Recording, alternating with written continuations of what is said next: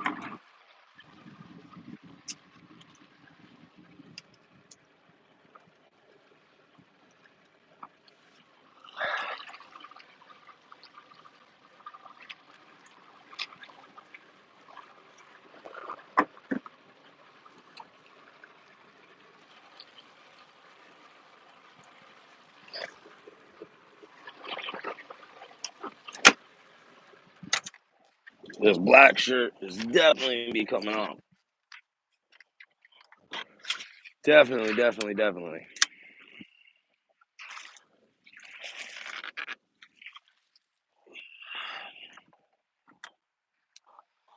As my boy Money Bass would say, we're not out here for a long time. We're out here for a good time. That's my boy Money Bass. Money Bass. All right, we're gonna put what I'm listening to on the speaker since it's just me out here today.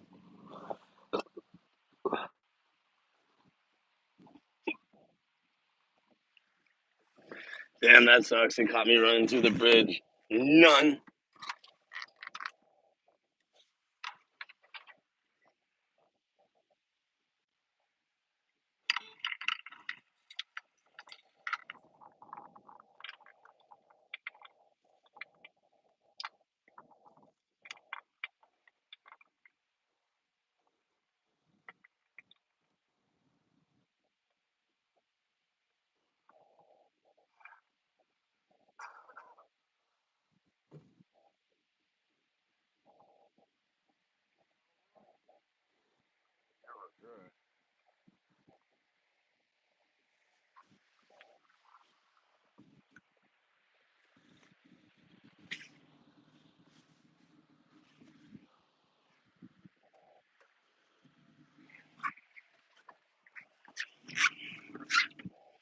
I was gonna set up a camera for them to watch.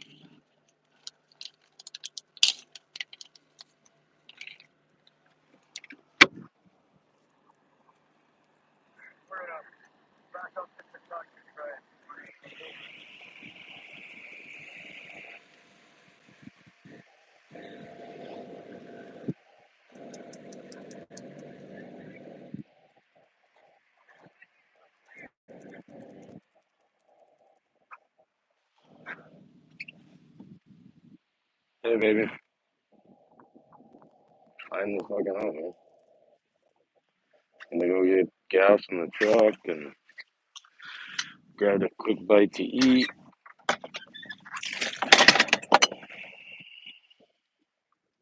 Wow, is it deep? I think I lost my vape pen outside of Dad's house, getting the boat hooked up.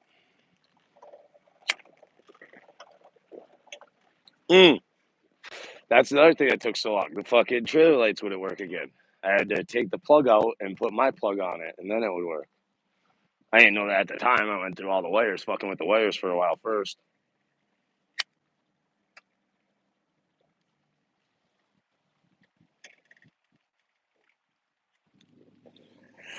That's all rock there. I didn't know that.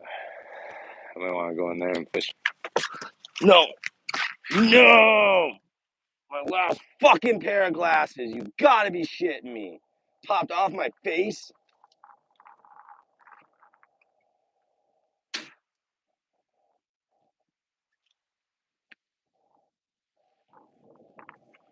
What the fuck?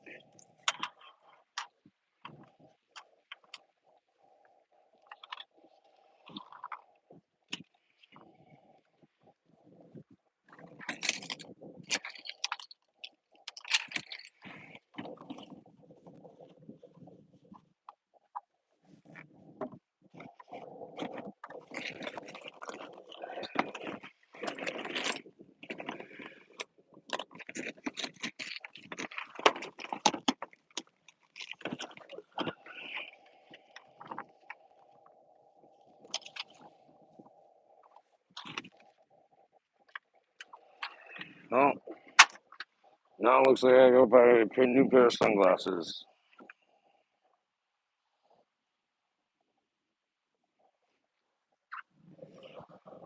Burger from Quick Trip.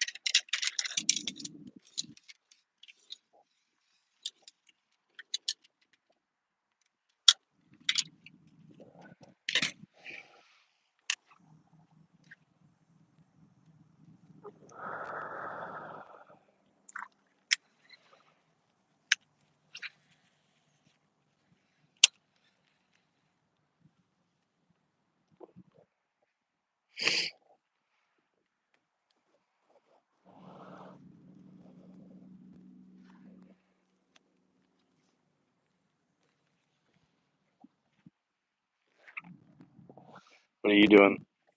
Baking, obviously, duh.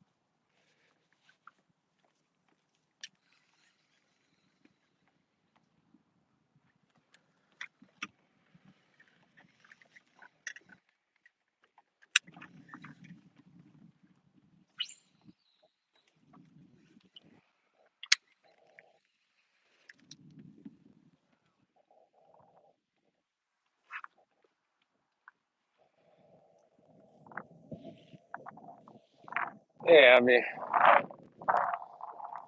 it's Fabian stream done. I accidentally switched it off of there and I haven't went back on to change it yet.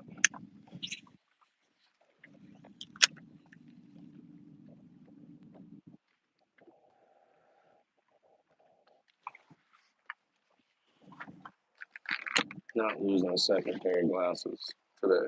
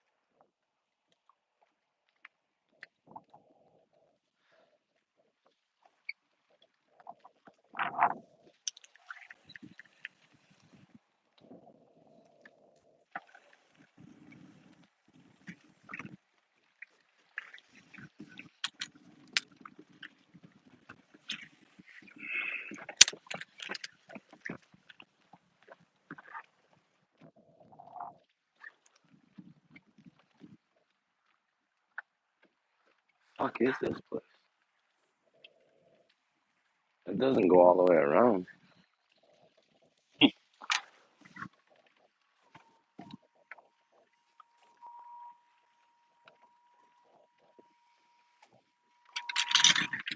If we're gonna go exploring, we're gonna go exploring.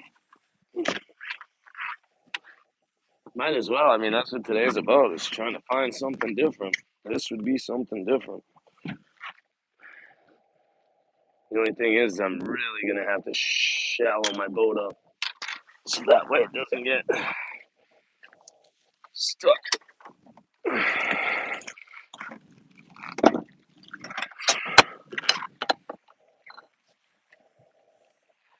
How deep this is. It's a good little area though to pick apart for a good half hour.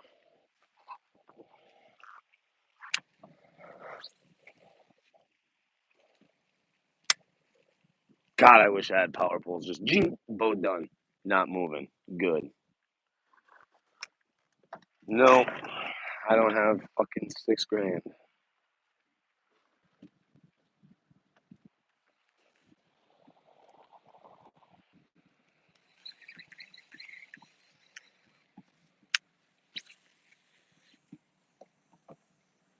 For as many times as we have driven by this little cut, I have never seen this little cut.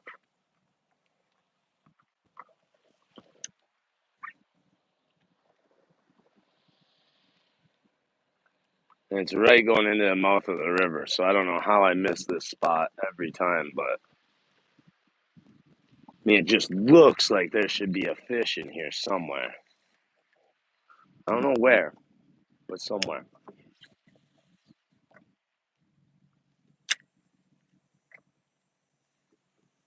Time is it? 2:14, so we're giving this till 2:30 at least. So we get a bite by 2:30, move out of here. That's if I don't fish it all by then.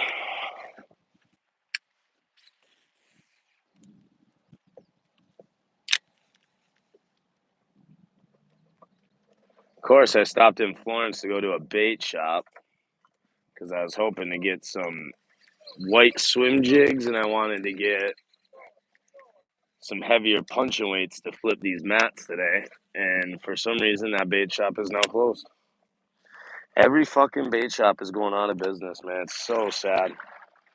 That's the one thing I preach to everybody, is support local bait shops. One day they're not going to be there, and you're not going to have the shit you need because Walmart doesn't carry that off topic shit. You won't go to Walmart and get Bronco bugs, you know. That you have to go to L&M for, Bass Pro, Cabela's.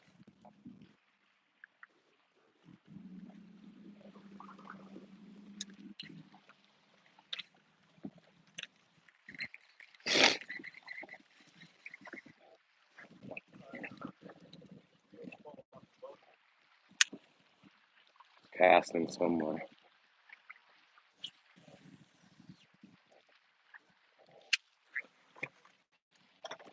I was hoping this grass would have held me better, but it's not. It's deeper than I thought in here.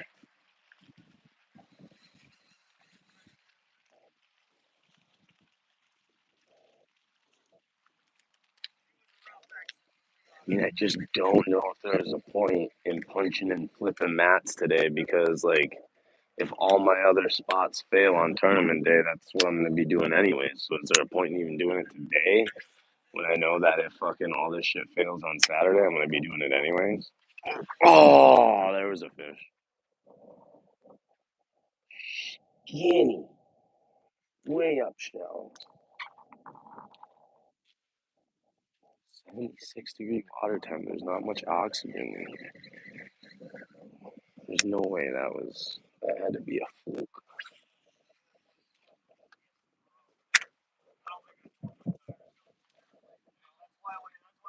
Yeah, it is nice.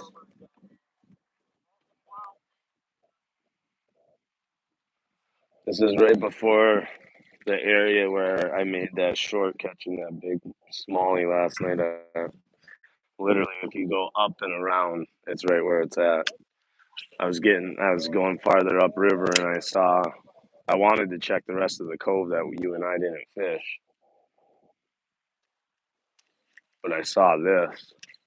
Originally, I just saw this standing timber out here, and I wanted to flip to that standing timber. Then I started to find that there's this whole little fucking back here.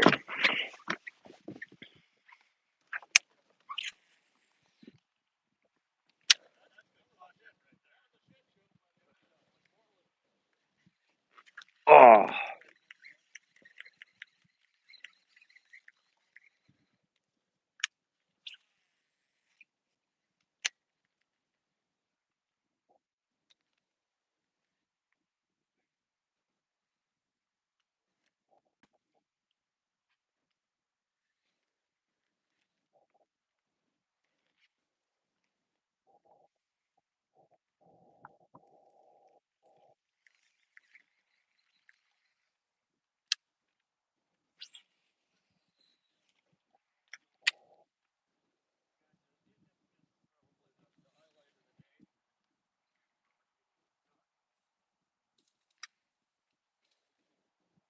little guy.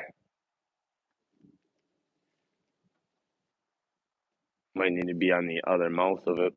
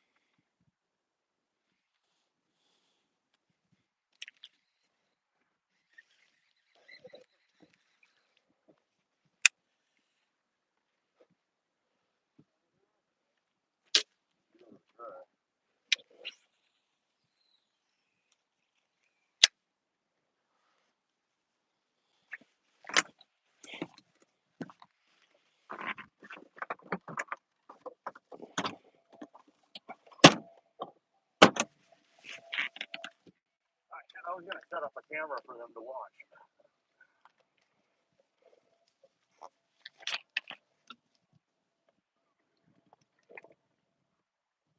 We're gonna back up just a touch to try and re-angle.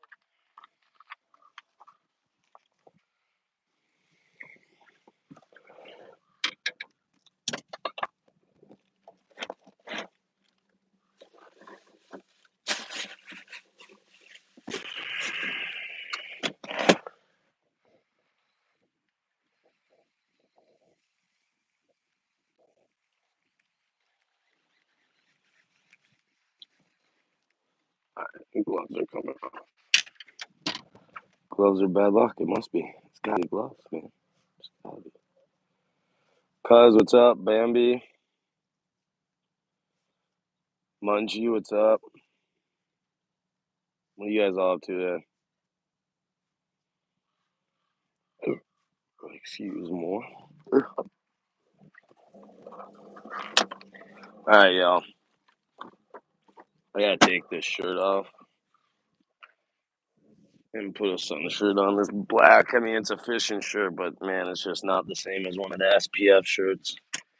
I can just feel the sun like cooking my skin. I'm a ginger, and the sun doesn't mix well with us. And now is when I would want my gloves, because then it would fucking cover my hands. So I shit you not, I had to fix the trailer lights and a bunch of other issues before getting out today. But like I was taking my time because one of the radars said that it's gonna be raining at like 7 or something. But the skies were just dark, clouds, dark, everything. I was like, all right, oh, ooh, hoo, hoo, hoo, tons of fry, tons of fry. There's gotta be fish in here. Okay, Rick, slow down, pick it apart, do your training. You know what to do. Don't count this area out. You said till 3:30. That's till 2:30. You didn't even give it that.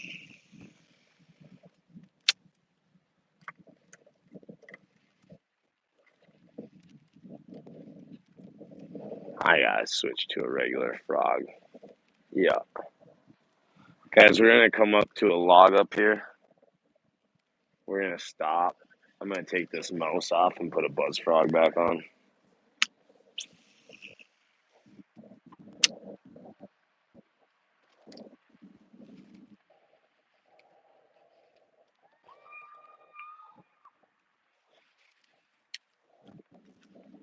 Yeah.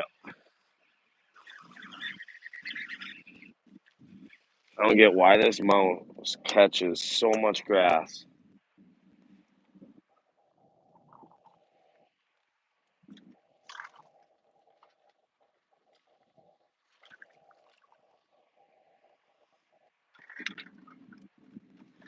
I found my buzz frogs at the end of the day, so yesterday. Let me just let my trolling motor and boat drift into this.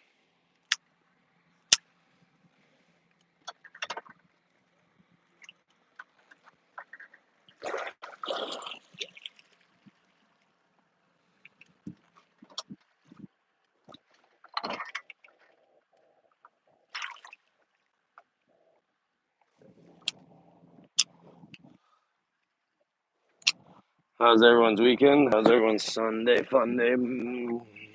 Let's not talk about Monday.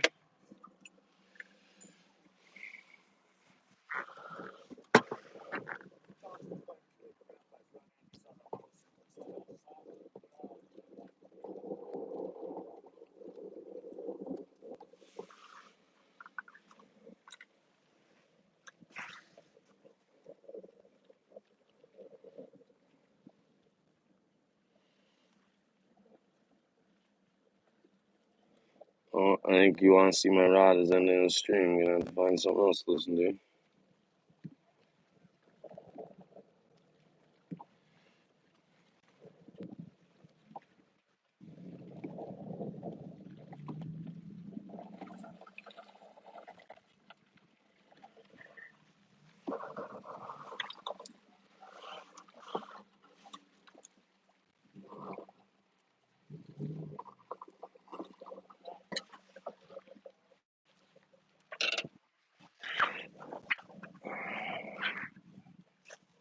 Swear I found them last night. Yeah, right here. That's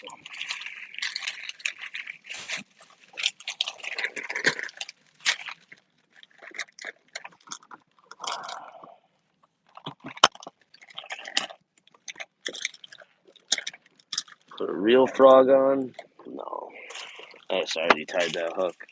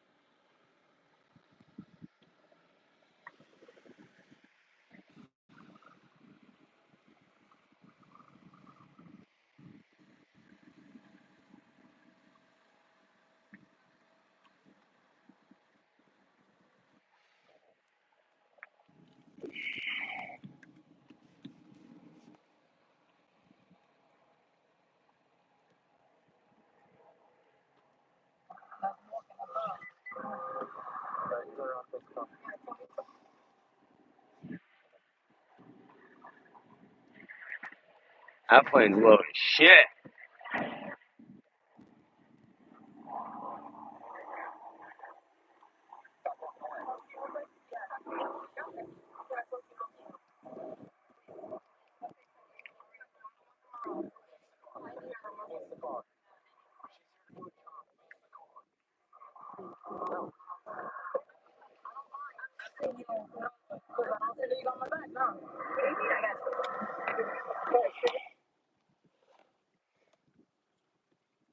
No problem, gang. No problem.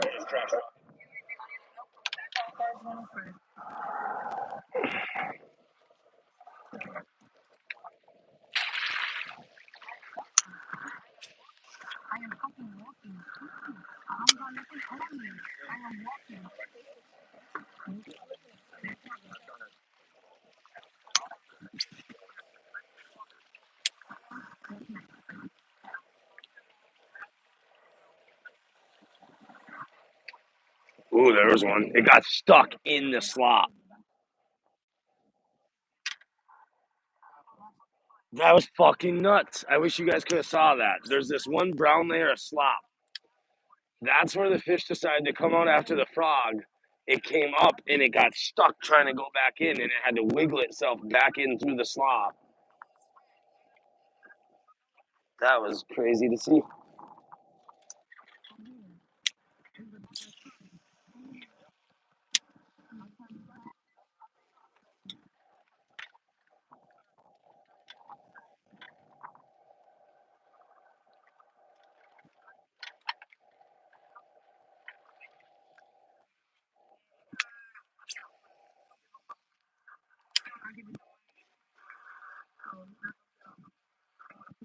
I'm gonna have to put fucking sunscreen on, damn it.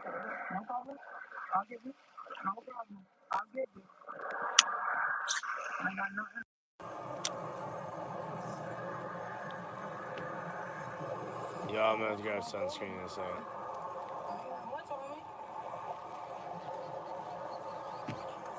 Why you keep looking at me? Because like, I feel like you don't got my back. That's sad. A female don't even got my back.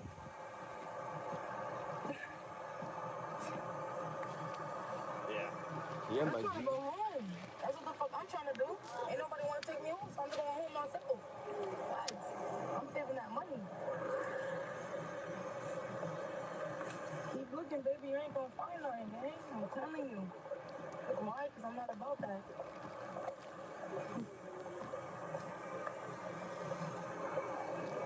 One fish blowing up. I don't know. That warrants me marking it like I did. I almost wonder if I should take that mark off. I know, but I didn't stop walking. I'm walking. I'm trying to go home. So, what I need to do now, look, listen, what I need to do now, you need to pick out the shoe. Fine. Okay? All right. But look. No, face this way so you can lean on the door. All right. Let me take it off, please. Okay. Is that okay? Yeah, that's fine. Okay. You let me? Okay. All right. Look. And then lean on the vehicle that way because I'm going to have to kick your foot back. You kick your right. They got a call on her. They were there specifically for her. Like bend it and kick. Yep, perfect. They didn't just see some random person. I don't deserve this, ma'am. Keep your foot up if you don't want your feet dirty, okay? I'll put your socks on. But I'm just trying to get home. Seriously. I don't play this. I already know what the fuck I'm on. I'm not stupid. If you laugh, it is bad. I'm not laughing. You know? I just got my self-control, you know? That's the wrong foot. All right, let me get control, man. That's sad. Yep. So what's the search for? You ain't find nothing. Oh, the search is because you're going to jail. Please, thank you. Well, she's going to tell you the same thing. The search is because you're going to jail. What's the search for? So I had SPF 70. I didn't realize I still had a thing of sunscreen in the boat. But I bought SPF 70 at Dollar General. You can't even. They had 50. I like the spray stuff. It's easier fishing. It doesn't leave that white residue. The lotion stuff works better, I think, and lasts longer.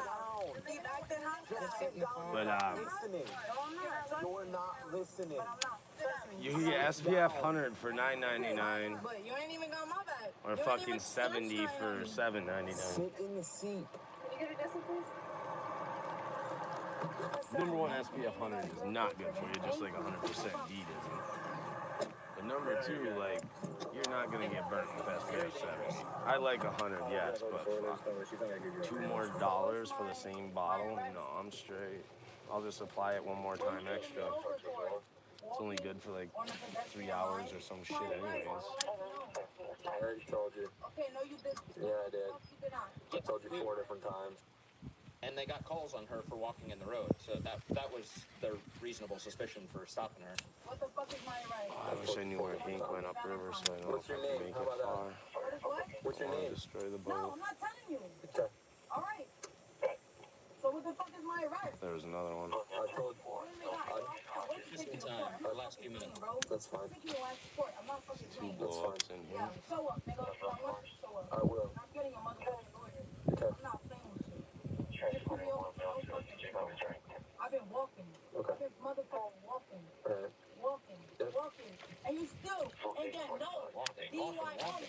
Oh no, right in the You're tree. not arrested for Right DUI. around it. I've explained that 8 What are you times. arrested for?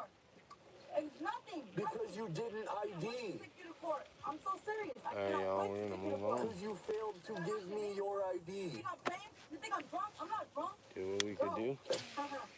Bro, you got the right one. I'm telling you, bro. I'm taking you to court. I'm fucking telling you. 584, man. What's your fucking name? You're fucked up. You're literally fucked up. Transporting one adult female to LCJ. Copy, sorry. Hurry up and take me. Hurry up and take me and fucking scam my nigga already. Hurry up. Did she seriously just say that? You're ruining my life? 91.2. Oh, well, that's the end of that. Alright, that's the last video I have. I will be back tomorrow at 2 p.m. Eastern. I've got more videos for then.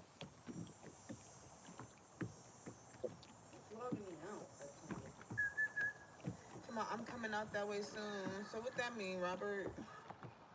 Cold as hell.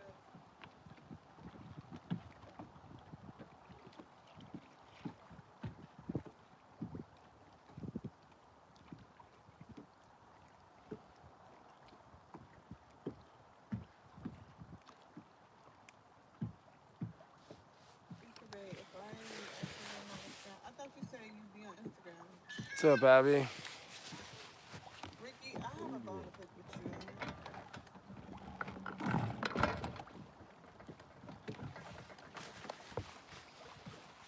Just You know, you gotta talk to them in their lingo. You gotta talk to them in their lingo. I got a bone to pick with you. Let me know when you're ready. You just said it's your domain.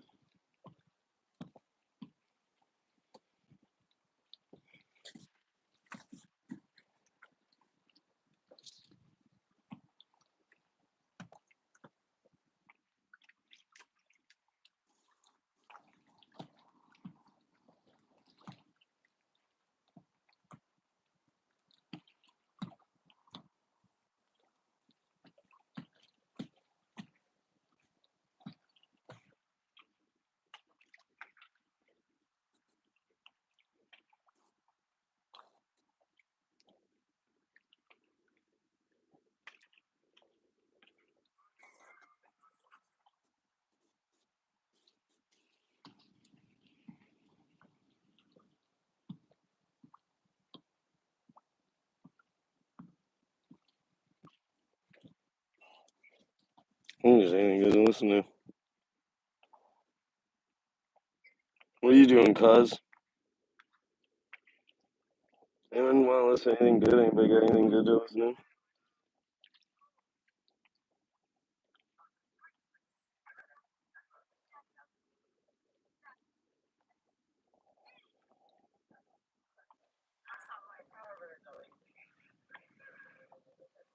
Abby, what did you do this weekend for fun?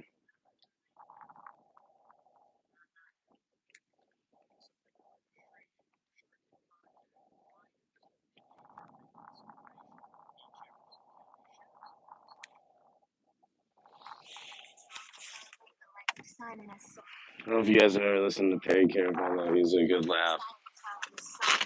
He's the first ever true lol cow.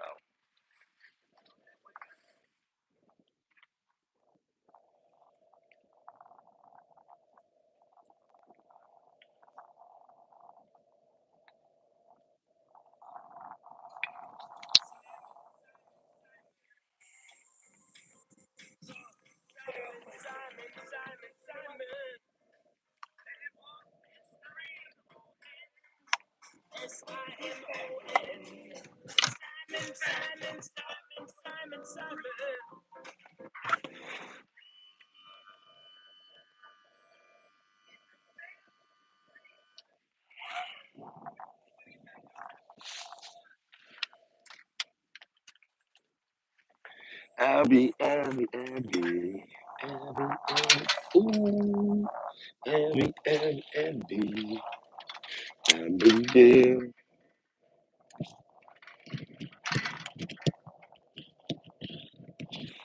Oh, I can't believe I lost my other pair of sunglasses again. I went through 3 hats, 5 pairs of sunglasses this year, and 7 rods. What is this fishing season?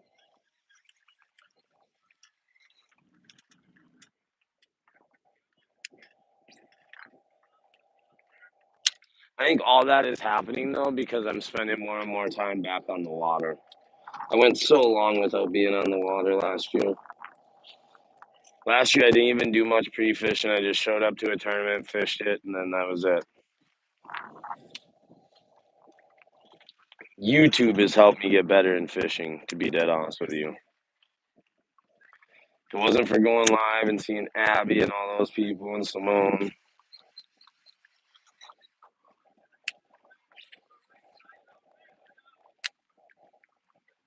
I had to do a post because I was at 506 subscribers, but I know I lost a couple. That's why I didn't want to do a post yet. I was at 500 for 2 or 3 days now. But I didn't want to do a post until I knew that those subs stuck and it didn't go right back down again because YouTube likes to delete a lot of my subs. Yeah, take that block of wood out.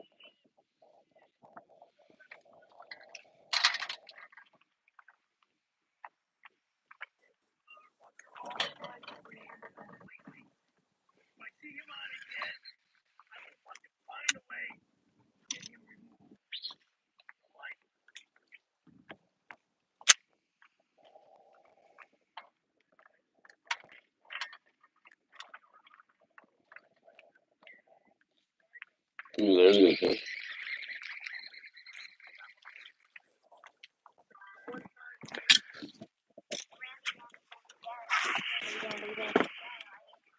I forgot. She lost my last fucking worm last night on my drop shot rod. So, this is a river system, so let's try this out here. If there's anywhere else good to try, it'd be here. I already have one rigged up in the rod locker, but I don't feel like going in the rod locker and fighting with it. So, this did have a robo worm off of it. And just so you know, anytime that you see me grab like a chunk of plastic and throw it to the side, I'm not throwing it in water. All my plastics go right there in that corner. And then normally every day or so that I go fishing, I take those old plastics out before I leave the garage. And then what we do is we remelt them. We normally remelt stuff in the wintertime. Like that's when we normally pour all of our tube heads and shit like that. I'm going to start doing streams over that.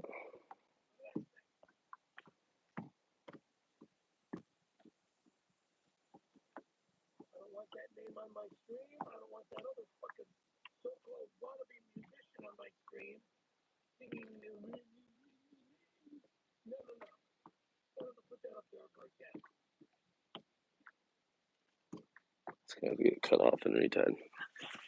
Damn it.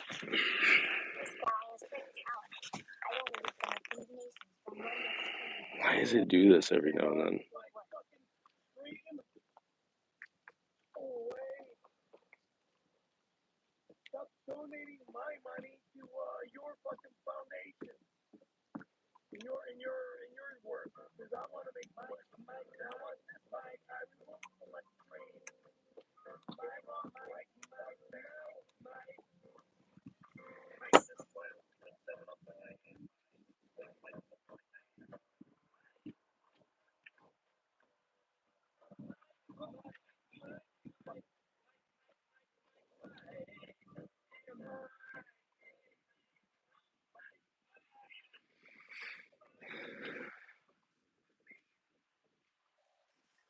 Same hook that was in my arm last night.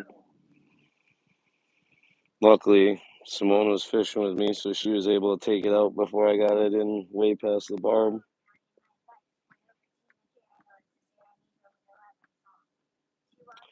If I was by myself, it would have been tricky because I'd had to set my rod down so I didn't put pressure on it, so it didn't go into the barb.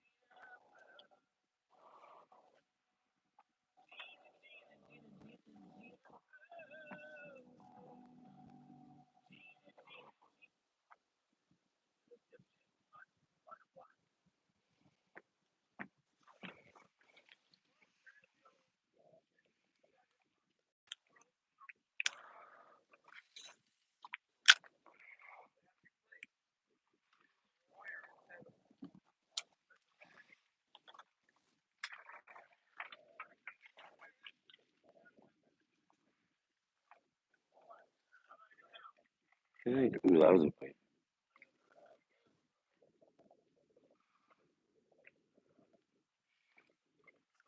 I swear I had a pop. Oh no, I left it on top, so I didn't grab it. Caden, what up? Yeah, right, bro. I live in Upper Peninsula. My PB is 712. We don't get huge. I've seen one double-digit bass in my whole life. I got it to bite one time fishing it on sight fishing it, but the wind was too rough, and we only saw it spit it out, not suck it in.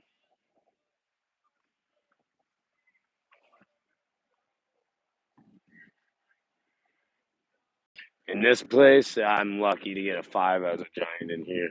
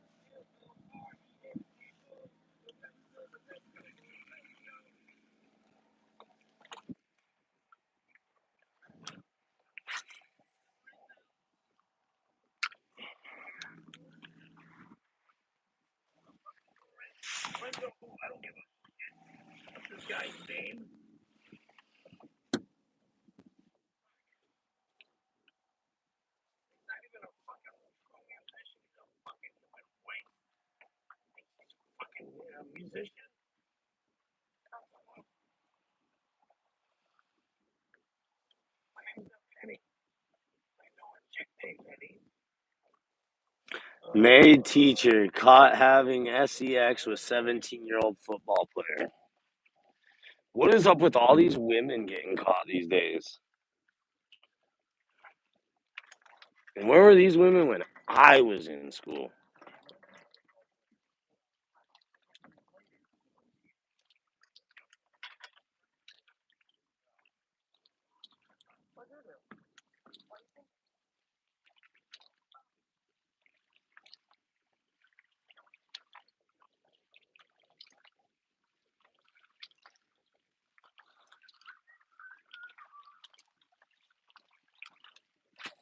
I think I got 2 scoping tournaments left.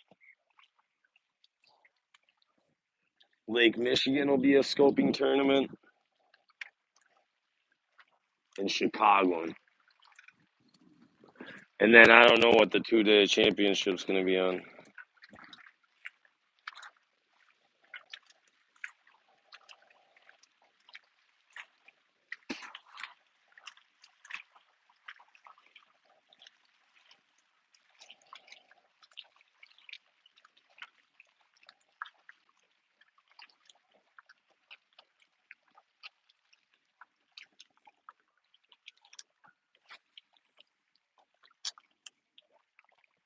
So listen to music or listen to random YouTube crime documentaries, so kind of like a reaction channel.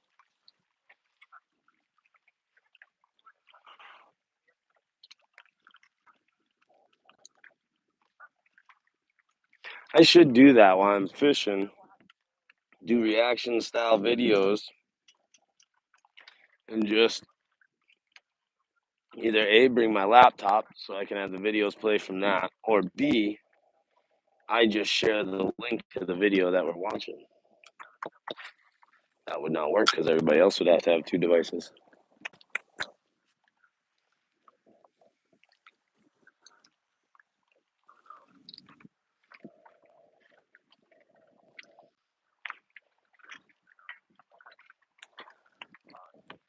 Man, I can't believe that when I started the stream, I had the camera off from yesterday because I went flying under that bridge and I hooked it all sideways and shit. Looked all cool. There was a really young couple at the ramp when I was putting my boat in and getting everything ready. And they were just sitting down on the ramp fishing. And I almost thought about asking if they wanted to go fishing and take them out fishing. But I didn't know if that sounded like a creeper thing. So I was like, yeah, probably better not.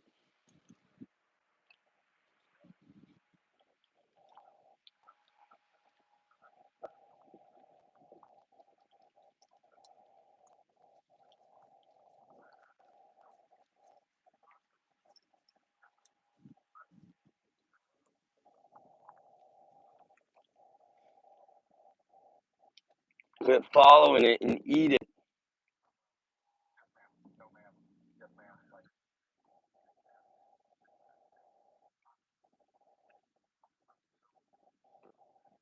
Just following it, not eating it.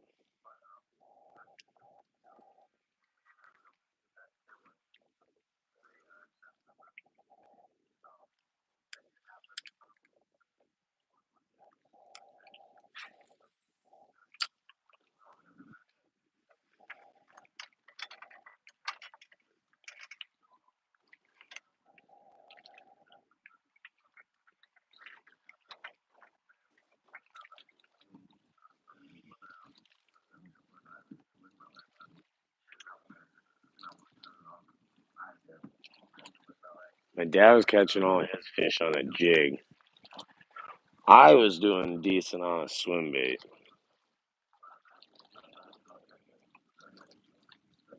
But yesterday, I think I maybe got one fish on a swim bait. Everything else came off of, that big smallie came off of a drop shot. But not drop shot in this. I was drop shot in a worm.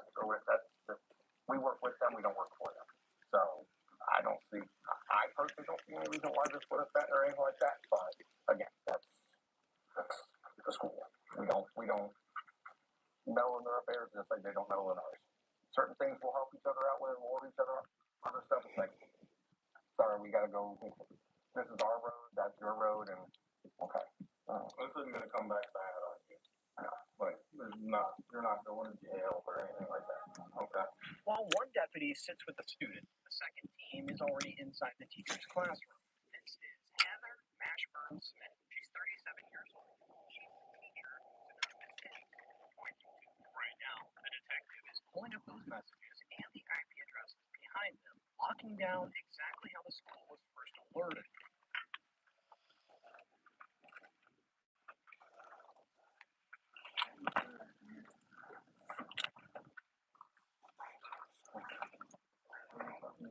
Bro. And this can you, okay, that's the IP. So it's 10759. Alright, so it's from I. Email address assigned to it is, yeah, message states, I know you from the students program. And this came through Parents Twitter. Who? Sent via a form on Fort Charlotte High School website. Parents were not responsible for contents and assumes no liability for the message. And you had put this message in trash, correct? Yes. Okay, are you willing to forward this message to the Charlotte County Sheriff's Office? Yes. Okay. Here, here, I have a card, it's easier to type. Two last names. And that was the only thing you needed to show us? Yeah, let me just make sure I haven't got anything else weird. No, there's another one. If you would just go ahead and lock the computer. Yeah, can I just log out of it? Is that okay? Or let you close it? Whatever you had, however you found it is how it's free to leave it. Okay. I just received the emails. Okay. You want your card back or?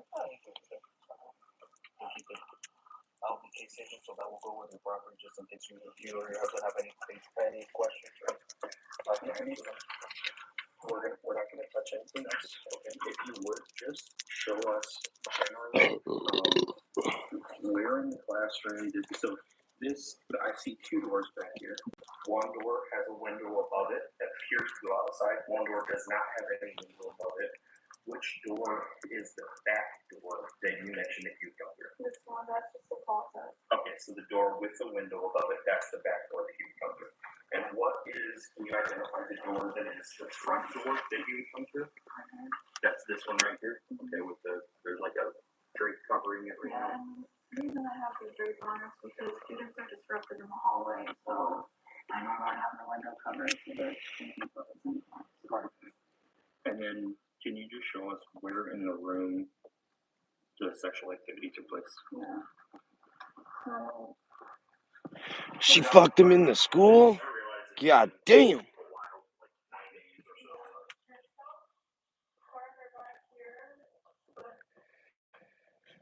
Kosher, what's up? has already given detectives a full confession. Omnier, what's up? Is the walkthrough. Investigators confirming the details for the record. And one thing that she makes clear to them, she knew he was her student and down the cup and the walk to the cruiser. might have just been farther this way. But I feel like it would be that. And just for the record, the sexual activity occurred, you had just down the Clorox? Just this one, like, everything's different. Ooh, there's a fit. Oh. Think she was raw dogging him?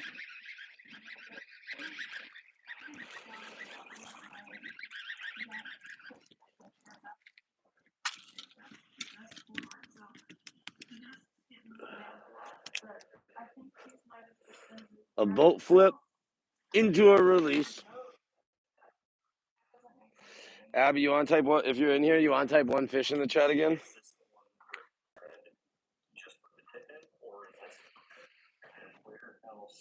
Breezy.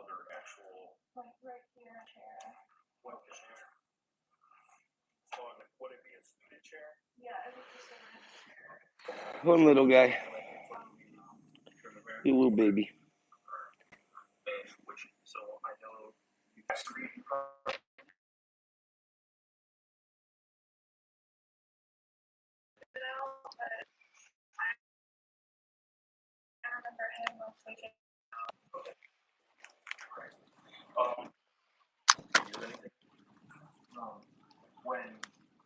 where were you waiting for whenever you guys were coordinating the meeting in the class? After planning period or after this football?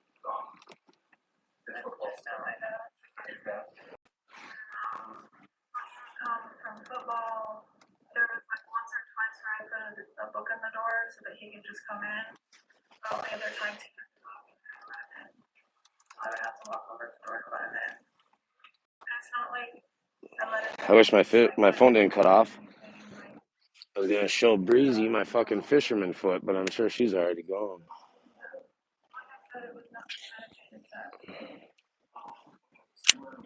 With that interview, the second interview after the letters and stuff, ask you a couple of questions.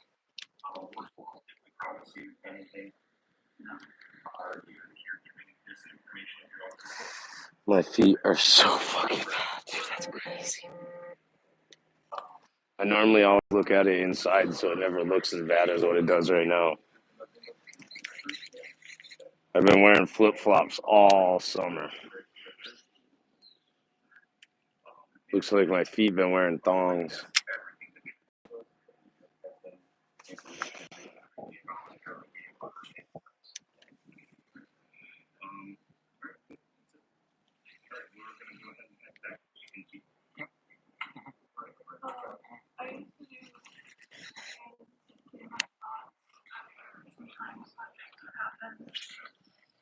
And I might have like a piece of writing in a folder on my desk. I love to get that. I don't want like a teacher or something from someone.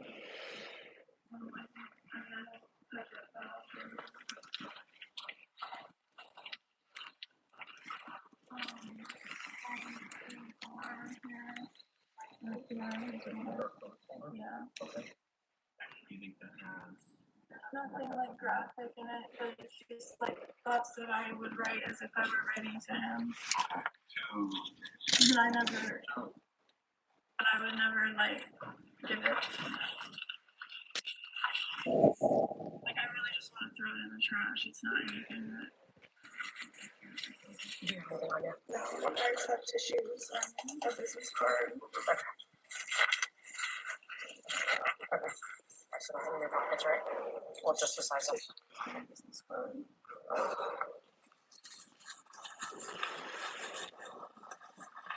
Okay, and I'll have your fingers in pieces of it. Abby, what are you doing, hon? Hold it first if you can. I'm gonna start with your hand.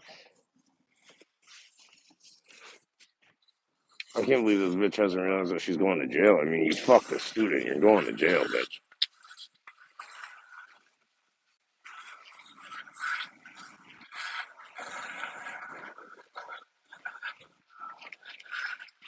Put your hands down.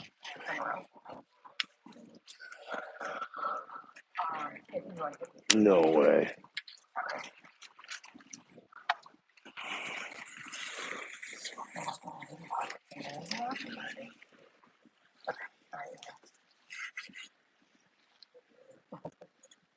Are you gonna want to keep your sweater on in your car? If that's okay. Okay. Yep. Just roll up your sleeves. That's all I was gonna ask.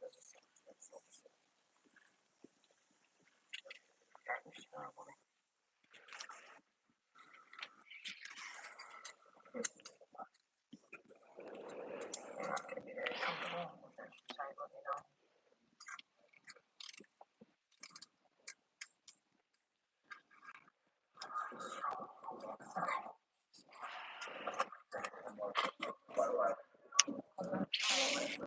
Sure.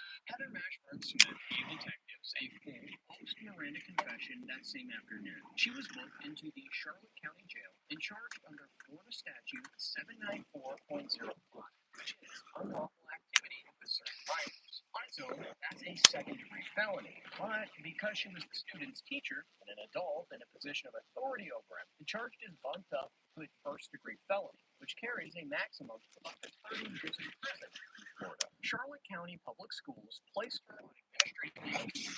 I would fucking hope so. Direct violation of the duty every educator owes to students and families, and that the district would pursue full accountability. The sheriff, he put it a little more bluntly. Teachers are supposed to be the adults students can trust. That is done preying on someone she was supposed to protect. For what it's worth, the person who comes out of this footage looking the strongest is that 17-year-old. He's the one who ended it because he knew it was wrong. He's the one who sat in that office and told the truth when it was the hardest thing to do. And investigators say they have no reason to believe that there were any other victims, thankfully. I'm your host, Bart, signing off. Take care. He seduced her. It was his problem. She felt old and ugly, and this young boy came and seduced her and made her feel young and fresh again. The self-checkout line and secretly recording underneath her skirt. Now that's a fucked up thing. I mean, it's all fucked up, but.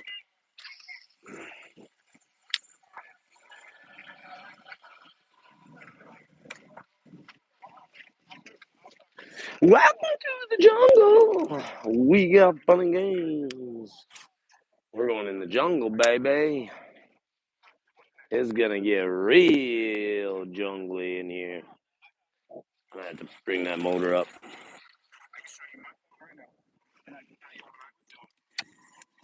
My phone reset a few days ago.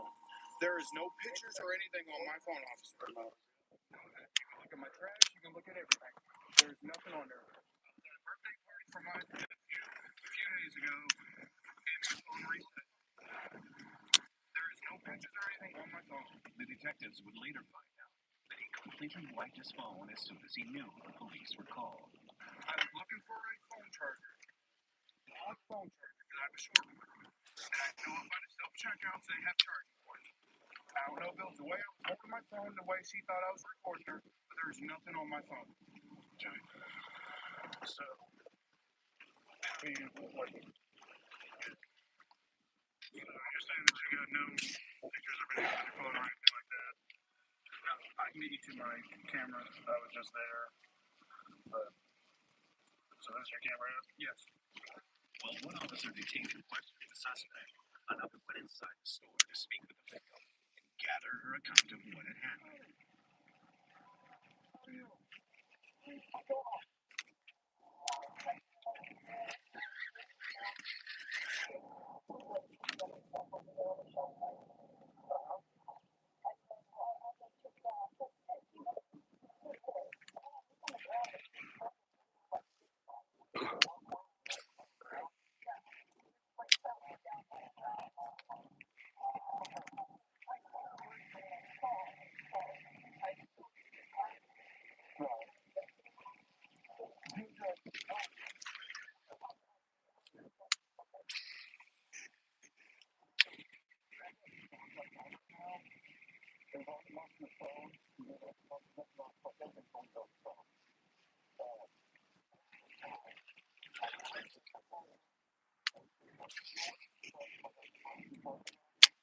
I think I've been in here before.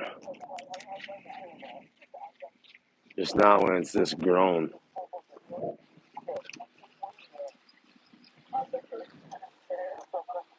Tina! What are you doing there?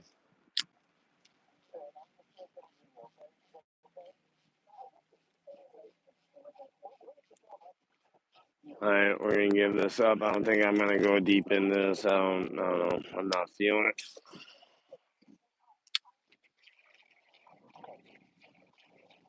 But I got one bull up out here. I'd went deeper. The victim's account of what had happened.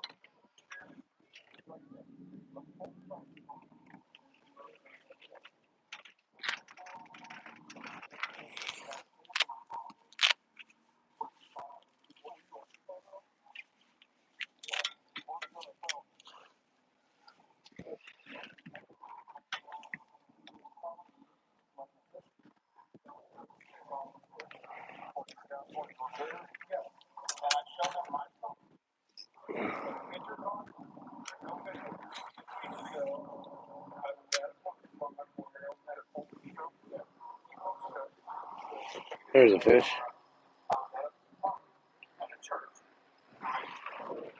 Aw, little guy.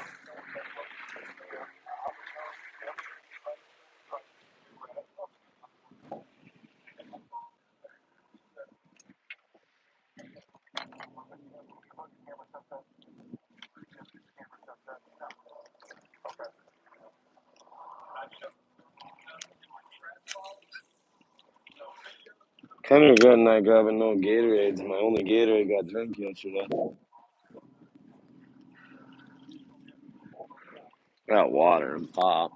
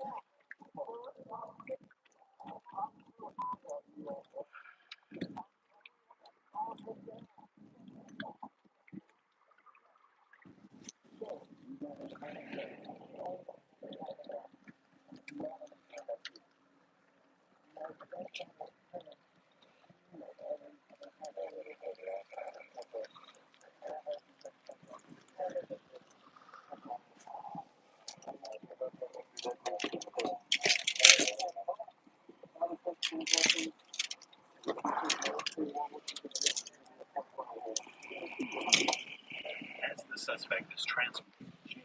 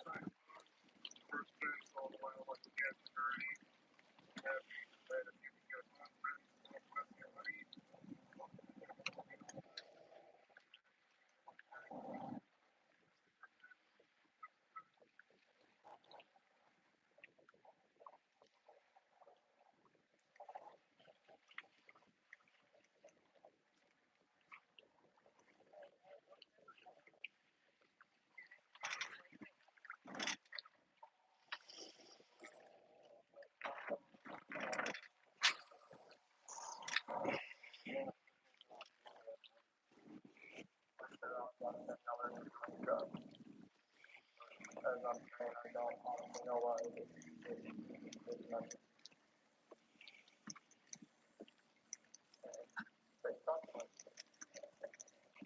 suspect was charged with harassment, first-degree sexual misconduct, tampering with physical evidence. He was sentenced to 6 months in jail, followed by 2 years of probation.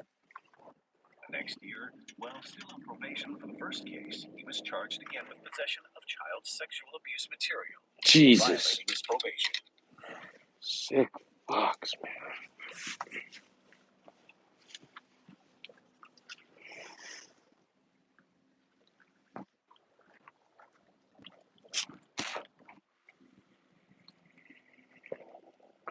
This is the way an addict behaves when you confront them.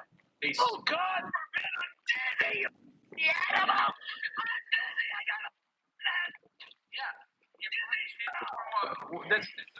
That's another symptom of overdosing on Tums, is dizziness. Mr. Perry, you must stop using the word agita when you are faking your heartburn. Only real Italians should use that word when they have their heartburn. Typical reject.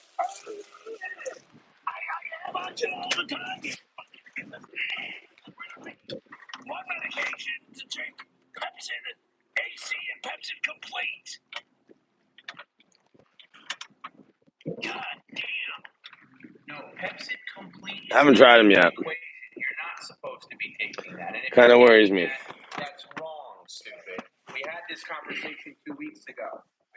It's the same as AC. No, it's the same as Tums, which resets the. No, it is. We had this conversation 2 weeks ago. Did you buy Pepsi Complete again? Like a bird brain? You did, didn't you? Oh, I'm not getting rid of it. I'm not getting rid of it. Fucking moron. Well, the doctor, again, we got to reset that clock too. You're so stupid. You're so. I'm not going to have Ron.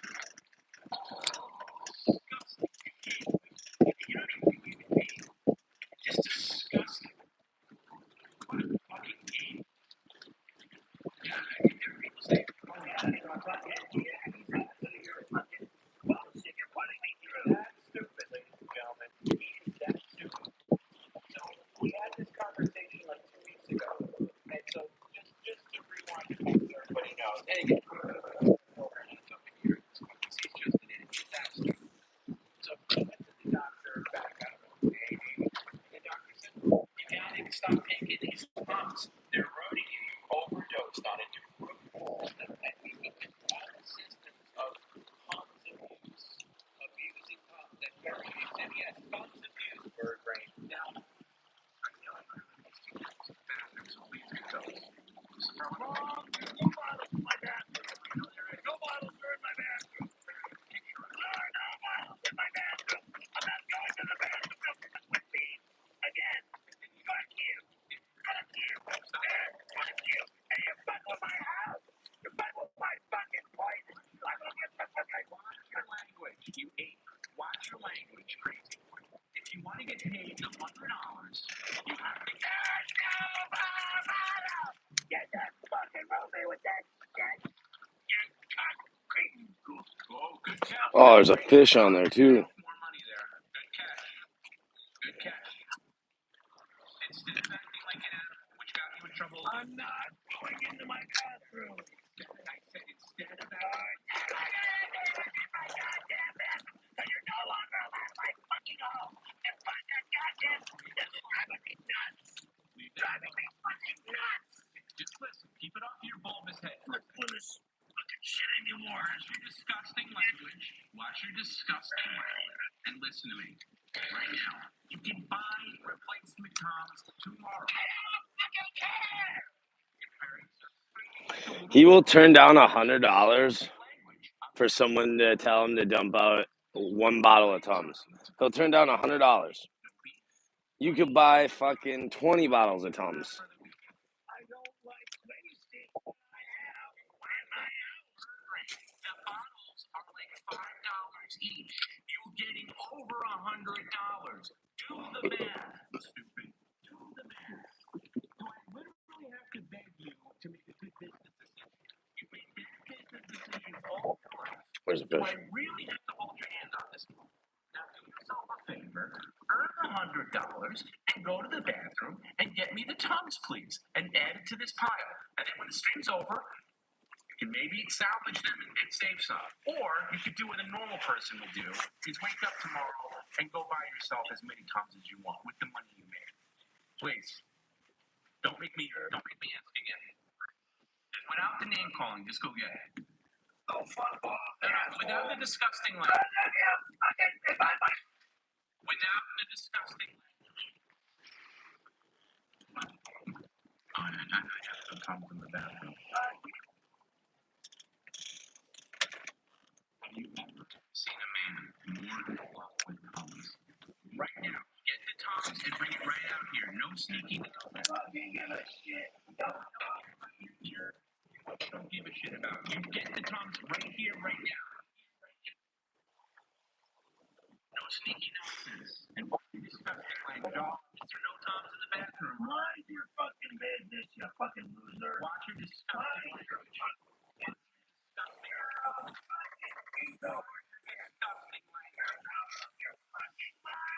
Just say it, Barry. You're gonna get fined.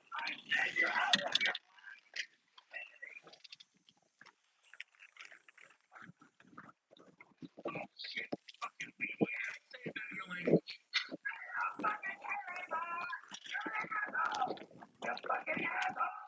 Move the chair out of the way. Remember the I Love Lucy episode where she was smashing bricks?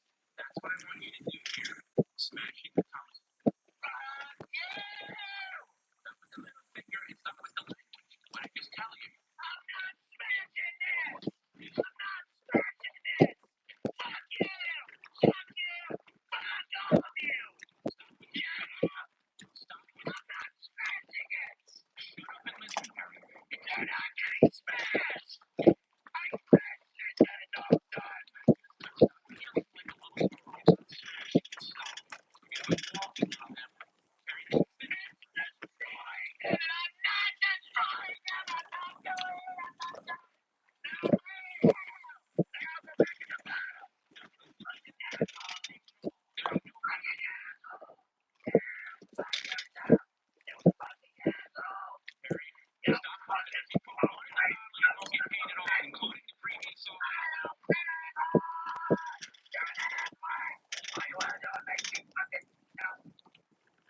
Stop what you're doing and get over here.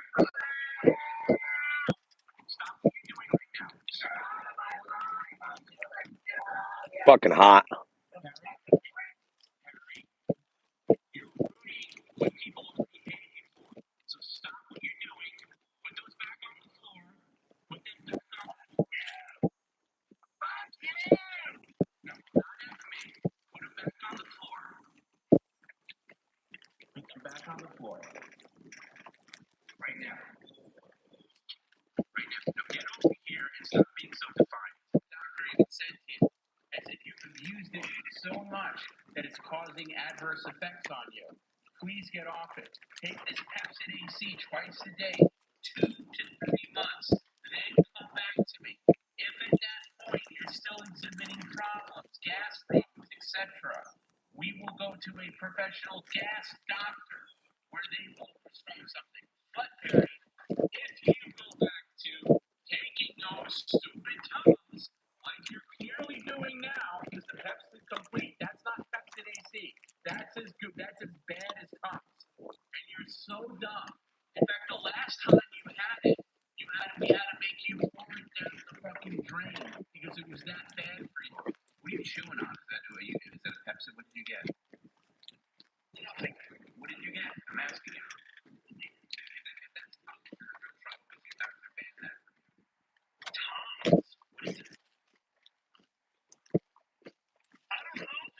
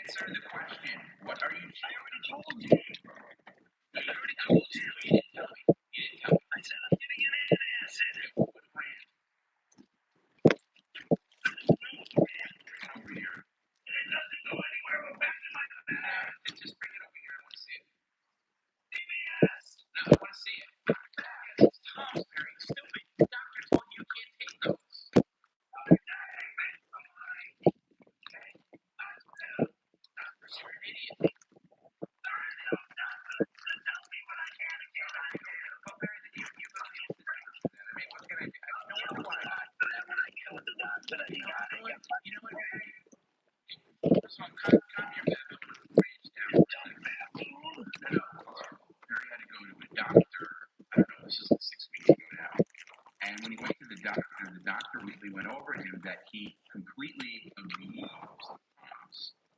And nobody can hear you, Bird Brain, because you muted yourself. Oh my God, abused Tom. You did, I know. Barely take this shit. Not Tom to see it. It's the store brand. It's Tom's. It's the same shit. It's the same shit. Why don't we take those CBS Tom's and dump them in the doctor? Why don't you just shut your mouth? I'm not spending more money on garbage. I'm not spending money by throwing it away. Well, now you got to listen. Okay, well, what they're going to cancel that appointment for you, and I'm going to write that down.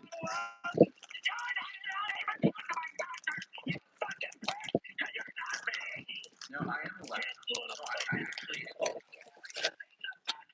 Cancel! Very terrible, I'm alive! Oh, we're going to cancel my bank account! Well, take that to the bank! Another $50 process. Put them down in the sink. Wash them down. We need to see the dump. And this is for your own good, every single one of them.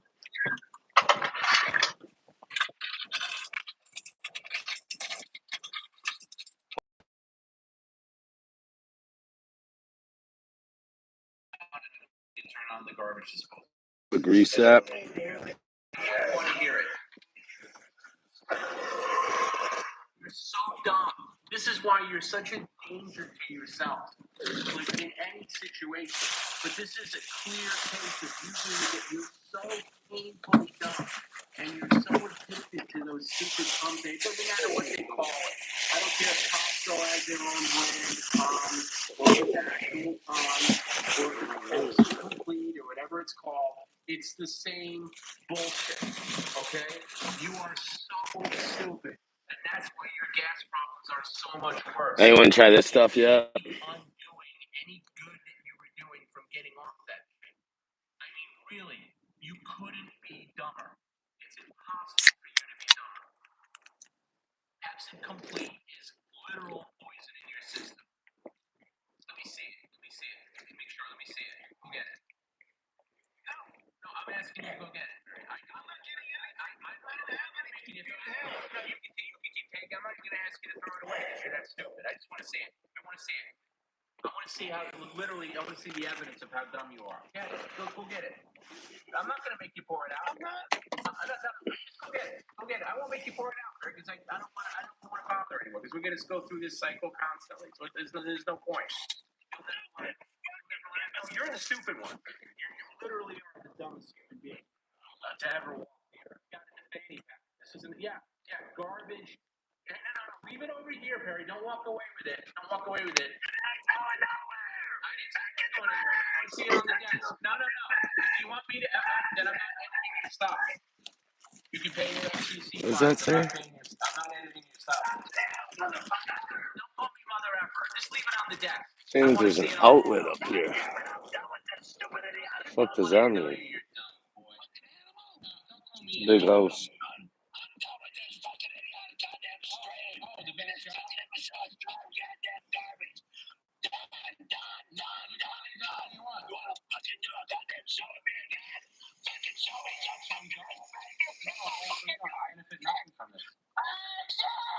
Calm yourself, you baboon. Sit your fat ass down. No, if you go anywhere, no, I'm waiting an hour. If you move that garbage, put that garbage right back where it was. If you dump that trash, an hour will be added. You sit your baboon ass down right now, boy. Right now. You're in the danger zone. No. You asked me. You asked permission. You don't tell me. That was a fish. You come back with that Pepsi and put it down here. Yes, you can. Otherwise, no. You better use the bathroom and come back with that Pepsi Complete. Put it right back, right there. Right there. Pathetic. We could dump it right now. He'll buy it again. He's that stupid. He really needs like a helper to live with him to prevent him from doing that. And you think I'm making that story up for like entertainment? I'm not. Like, I was on the phone with the doctor when he was in the doctor's office, and she was very good with him. But she made, and I printed out a whole sheet And she's like, yes, there is really bad side effects from abusing Tums, and he can't do it. He's just a creature of habit. He knows what he knows, and that's it. There's no room for improvement in things. And he'll allow certain things to train him, but he's his own worst enemy. I mean, that's just the fact that he can even walk is a miracle. The fact that he can even breathe. Fucking sick bastard. It's that shut up. I was explaining to people how severe your Tums addiction is. Tums, by the way, they make call Pepsi Complete. It's Tums. The only thing you should be taking is Pepsi AC. That was the doctor said that herself. She said only Pepsi AC, only twice a day. You had corroded your system. Pay attention to me, stupid. I'm listening. No, you're playing with your desk. I am. I'm listening. I'm listening to you. You're two different things. Stop playing with your desk, or I'm going to end time. Just you're your own doctor, and I don't know if it was that mother of yours or whatever who just decided that you just can self-medicate with over-the-counter shit. We had the same battle with Excedrin. Are you sneaking Excedrin? No. You're not supposed to be having that.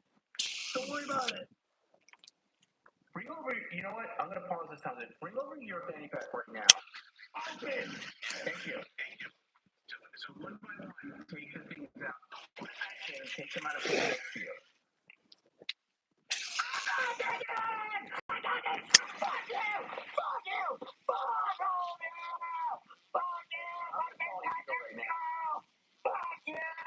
I'm going to call Angel. Motherfucking son of a bitch. I'm going to call you fucking weird son of a fuck. Hey, Angel.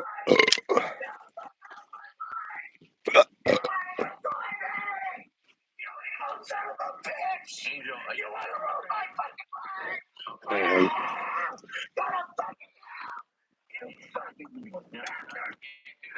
Angel, I'm turning off everything. Then you okay? Angel said she's trying to contact you. Well, you're going to blow this relationship with Angel, aren't you, by being a psychopath? Hey, Angel, are you watching this right now? I know I have this.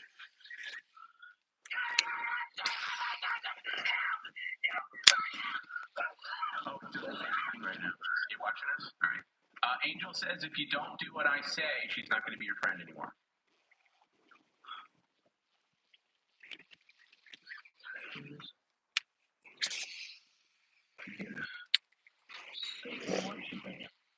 Oh, shit.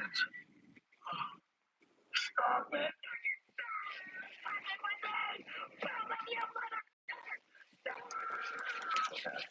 Whatever. Tylenol, Mexico, no, quote-unquote bodybuilder thing that you bought. So let's see that again, psychopath. Bodybuilder stuff. Let's see. Score double XL. Again, show it to the camera. Score XL for weightlifting, jerk. You don't weightlift, and you don't need that. I go out of my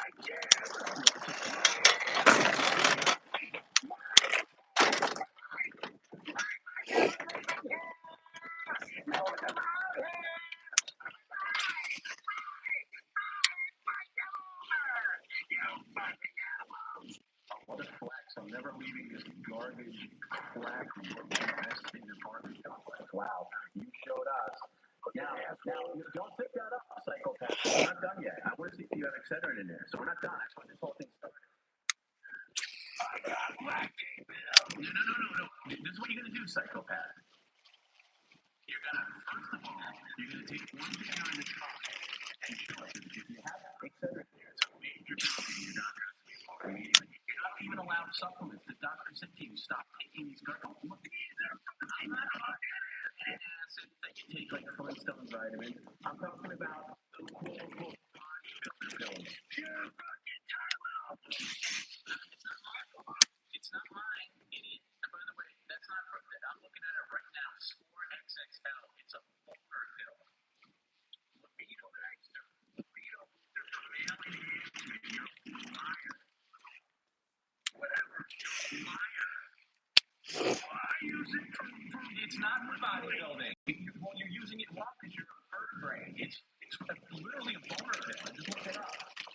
Vertebrae. What you have right here, Score XXL. Score XXL with nitric oxide libido booster for male enhancement to stimulate arousal with horny gold. Tribulus Black Maca 30 tablets. That is the definition of a magic pill. You're not allowed to have those by doctor's orders. Whatever. That is not a vitamin. This is not a vitamin. This is a garbage supplement that your bird brain is not going anywhere. My we're not done. Come back. Or hit another round.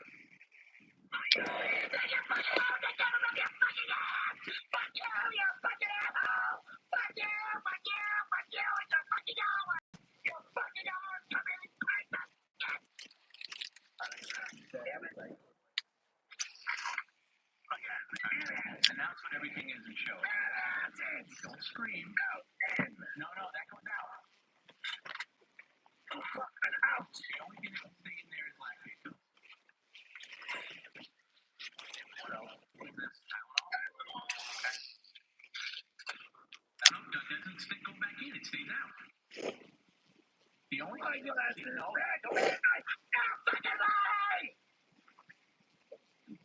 And it makes them come out, and then you can put them back in after. You put them in, Angel said she's done with you.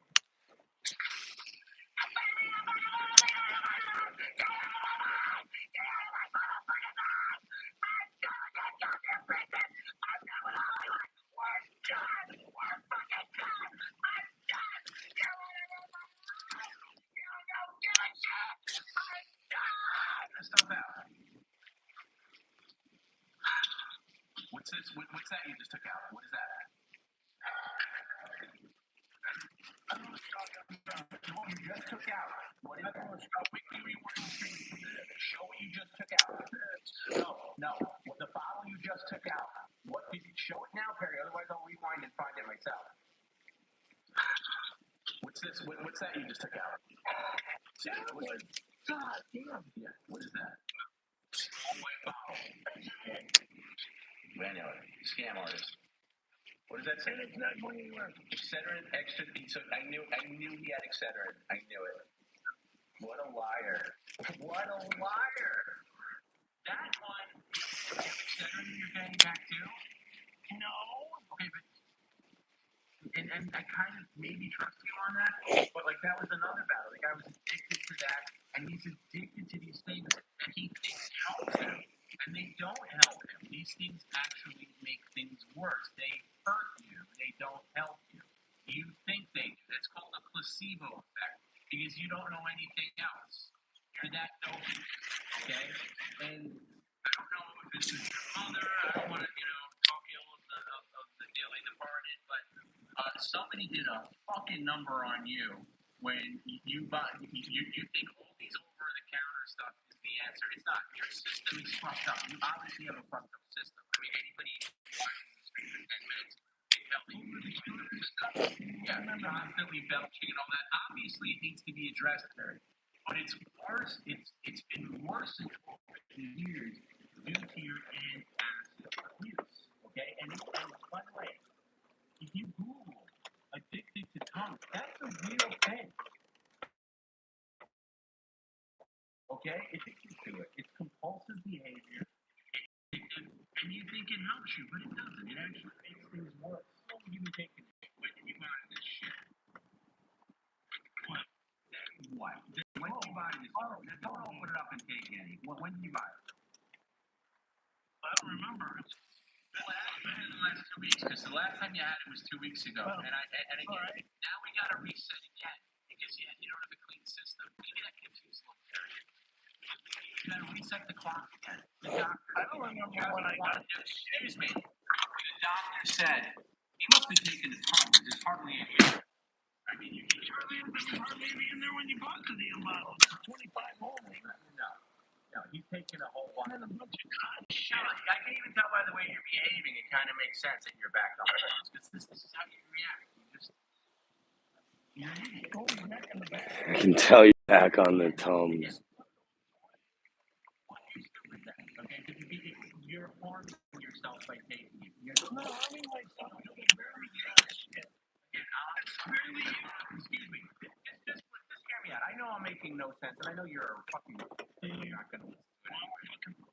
Okay, well, you just got fined for that. I don't get fined. You did. The doctor literally told you You gotta stop taking that fucking garbage. She didn't use that language, but she said, take Pepsid AC twice a day. It's gonna take a while because you've done so much damage to your system with you abusing Tums and the other thing for so many years. It's gonna take a long time for you to balance out. And maybe can you at least do me the courtesy of looking at the camera, guys? I'm looking. Shut up. I don't need you to talk. I just need you to look and pretend. Just for my own sake, at least to pretend that you're looking at the camera. All right? At least pretend that you're paying attention. The doctor said it may not even work. The Pepsid AC might your system is that freaking corroded through the years of the abuse. By the way, the omeprazole is only supposed to be taken for 3 weeks. You were taking it for 20 years, like an idiot. Self-medicating, just right, and you're not supposed to be stupid. Coupled with the Tums on top of that, okay? And your belching has been insane lately, and that's why, because you're back on the Tums. It makes your belching fucking worse. Whenever you're belching like a lunatic, it's because you're back on the Tums. It makes it worse. You have abused these so much over the years, they no longer have a positive effect on you. They don't help anything. They make it worse. So you want to keep them, Barry? Go ahead and keep them and be worse and belch like an idiot. Okay, but if you want to help yourself and actually get better and maybe not be a belching pig to the point where a woman might actually want to date you or not be revolted by you, then maybe toss these into the freaking sink because this is poison. He's putting it back in his bag. No. You're not allowed to put it back in your bag. It either stays here, hold straight. No, it stays here. Stays here. God damn. No. This happens one or two ways. Either it goes down the sink or it stays here, but it doesn't go back in the bag. Okay, that's how. Consider this an intervention. Okay, and let me just show you people, and maybe people are watching this and they don't understand how. Let me show you a little clip of how poorly addicted Perry actually is. I want you to watch this too. There they are on the floor, and he's so desperate for his Tums because he's such a pathetic addict. He has to put it back in the box. No, paid it all. No fucking asshole. You fucking asshole. Perry, this is so sad. Like, look at that. Like, you just gotta feel sorry for him. He's a pathetic addict. He's taking stuff that he knows it's bad for him. He's so addicted. He's got to get it back to the bottom. If you put one in the bottle, you won't get paid at all, including the previous order. I don't care anymore. The ramblings of an imbecile. I don't care anymore. He just doesn't care. Clearly. That's how pathetic he is. Really, it's sad. So, Perry, listen. I'm going to just go through the motions and say you should pour these down the drain, and maybe it'll solve a problem for a week or two. But you're so stupid. You're going to buy these again. And if you're thinking, how am I going to throw them away if I'm going to buy them again? Exactly. I'm acting right now. Don't go anywhere. I'm not gonna touch the bottle. I'm not throwing that shit away. Ooh, there's a big ripple. If you had a brain in your head, you would throw it away. This is what you should do. If you want my suggestion, if you want to like not come off like a complete addicted moron that's ruining your body. Your belching is out of control. It's almost a guarantee that you're back on top. And you're addicted. And again, it's a real thing. Like, I'm not making this up. It's a real thing. There's Tom's addicts out there. They're addicted to acid. You happen to be one of them. And you're a guy who gets one. You're on crack. Like, you're on crack.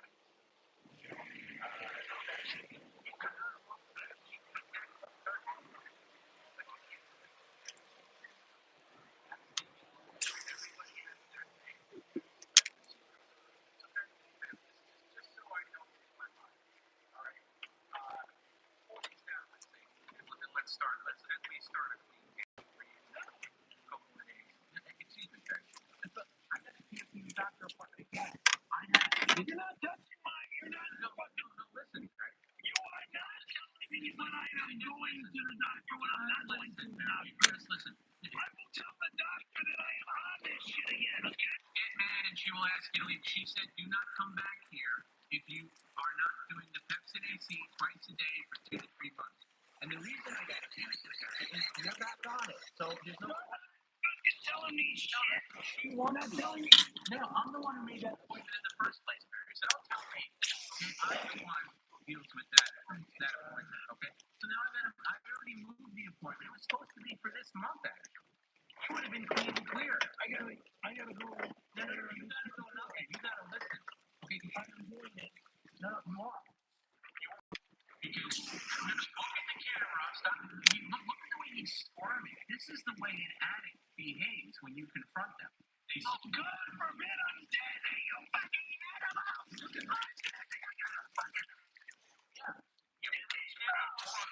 That's another. By the way, that's another symptom of overdosing on Tylenol. Dizziness. Literally, that's a symptom.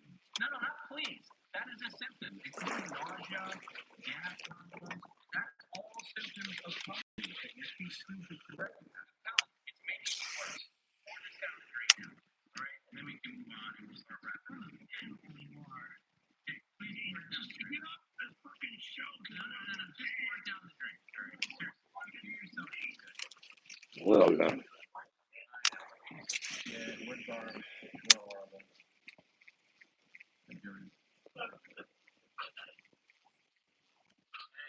turn the garbage. It wasn't that much. He must have taken a boatload. Yeah, so and there was only 4 left in there, so you took a whole bunch. We probably had this on the last one. So just looking at it now. Yeah, I know. You're not abusing calling me. You don't even comprehend what a pathetic addict you are. Like, do you remember anything about that conversation with the doctor? Anything at all? How serious her voice was? Like, I can't believe you've been taking this all this time and you really got to get off and it's terrible for you. And even the omeprazole, she's like, we don't even prescribe it anymore because of the side effects. I don't remember this. No, of course not. Again, Barry, you know, like either you know what you need to write in your day timer, your little bird brain book? You need literally every day. Don't buy cups. Don't buy Pepsi Complete. Don't buy cups. Literally every day. To remind yourself. It was so cute in that bottle. You were popping them like a... So cute? Yeah. That was the whole 25 of the frickin'... It was only so fun. I saw you pour it out. There was only like 6 left in there. That means you took my ass. No, 6. No, 6 my bullshit. 6. How much 20? There wasn't that many in there. You poured out the 7. 25 was what bottle held. There was about 20 thrown away. I think you were popping them like candy, and I think you've been doing it for the past week. Oh, shit. No, not bullshit. I'm sick of this shit. Yeah, you should be, dude. You do it yourself. It's self-inflicted.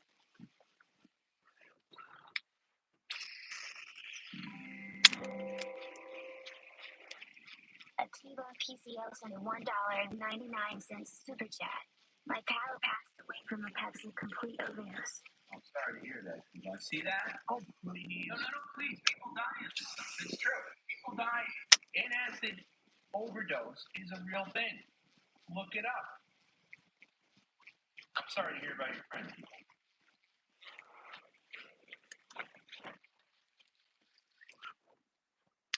don't die from one thing, they die from something else.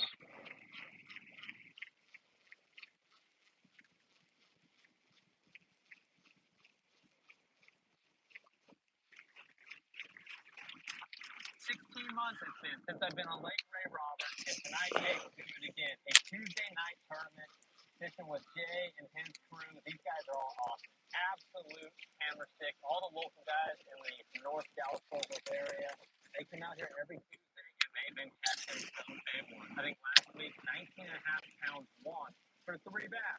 So tonight we are going to use the 3 top big fish lures in existence right now, carrying the big spoon, the big swim bait, and now the point itself. It's not about going out and beating and hammering on the working man local guys. It's actually quite the opposite. I love talking talking with these guys and telling them, hey, look, you know, there's a brush pile on that point over there. There's this one rocky edge over there. We'll roll a foot bait on it. We're all out here to learn. And today we're going to try to catch 3 giant ones. Should be a fun night.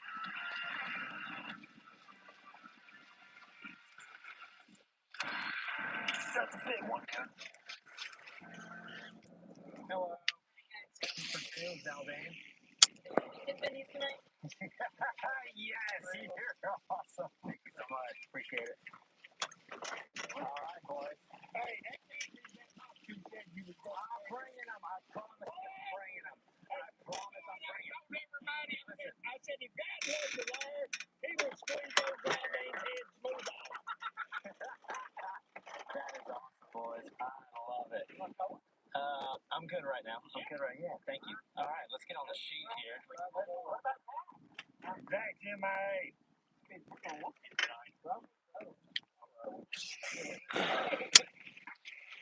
50 all in, right? Yeah. Okay, cool. That's big bass and everything. I want to do something a little special here for the team that weighs the smallest bag in. So it's a 3-fish limit. So $25 for me plus a Bass Pro hat. How about that? That's fine. I'm probably going to be paying myself to tell you the truth. I'll probably come out with 7 pounds. Good. All right. I like that. All right, man. Well, thank you.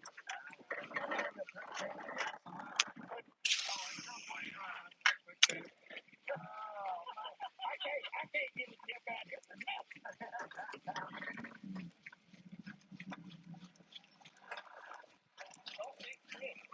I was looking for a young kid to give this hat to, but you're like the youngest dude I found, so I want to give that hat to you. Hell yeah, dude. I'm going to hop in your boat and then hop in mine. Logan Chris, dude. Nice to meet you. No, you're good. You're good.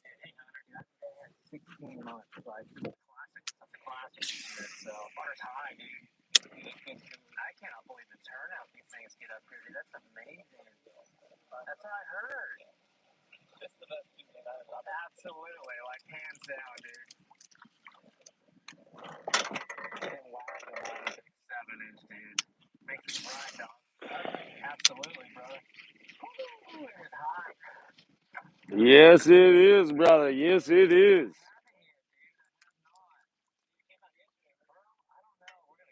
Let's see what this is. This looks like an old riverboat.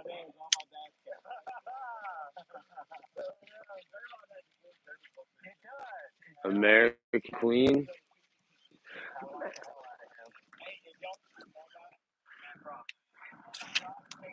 Ah. Good. I'm gonna go talk to him. No. Thank you, guys.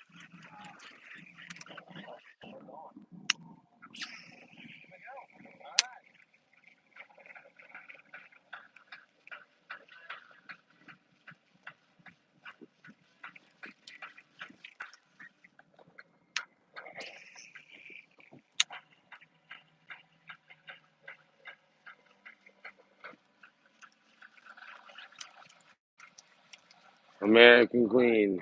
Or African Queen. What the hell?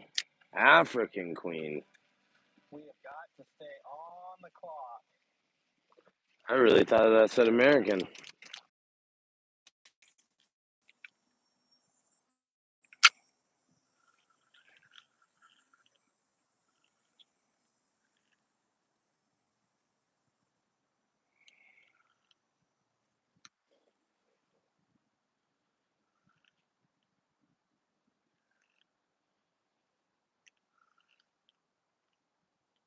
Up. Back it up with a swimmer.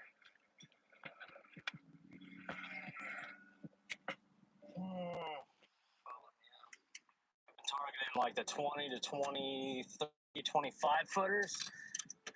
I gotta get to some shallower ones where I can throw that koi.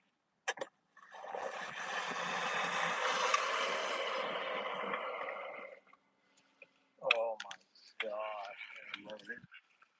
I don't know whether to even try and go to that tree or just cut my losses and turn and start fishing docks. I could go down fish that tree. Yeah, that's what I'll do.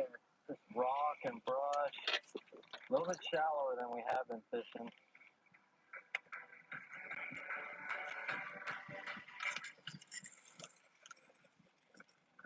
Smoked it, dude. Catfish. That was awesome. I don't care. It's Tuesday night. We're hanging out. Like a bite on a swim bait, slow roll. Oh, that's fun. Losing is not fun though. We gotta keep it up there. Fast. Oh gosh. Oh, Fuck, that house ain't even done.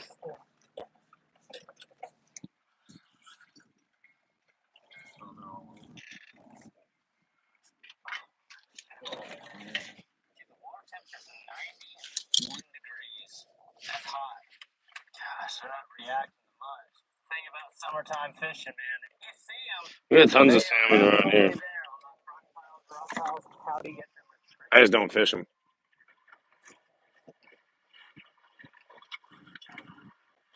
Why not, right? Seen very many bass.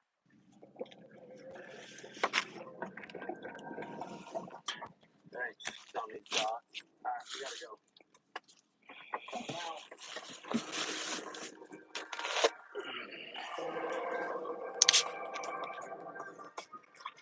Wow, the water's super high. You guys said, God, the bass fisherman. Did you hear that?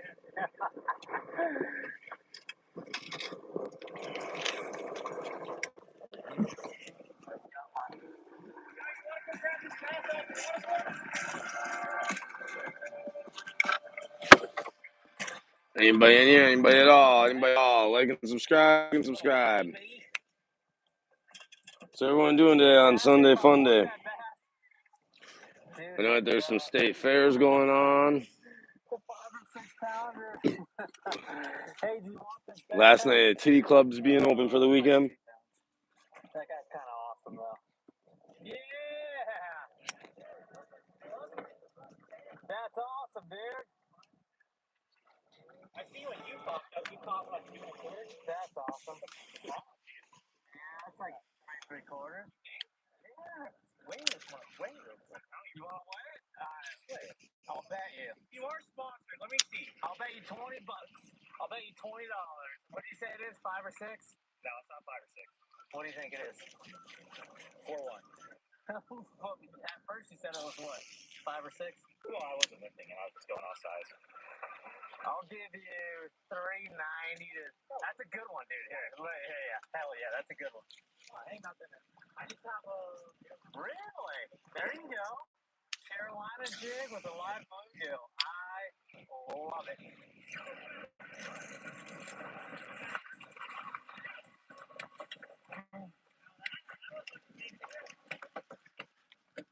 Like 6 or 7. Oh yeah. Yeah, 6-7. That's my guy. 6-7. 3-pounders.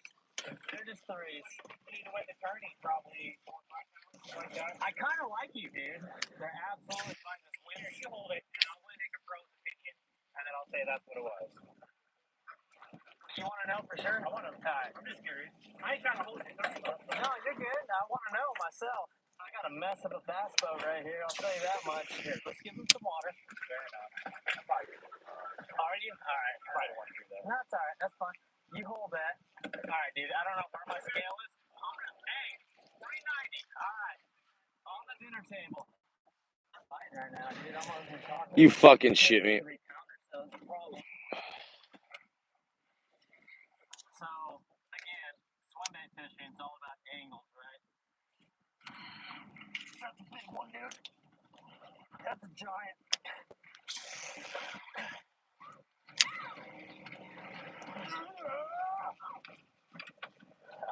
Yeah, they're biting right now.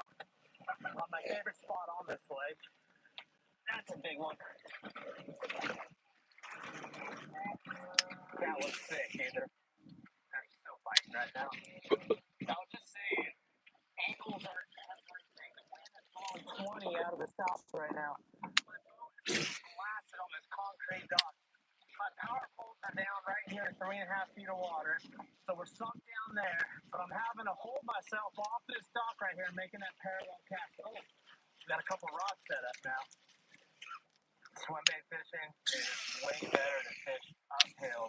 downhill. Now listen, I've caught many 8, 9-pounders casting this way and swimming my swim bait from shallow to deep. This time of year, May, June, July, into August, casting out deep, 30 feet of water. I'm using a 6-inch loaded deep version on 22-pound 2-guard topsail. I'm letting it fall all the way to the bottom, 28, 30 feet of water, and just slow cranking it out. There's brush and pilings and stuff down there.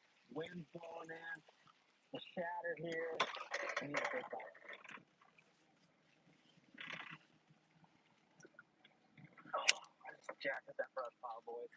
So like I said, Oh, he brought his date down here. they don't want it. They want something shat like 20. So instead of the loaded, I'm going to go to an unloaded, which you could hide the hook better. This year I have 2 top 10s, and the 2 top 10s I had were on this deal right here. Weedless, and we're going to run that joker right to that brush pile. Got more fishing pressure on the pier. Hello, how are you? Good. Who told you I caught a big one here? Yeah?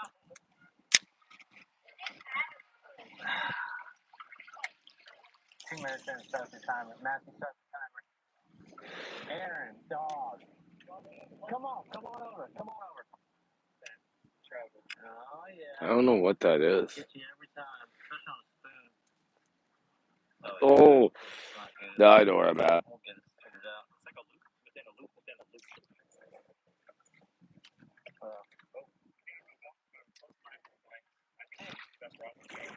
You want sponsorship? Give me your number. God, got freaking tap right on the way down.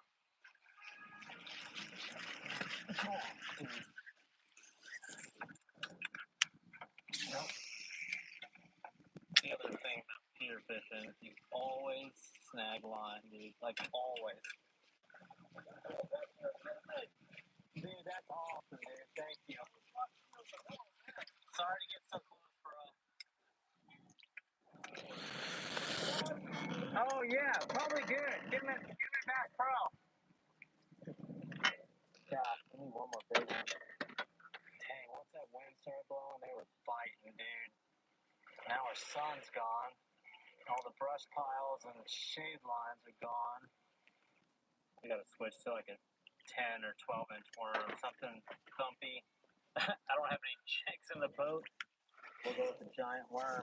Fish still has 2 big brush piles right there and pilings. Dave, what's up? Nobody got time. What up?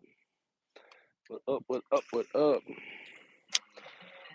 What are you doing on this Sunday, Dave? Oh, First cast, little one.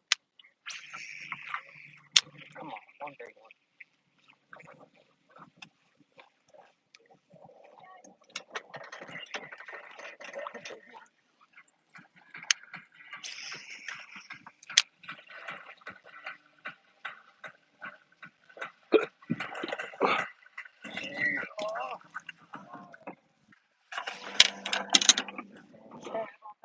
Bass Pro hat on too. There's the adjustment right there. Old school worm.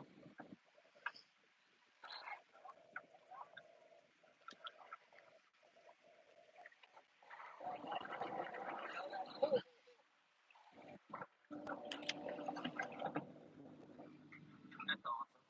The Bass Pro hat lady, that's awesome. Just an old school worm, big worm. Like I said, we lost our son. Wind's not blowing as bad. What's your name? Shalini? I like that name. My name is Charles.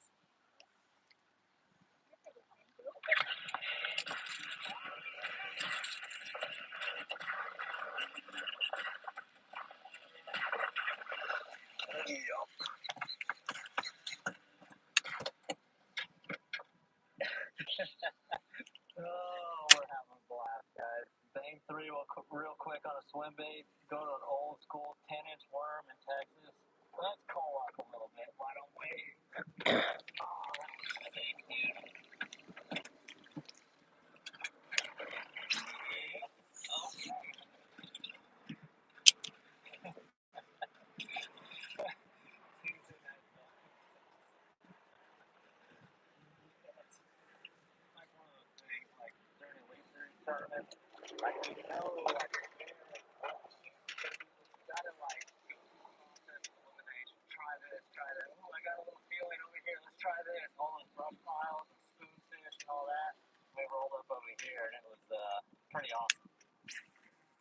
big one and two nice ones. Matthew, that's my guy right there. When I leave here, the next time you come here, you stand on that rock right there, okay? And I'm not talking to you. Go away. Sorry, y'all. Look at her eyes. Her eyes is Phone call.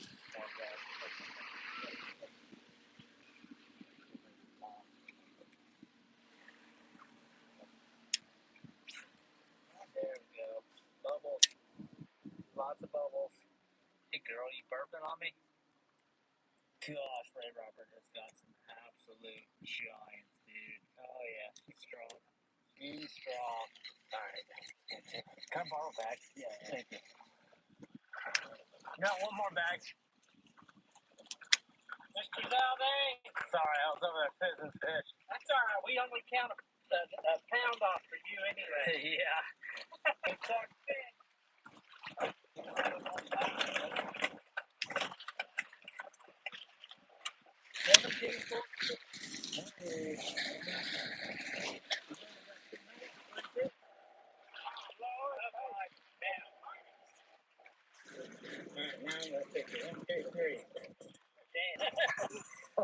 There you go, big.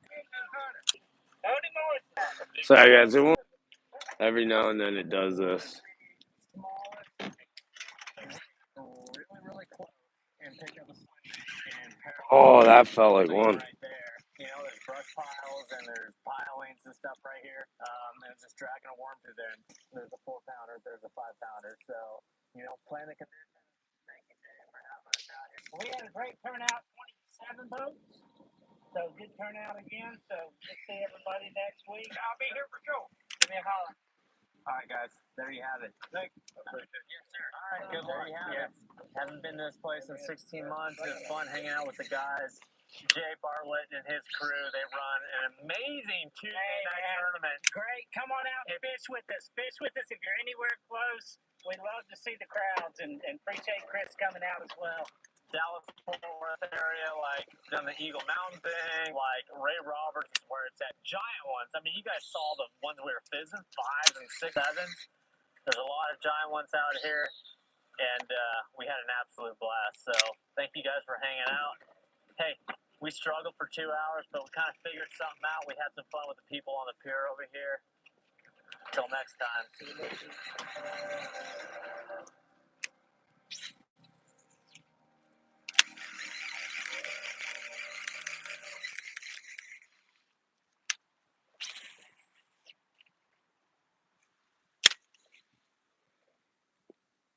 What's up?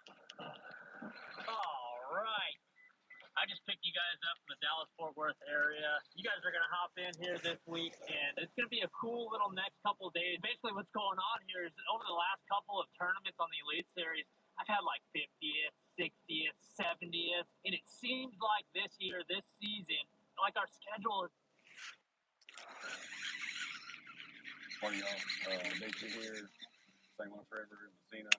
Had a good day one. Super excited to go back fishing again today. Ever since I got back yesterday, I've been ready to go again. It's fun way of fishing. I come over and I got my bite. You get a bite, it's usually a good one. There's other ways you can catch one of fish. Catch it. So, about to take off, fixing to go catch a bunch of big mama. Yeah, this is going to be the bumpiest part right here.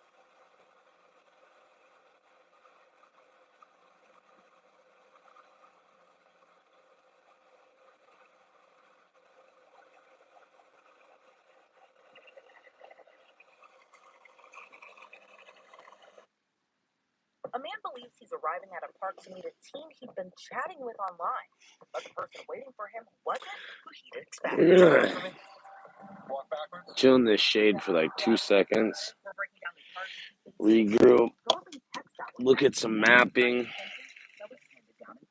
So, what's your age?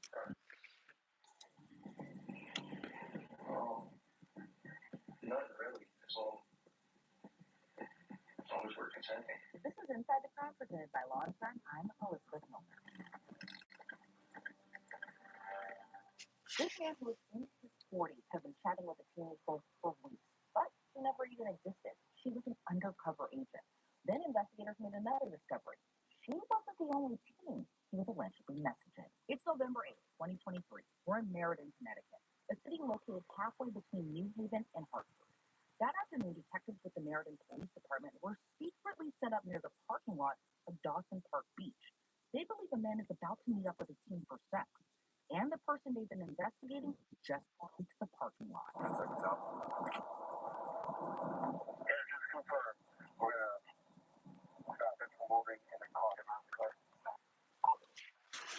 I can go a ways upriver.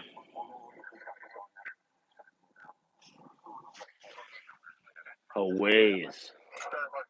A lot farther than I thought I could. Let's have a drink, regroup.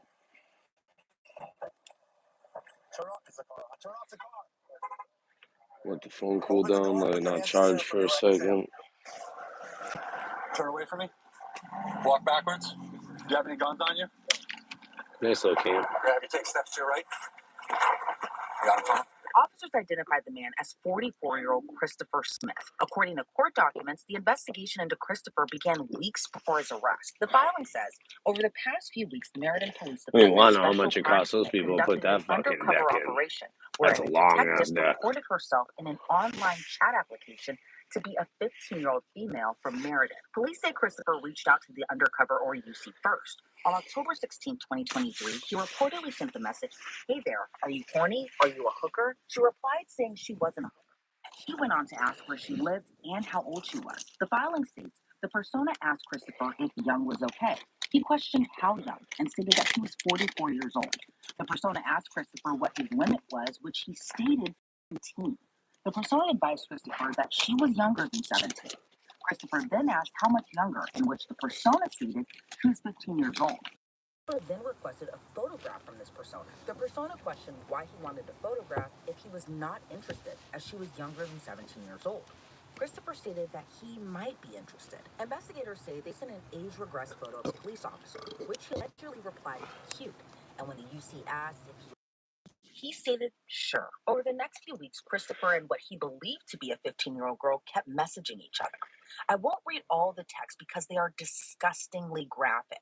But just to give you an idea, here's what we've learned from their arrest report. It states, Christopher then asked the persona if she was on birth control, which she stated no, and that she usually just takes Plan B afterwards. The persona asked Christopher if he would provide her with Plan B or condoms. He stated no because his wife would find out. Christopher then questioned when, and the persona suggested the next day. The persona asked Christopher where he wanted to go, and he stated, "I don't know. Where do you usually go?" The persona advised him she normally goes to a hotel, but since we couldn't do that, suggested park. Christopher and the undercover were initially going to meet on October 23rd of that year. Then it changed to October 25th. On October 26th of 2023, Christopher reached out to the UC and allegedly sent messages like, "Hey there, good morning. Sorry about yesterday," as he claimed he got stuck in traffic. The following day, Christopher reportedly messaged the UC 6 times, but she didn't answer. The day after that, 3 more messages went unanswered. He tried again the next day. Long story short, investigators say between those days alone, Christopher messaged the undercover 10 times and didn't get a response. Soon after, the undercover did respond to Christopher's messages. By November 7th, a day before his arrest, the undercover gets him on the phone, and that phone call is captured on body cam video. Hello? Hey. Nothing. I'm just trying to hide from my mom. Sorry. Might have to be quick because I don't know if she's coming. But I just wanted to call you. What are you doing? Laundry. Oh. Well, that sucks. Well, I got a day off, so Yeah. Gotta get it done. Well, that's nice.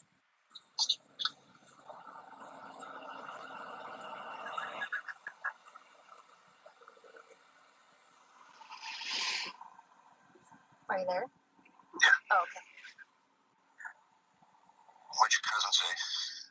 Oh, she said she might have plans, but I could just walk to like the Red Bridge because I walk there sometimes after school anyway. Do you know where that is? No. It's like right down the street from the school. I could screenshot it tomorrow and send it to you. It's like a little trail. Oh, okay. And then you can just pick me up there if that works. Sure.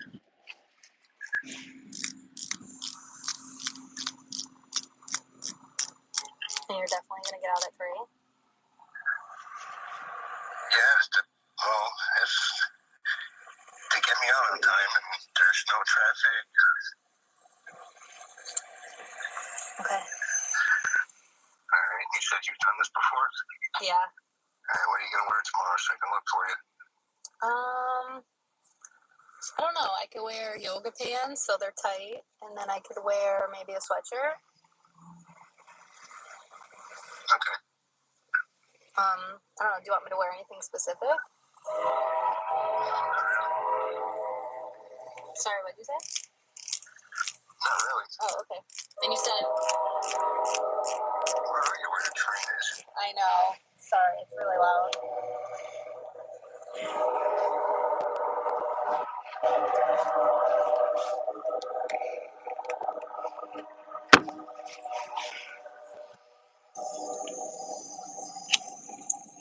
What, you outside? Yeah, I had to run outside so I could sneak my phone to walk my dog. Yeah. So my mom wouldn't see. I forget what color your favorite color was that you said yesterday. Blue, right? Okay. Yeah, I'll try to find blue underwear.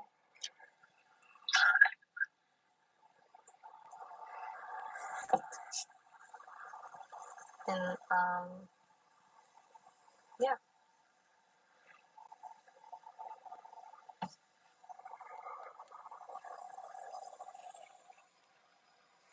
Are you gonna drive your work car? No. Okay. Anything else you want to tell me? I don't think so. I just wanted to call you, so I know you wanted me to call you before. Yeah. So, I'll try to sneak my phone a little bit tonight, but my dad comes home around 3, so. But I'll have it tomorrow, so if anything, I'll talk to you tomorrow. Okay. All right? All right. Bye. Following this call, investigators noted in the case report, after the phone call, Christopher asked the persona if she still had her phone. The persona stated that she snuck her phone while her mom was in a meeting. Christopher asked if the persona found blue underwear. The persona told Christopher that she did, and they were in the wash. Christopher requested the persona lay the underwear out and send a picture to him. Christopher stated that he was still scared and nervous about this because he didn't want to get caught by the PD.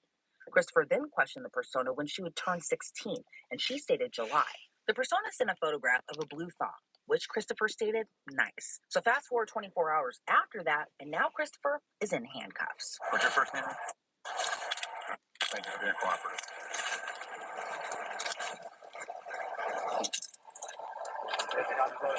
I got a population on left pocket.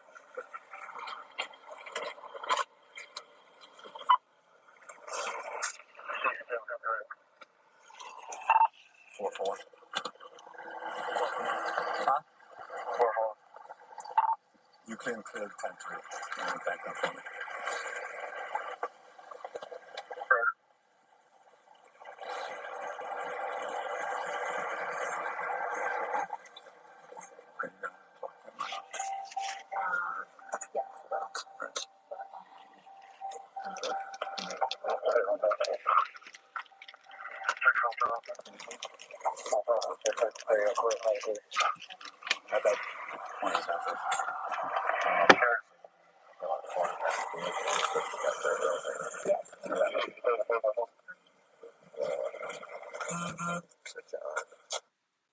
Yeah. Yes. And whatever, and so that's off the crime. Reasonable. And he sent pictures. Yeah, he sent pictures of him. All right, okay. We're just waiting for gloves.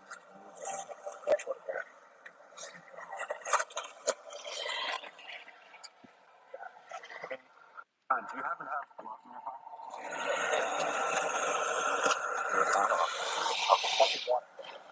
I understand everything. Got it down? You said it at the same time. You said you had this before. Do you have gloves in your car back here? Rubber glove? Yeah.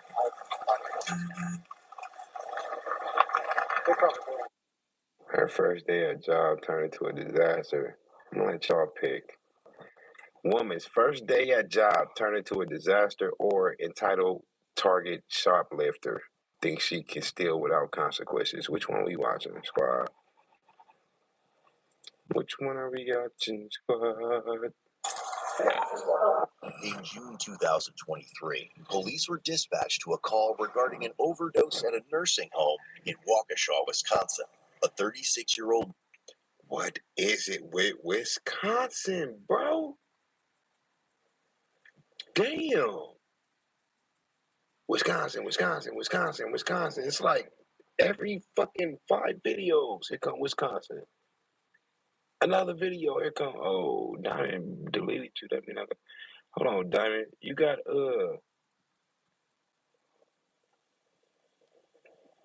you can't block nobody? Absolutely nothing will prepare you for what this wheelchair user does when the chairlift at the train station doesn't work. This has 17 million views. Yes, I've been waiting for this coverage. I didn't even know about this. The lift's down. Rip. Here's what happens if you're a wheelchair user and the lift breaks at the train station. This was Manchester Piccadilly, and when I arrived, the lift was broken and I had my chair and attachment. I spoke to the staff and they brought down a stair lift. I don't know if it works. The first option was the built-in stair lift, but this actually didn't work. They figured out that it was broken. So that was 2 options completely down. The second option was a small portable stair lift, which didn't look as sturdy, and I was quite scared of it, not gonna lie. But they brought it down anyway, and when we got to the bottom, we realized that my chair wouldn't fit onto it. I have quite a long wheelbase with my attachment, so we couldn't do it. We'd just gotten off a flight too, so I couldn't even detach my attachment because it was physically taped together and we didn't have scissors. So in the end, because I'm ambulatory and I did have a bit of energy on this day, I offered to walk up the stairs while they carried up my setup. The staff were really helpful in this case, but I'm not sure how it would have been fixed if I couldn't walk up the stairs. Travel is really unpredictable anyway, but if you add in being a wheelchair user, you never quite know what's going to happen or how to get to your destination. So traveling with a disability is a roller coaster. I'm not ready to get mad. So they actually don't hear my tics, and when I'm distracted, I don't tick as much. I'm starting to get mad. Guys, I'm starting to get mad. You just do. I don't know if a wheelchair would be enough. This is and if that's all, so I'm really glad that I can go. That's insane. Trying to do a COVID test with, wait, she has Tourette's too?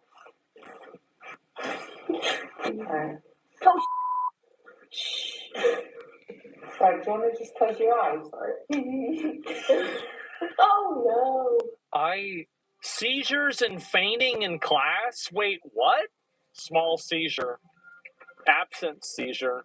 Absent seizure begins. 2x speed? So she's recording herself. Like, I'm sorry, guys, but this is fucking ridiculous. I don't want to come off. Okay, I do want to come off as insensitive. This seems like another performative that acts weird for fucking attention. I came out of this faint and went straight into another. I can walk good on some days. No way. This is...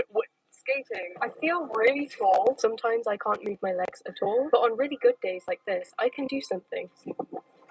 Oh my god. Like, if it was just the wheelchair stuff, maybe this person... I know someone like this. They have days where they can walk and then days where they cannot walk at all. I thought they were faking it too, but they're really not. The woman exposed for using a wheelchair for being able to walk and do gymnastics claims to have multiple other conditions, including Tourette's syndrome, autism, and full body paralysis, which seem to go and come on a whim.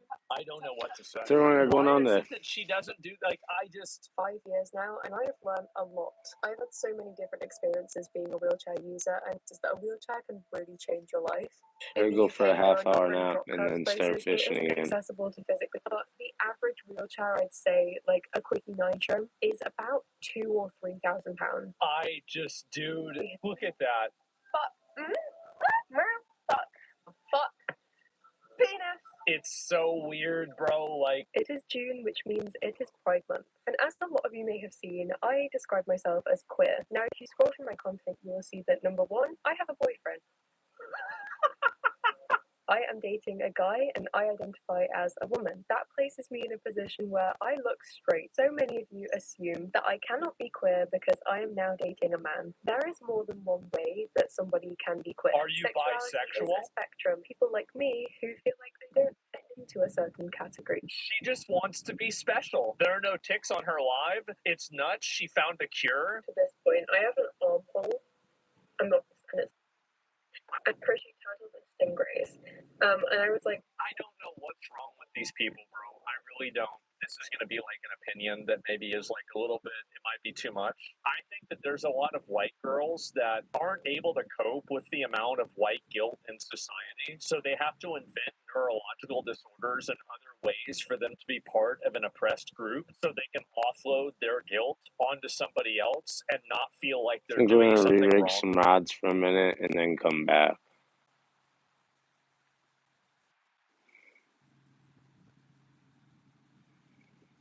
Her first day at job turned into a disaster. What y'all pick? Woman's first day at job turned into a disaster, or entitled Target shoplifter thinks she can steal without consequences. Which one we watching, squad? Which one are we watching, squad? In June 2023, police were dispatched to a call regarding an overdose at a nursing home in Waukesha, Wisconsin. A 36-year-old. What is it with Wisconsin, bro? Damn. Wisconsin. It's like every fucking 5 videos, here come Wisconsin. Another video, here come, oh, Diamond deleted you. That means hold on, Diamond. You got,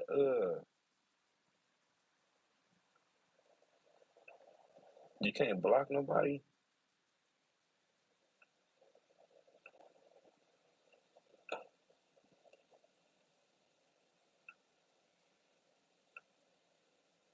Get that nigga up out of here. What is it with New Wisconsin, employee bro? had arrived for a job orientation and started experiencing an overdose. She informed the staff that she had consumed crack cocaine and was trying to harm herself. However, upon investigation, it was later discovered that she was heavily intoxicated with pure vanilla extract. What? She was overdose at a nursing home in Waukesha, Wisconsin. A 36-year-old new not far from here. Had arrived for a job orientation and started not far at all. An overdose. She informed the staff that she had consumed crack cocaine and was trying to harm herself. However, upon investigation, it was later discovered that she was heavily intoxicated with pure vanilla extract.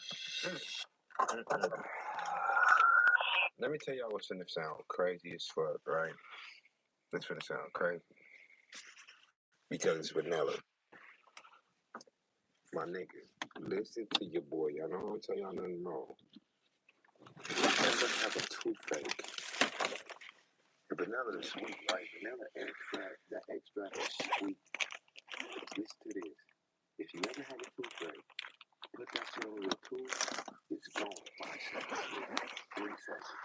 I promise you, I don't know. What's in I that keep on forgetting that he said that because I actually do want to try that the next time I have a toothache, putting vanilla extract on that. Right. Put that shit, that ain't green. No toothache no more. No more, squad. Listen to your boy. I don't lie to y'all niggas, man. Next time you got a toothache. Pete, are one of those murders, and one of them will be crowned Bananas the versus the juiciest coconuts. Lucy here today.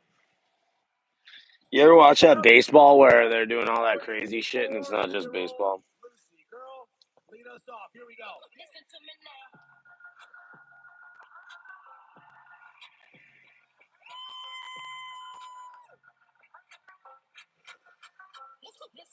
Wow. Well, as much as we love seeing the dance skills from our fans here in Minneapolis, we want to see your faces from all around this wonderful earth. All you have to do is scan the QR code on the bottom left corner of your screen, and you can join these legends on the broadcast in short order.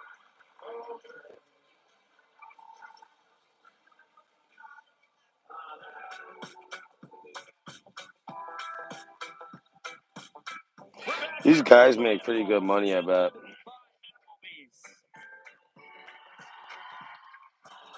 single game we have had here at Target Field has been a thrilling back-and-forth affair. The Bananas have won the first two contests, but in each game, the Coconuts have tied it in the fifth or sixth inning. That is no difference here today, as Kyle Perry comes into a 2-2 game in the top of the seventh, looking to stay red hot on the bump. Yesterday, Kyle Perry became the newest member of the sub-3 ERA club here in Banana Bowl, one of just two healthy pitchers in the sport, boasting an ERA under 3. The other is Danny Hosley, who has been otherworldly this series. But Kyle Perry throws a fastball and a slow ball. Wow, there's a lot of people that go to this thing. Simply gets weak contact. Holy shit. He keeps things simple on the pitcher's mound. It's a trick play inducing machine. What really stands out for me as far as success goes for Kyle Perry, he has faced 72 consecutive batters without allowing a ball four sprint. We knew when he entered Banana Ball in 2025, this guy was a very consistent strike thrower. Was a little off and on with the Savannah Bananas as a rookie, but this is the Kyle Perry that we all expected, and the Coconuts are blessed to have it here in year 2 for KP. It's got Jackson Olsen, Bryce Grzapi, and then at the top of the order, DR Meadows. Oh my gosh, the gentleman almost made his second foul ball caught for an out this game. It clanged right off his hands. Wow. As Olsen loops this deep out into right center, backpedaling Ben Parker for the first down. I mean, what are the odds of that in general? Coming to any game at Target Field and having a chance to see two balls hit to the same seat. I mean, we've never even gotten one up here in the booth. Not once. Across 7 years for me, 5 for Josh. As Grzapi finds grass in left field, big turnaround first. He will stay right there. His second knock of the afternoon. I've never watched these games before. With the bat in his hands this year. He's only 2 for 9 coming in, so make it 4 for 11 as he's immediately picked off. KP nabs him. And you saw that last night from Kyle Perry. He found himself in a jam. 1 out guys on the corners, picked off Jackson Olsen, and then induced self-contact to throw up a scoreless inning. How about KP and the lefties overall in this series? It has been pickoffs galore. Top of the 7th. My dad's kind of pitcher. Other than if you blink, you'll miss it. Well, that ends the streak. A shake of his head as he gives up the ball for a sprint to DR Meadows. The final tally, Josh, we'll get it from you after Tyler Gillum makes an announcement. Now coming to hit the world's tallest batter.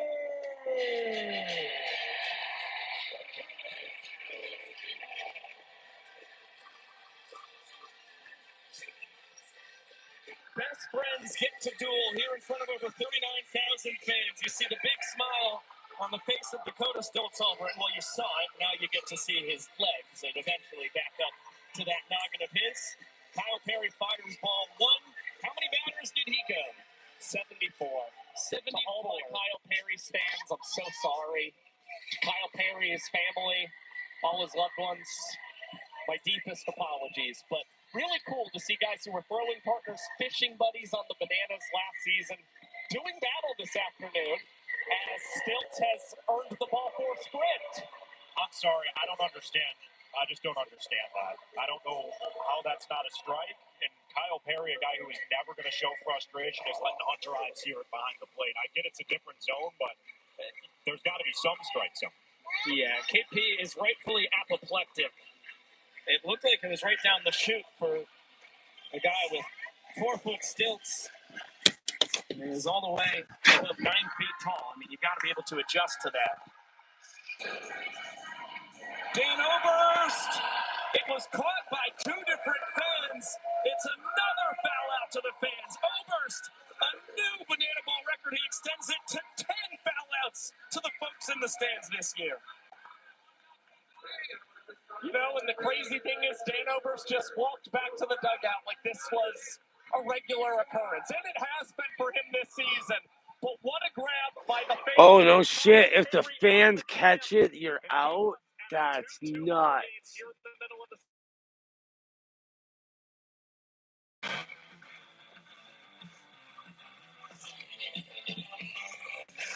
That's crazy to think about that. If the fans catch it, you're out.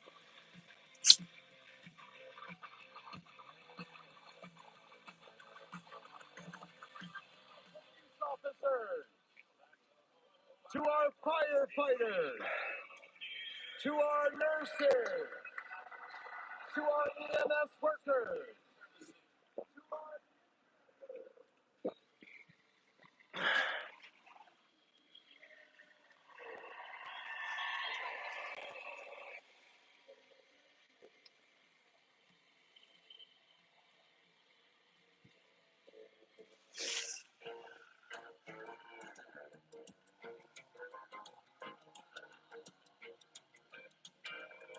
Always brightens my day, no matter what happens. It's delicious. Look at that green goo. Mm-hmm. Through trials, tribulations, hardships, Tropical Smoothie Cafe. Official beverage of the Loco Beach Coconuts. We love you. I love coconuts headliners. Son of a gun. I love mango. It's my favorite fruit. I just can't say no to this healthy green jobber they've got. There's ginger in here. My favorite fruit's Josh Gillespie. Wow.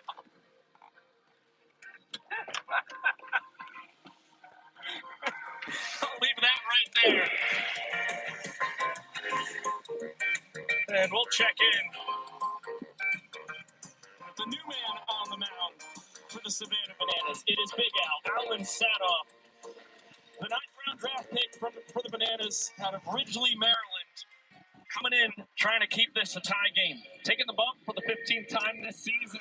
Sadoff, the last time he saw the Loco Beach Coconuts through 2 2/3 innings across the series in Grayson Stadium, did not give up a hit, had 2 strikeouts, and even had a cartwheel trick play. And it was some of the sharpest stuff he's shown all season.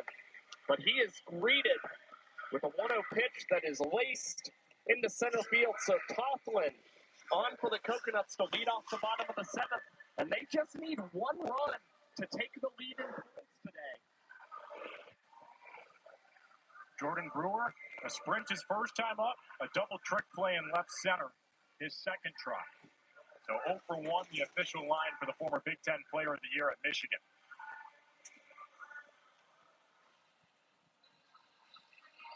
Someone doing that. Henderson dancing off first. He's picked off. He was trying to get a great jump off Sadoff. He ends up paying the iron price.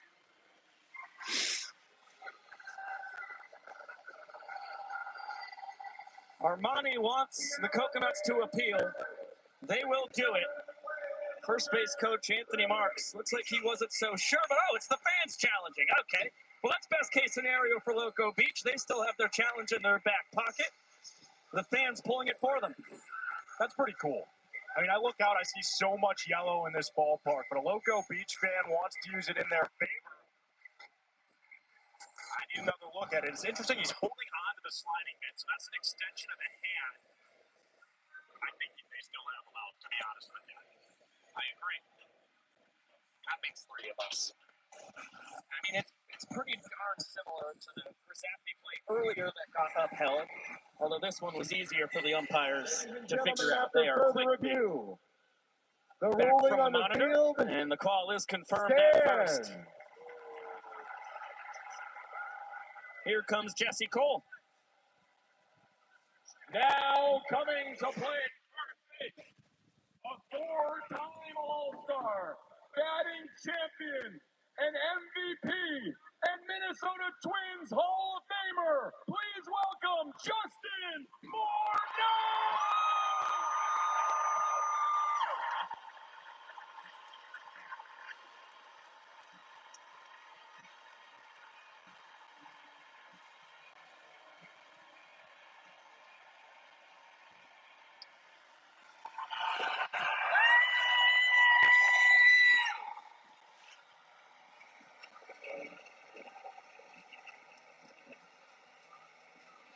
How about a wry smile on the face of Justin Morneau? Spent 11 years of his 14-year career in the bigs right here in Minnesota, the 2006 MVP.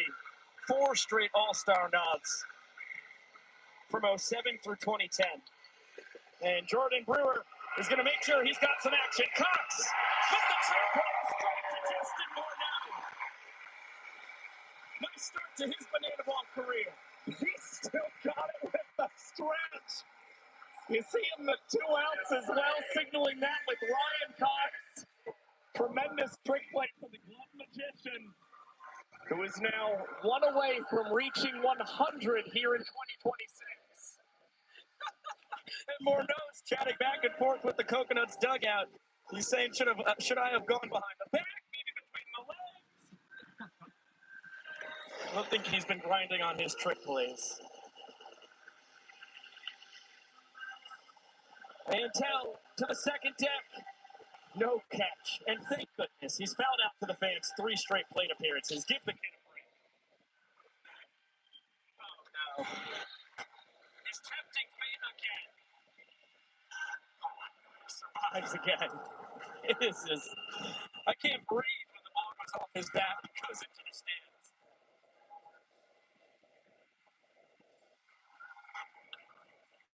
This ball cranked. Deep down the left field line. Foul. No catch. Thank our lucky stars. Mantel, a tough cookie at the dish. We'll get another 2-2 from Sadoff. Right back up the chute. Gideon Antel, gritty at bat. And the inning-winning run is aboard with 2 down. And I like to see how, in spite of 3 foul-outs to the fans this weekend, he's not changing the approach. He understands that to get that pitch he wants, he's going to have to battle some off. And it worked. After hitting a couple foul balls to either side of the yard, he goes right through the teeth of the defense to get the inning-winning run aboard. Rizzafi will throw behind him. Morneau with the tag attempt between the legs. I love that. He's in the banana ball spirit.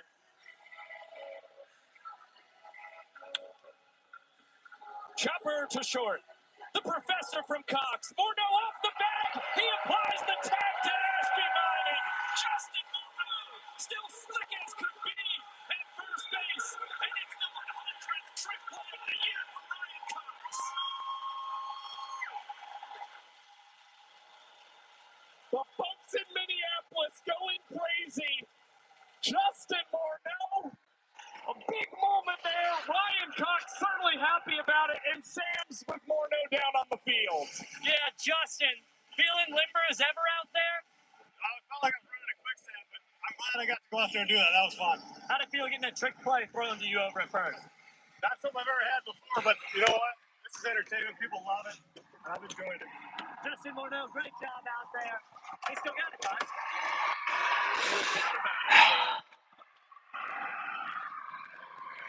Should we get some fishing done? Big thank you to Justin Morneau for joining us this week, and what a weekend it has been. Damn fucking chat was down. God damn it. Comes in trying to keep this a 2-2 game as we enter the top of the 8th. Nico Josh? Yes. You like jazz? I love it. Indeed. You should have told me that you wanted to go fishing. You could have came with me, man. I don't know if you're still here. I didn't realize that my chat was stuck. I'm going to get ready to go fishing. I just want to take a break for a second. It's been hot as fuck today, dude. Especially on the sun. And once I get out of this little tiny cove, I'm back in the sun again. Joe Meatball Filomeno had his worst outing of the year in Game 1. He's trying to get those local players early and often here in Game 2. He just, more than anything, had a tough time finding the zone in the 8th inning. gave up 5 runs. They all became points because the clock expired in the 8th inning. And AJ, knowing Joe Filomeno, what's the mentality like for him trying to bounce back after what was a really rough Friday night? Oh, Joe Filomeno's forgot about Friday night the second he got off the mound. He went, he ate some meatballs, extra marinara, a little Parmesan, and now he's ready to throw some mozzarella down the pipe here. It's exactly what he does on the 3-0. Reese Alexiadis, an RBI single, a ball 4 sprint, a run scored. It's been a busy weekend for Super Reese, who earns another ball 4 sprint. That's his 5th across this 3-game set. All right. I think the phones have cooled down enough. His 26th of the year compared to 27 strikes. I had them charging, so they were really hot mixed with the sun. That's why the phone kept on freezing and shit. I had to cool it down. I had to get in the shade for a little bit, but it should be just about there. Yeah, it's probably in the 80s here too, but I don't know. I don't know. It's hot in the sun, man, with the sun beating on you. I think the UV index is high. 1-0 count on Robert Anthony Cruz. One thing notable about Joe Meatball Filomeno, his meatballs are always raisinless. You can leave those to Sicily. Now that's controversial because your grandmother puts raisins in the meatballs. Am I right? How many times do I have to tell Grandma Switek, please don't put the raisins in the meatballs? If Joe Filomeno doesn't do it, we sure shouldn't. And he's from 15 minutes from where I'm from at Loco Beach. Filomeno out of Cicero, Illinois, right back up. Ooh, he hit it with his leg. He will have no play. So an infield single for Robert Anthony Cruz. Tough break for Loco Beach. If it got by Filomeno, it could have been a double play. That one clanked right off his pots and pans. But good news for Joe Filomeno is he's always chefing up something. Stirring that big bubbling pot. I know that all that's on his mind right now is... You ever watch this banana ball bullshit? But it's testy waters here for the meatball. Yeah, I got snacks. I had food before I came out. I think that's why I'm so lethargic. I ate fucking shit gas station food. Oh. Alexiadis will score. Cruz into third. It was a tailor-made double play. Instead, a colossal error. Urso came into the weekend without an error on the year. That's his second in this series. And the Bananas push a run across. Yeah, it's the worst play of J.D. Urso's banana ball career. There's no ifs, and or but about it. That's a triple play ball. What are you doing there, Northern? I should be cutting my grass. See him freeze going towards the bag, and then he kind of panicked and threw it to second. That is I'll do that this week, though. I haven't wanted... My grass is really overgrown, but I'll be honest with you, I haven't wanted to cut it because we haven't gotten no rain that it's just going to fry and die. But right now, it's at least lush and green, where that way, if we can get some rain in the forecast, I'll cut it. We've had no rain in the forecast, and I don't want that shit just to burn. The worst time, as they have often across. Yeah, I went to Quick Trip. I got fucking a mushroom Swiss, but I ain't gonna lie. On the way to Quick Trip, I got mushroom Swiss burger. It's in the fucking cooler of the boat. But on the way in, I grabbed a fucking Western omelet from Bee's Cafe in Florence, Wisconsin. It never goes well at the beach when there's raisins. They'll melt together. I'm sorry, JD. And I had to order hash browns, a side of hash browns, because they don't give you hash browns when you order the fucking omelet. They say that they put the hash browns inside. There was like no fucking hash browns inside. So yesterday when we were out and I was way upriver, I saw a tournament boat up there. Trick plays on the season. Where it was starting to get really shallow and fucking scary. My graph says I can go a fucking another mile or two up. So I'm thinking about trying it.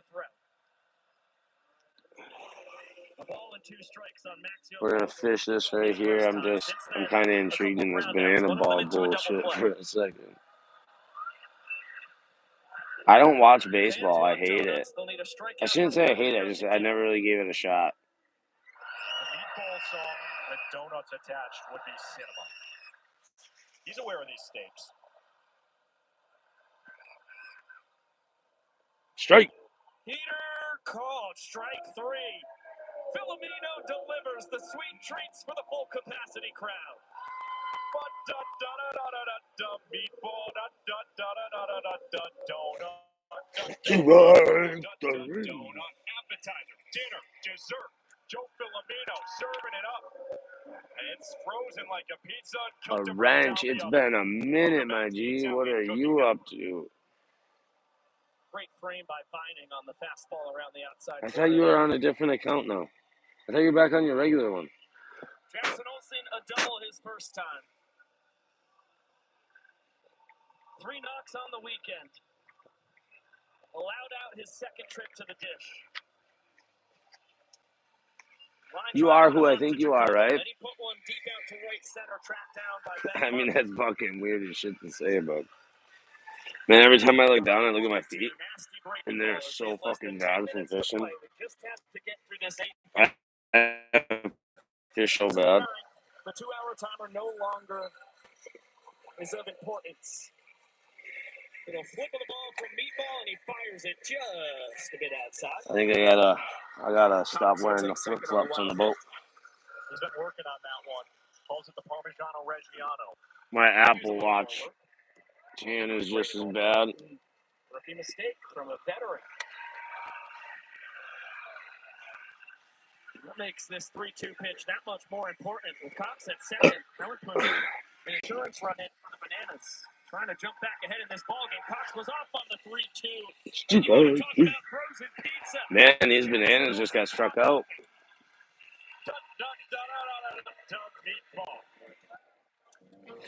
What should we listen to, UP? I can put out music, listen to fishing. I do have a fishing video that's 2 hours long. It's somebody's tournament. Who was it?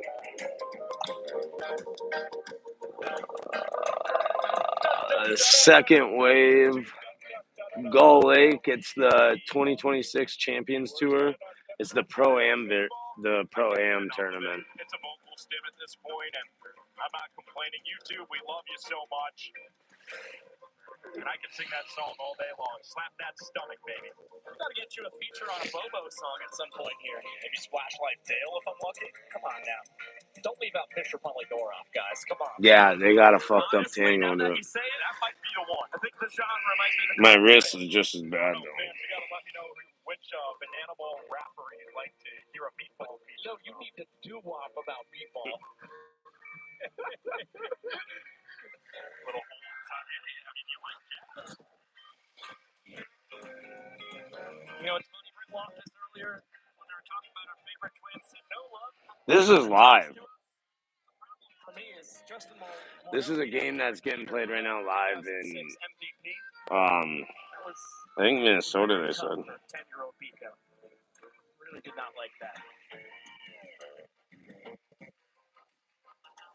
The only day that comes I can't believe they live stream it in terms of struggles for me was when I first been for into that free. Meatball with raisins. All right, YouTube. Love you. We're back with more Banana Ball, presented by Farmers Insurance. Honesty. It's The what boats you are get rocking. You best be not a knocking. Bottom of the 8th inning incoming. Golden batter incoming. I had 2 different sets of AirPods. I can never figure out which ones I got in. The golden batter rule. In place for JT Urso is the coconut boy, number 10, Tanner.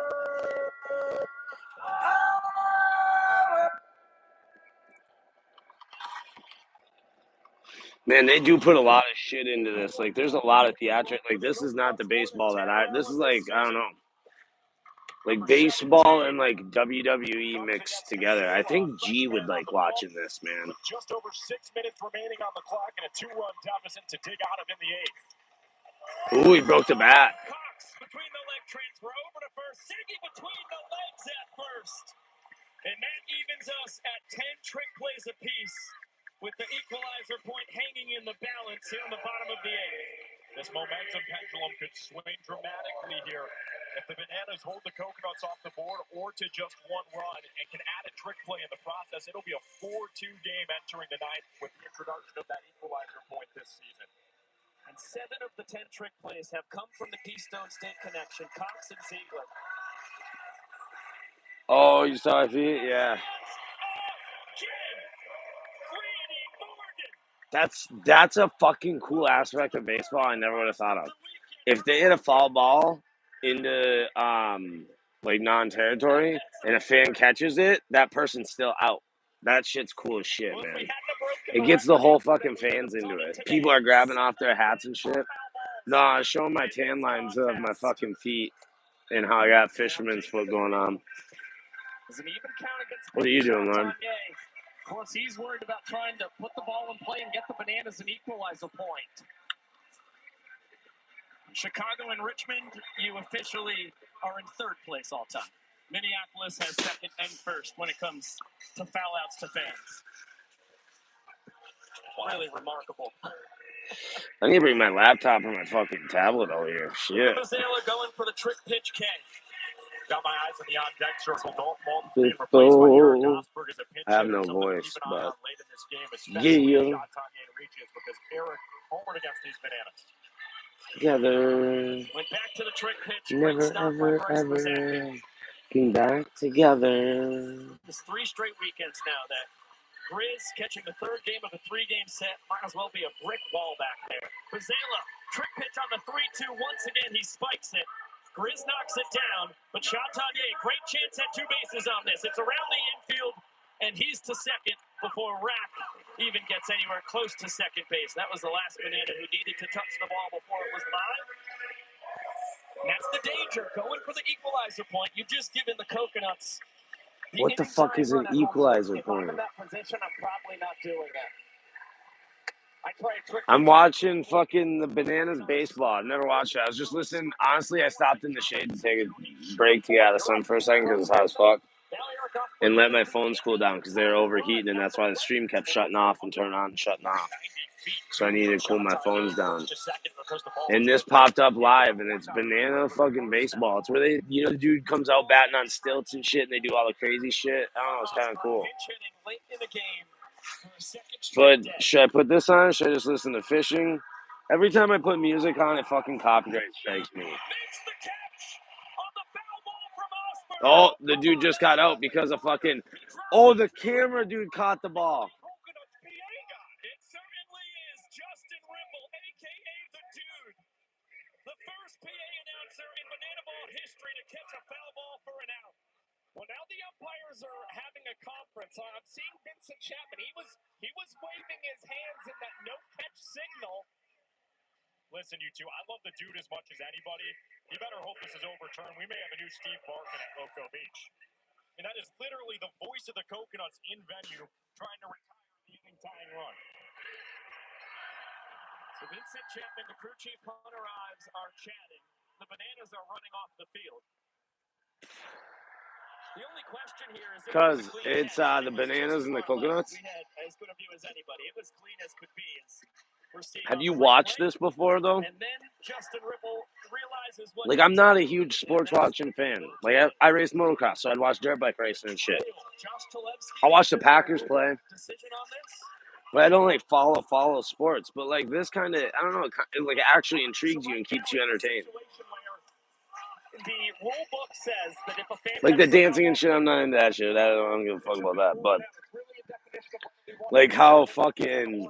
You can be a fan in the stands, catch a foul ball, and that person can be out. Like, it's including people. Like, there's a whole, you know what I mean? Like, normally once the ball starts going foul, everyone stops paying attention because it don't matter. It's a foul ball, whatever. But not now. Now when the ball goes foul, you're all still paying attention, waiting to see if somebody catches it or if they don't catch it. Like,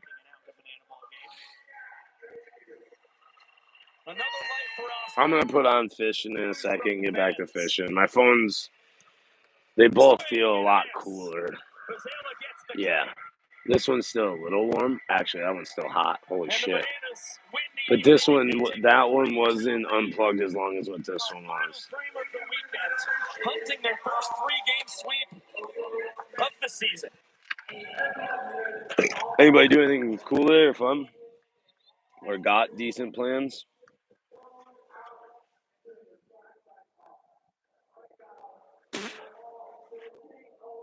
Yeah, I don't know, dude. I mean, I'm not into, like, sports, but I'd watch this a little bit. I don't know if I could sit down and watch a whole game. Right now, it's in, like, the 7th or 8th inning. And I mean, I played baseball. There's only 9 innings, so.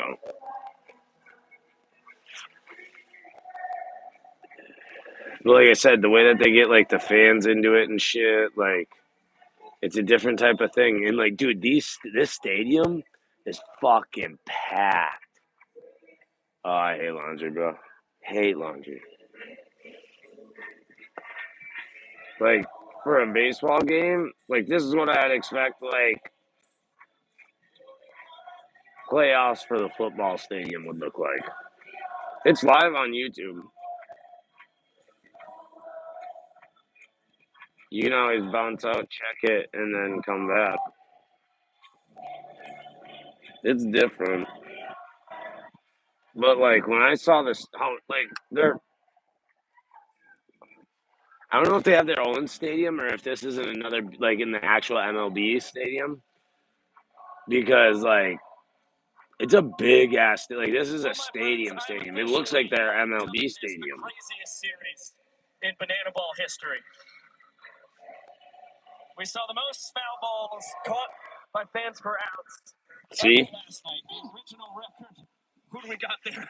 AJ's All right. got a mouthful of smoothies. Really excited about This is almost done. Once it's done, we're going. Oh, cool. Congratulations, buddy. That's a first. I made it on TV.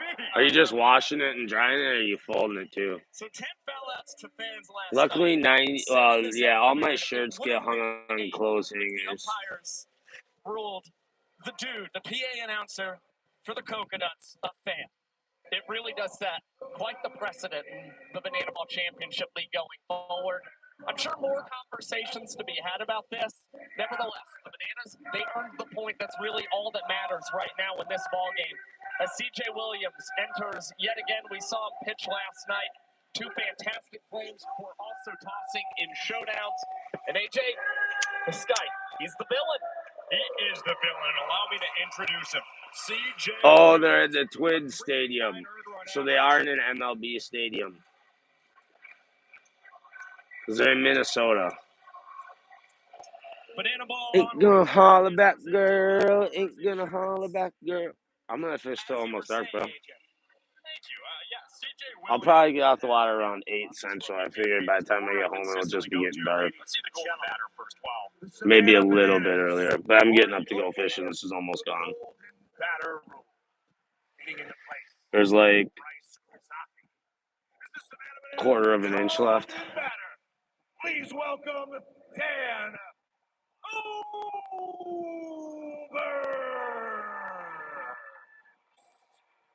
I wonder what the golden batter means. This is the matchup that makes this sport what it is. It's matchups like these. CJ Williams, a premier pitcher.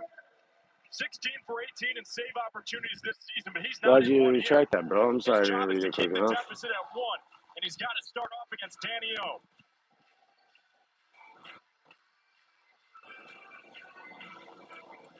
One ball, no strikes. I'm almost debating if we should run upriver. I guess we'll fish these docks, but after these docks, I think we should try going upriver a ways. Counts for a point, so the Bananas with an opportunity for some big-time insurance here in the top of the ninth.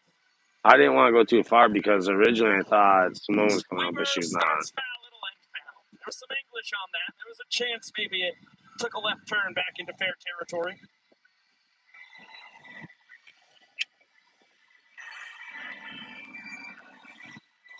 Oberst 1 for 3 today. He found out to the fans his last trip.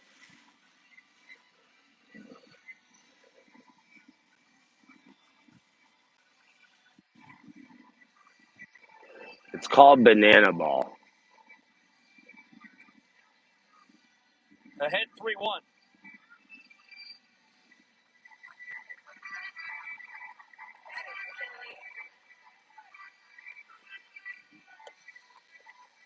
Called strike. Safe harbor rule in place, so with 3 balls in the count. Dan's safe passage back to the plate.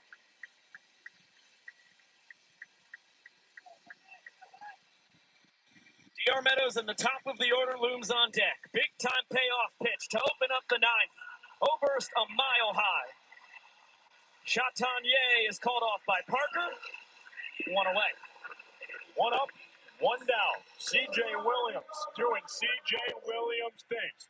Number 0 a couple of outs away from making it 3 scoreless here at Target Field. He's got Robert Anthony Cruz staring on as DR Meadows steps up to the plate. And all CJ has to focus on really is throwing strikes against the Bananas. They are just 3 for 21 against him this season. The only problem is we've seen Williams a little uptick in ball four sprint rate specifically against the Bananas. And we've also seen a wild pitch even that led to a steal of first for the Bananas across this season series. So as long as Williams is in the zone, he's likely to find success against the boys in yellow. Yeah, Alexiadis was the only Banana to reach against Williams through the 8th and 9th innings last night. That was a sprint to open up the top of the 9th. Besides that, 4 flyouts and a ground out to go with the catch. The last thing you want to do with a bat is let C.J. Williams ahead of 0-2 because when he's the dealer and he's got all his aces up the sleeve, he can go to a number of different pitches and he just has it on a rope, able to locate wherever he wants. Those kids look young. Laced, fair, down the left field line. DR Meadows has reached 4 straight plate appearances. He cruises into second with a 1-out double. That's what you come to expect from DR Meadows. Sometimes he gets jammed when they go to that inside pitch against him, but he turns on that one from C.J. Williams so well to get himself in the scoring position. And the Bananas, they've been remarkably strong with guys in scoring position here. And Kyle Jackson, certainly one of their best bats, a 4.21 average with runners in scoring position this season. Well, we've talked about the errors in the base running being the Achilles heel for the Coconuts. Bringing in runners in scoring position has been a struggle against the Bananas this season and this series specifically for them as well. On the other side, Savannah's been doing it at will. Big swing and a miss. Nasty changeup from Williams. KJ 0 for 3 today. 2 for 11 on the weekend. Trying to join the party this afternoon.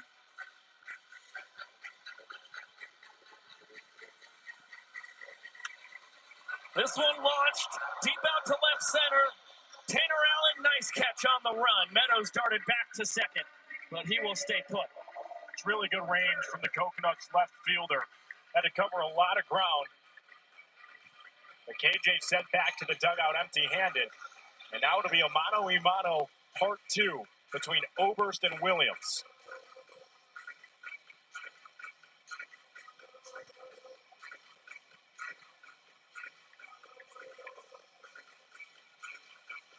One ball and no strikes. Oberst flew out to open up this inning against CJ, making him 0 for 3 against Williams this year in regulation. Of course, he had the game winner in showdowns last night as he's clunked by the fastball up and in. Couple words for CJ. Never fun to get a low 90s fastball up by your head. I hate to say it because you know it's not intentional, but that's honestly one of the best possible case scenarios there for C.J. Williams. The Force is now at third, second, and first. A ball four sprint where he was already behind in the count would have won the inning, and now you don't have to deal with Dan Oberst. Now, Williams was able to get revenge on Alexiadis last night after he gave up the sprint to Super Reese. He got him to fly out to end the top of the 9th inning. But Alexiadis, just like Meadows, who leads off second, has reached 3 straight times. Meadows made it 4 in a row. Super Reese trying to do the same. RBI single back in the 3rd. Since then, a pair of ball four sprints came around to score in the 6th and 8th. Big swing on the Big swing and a miss. Safe to say Alexiadis wanted to unload there.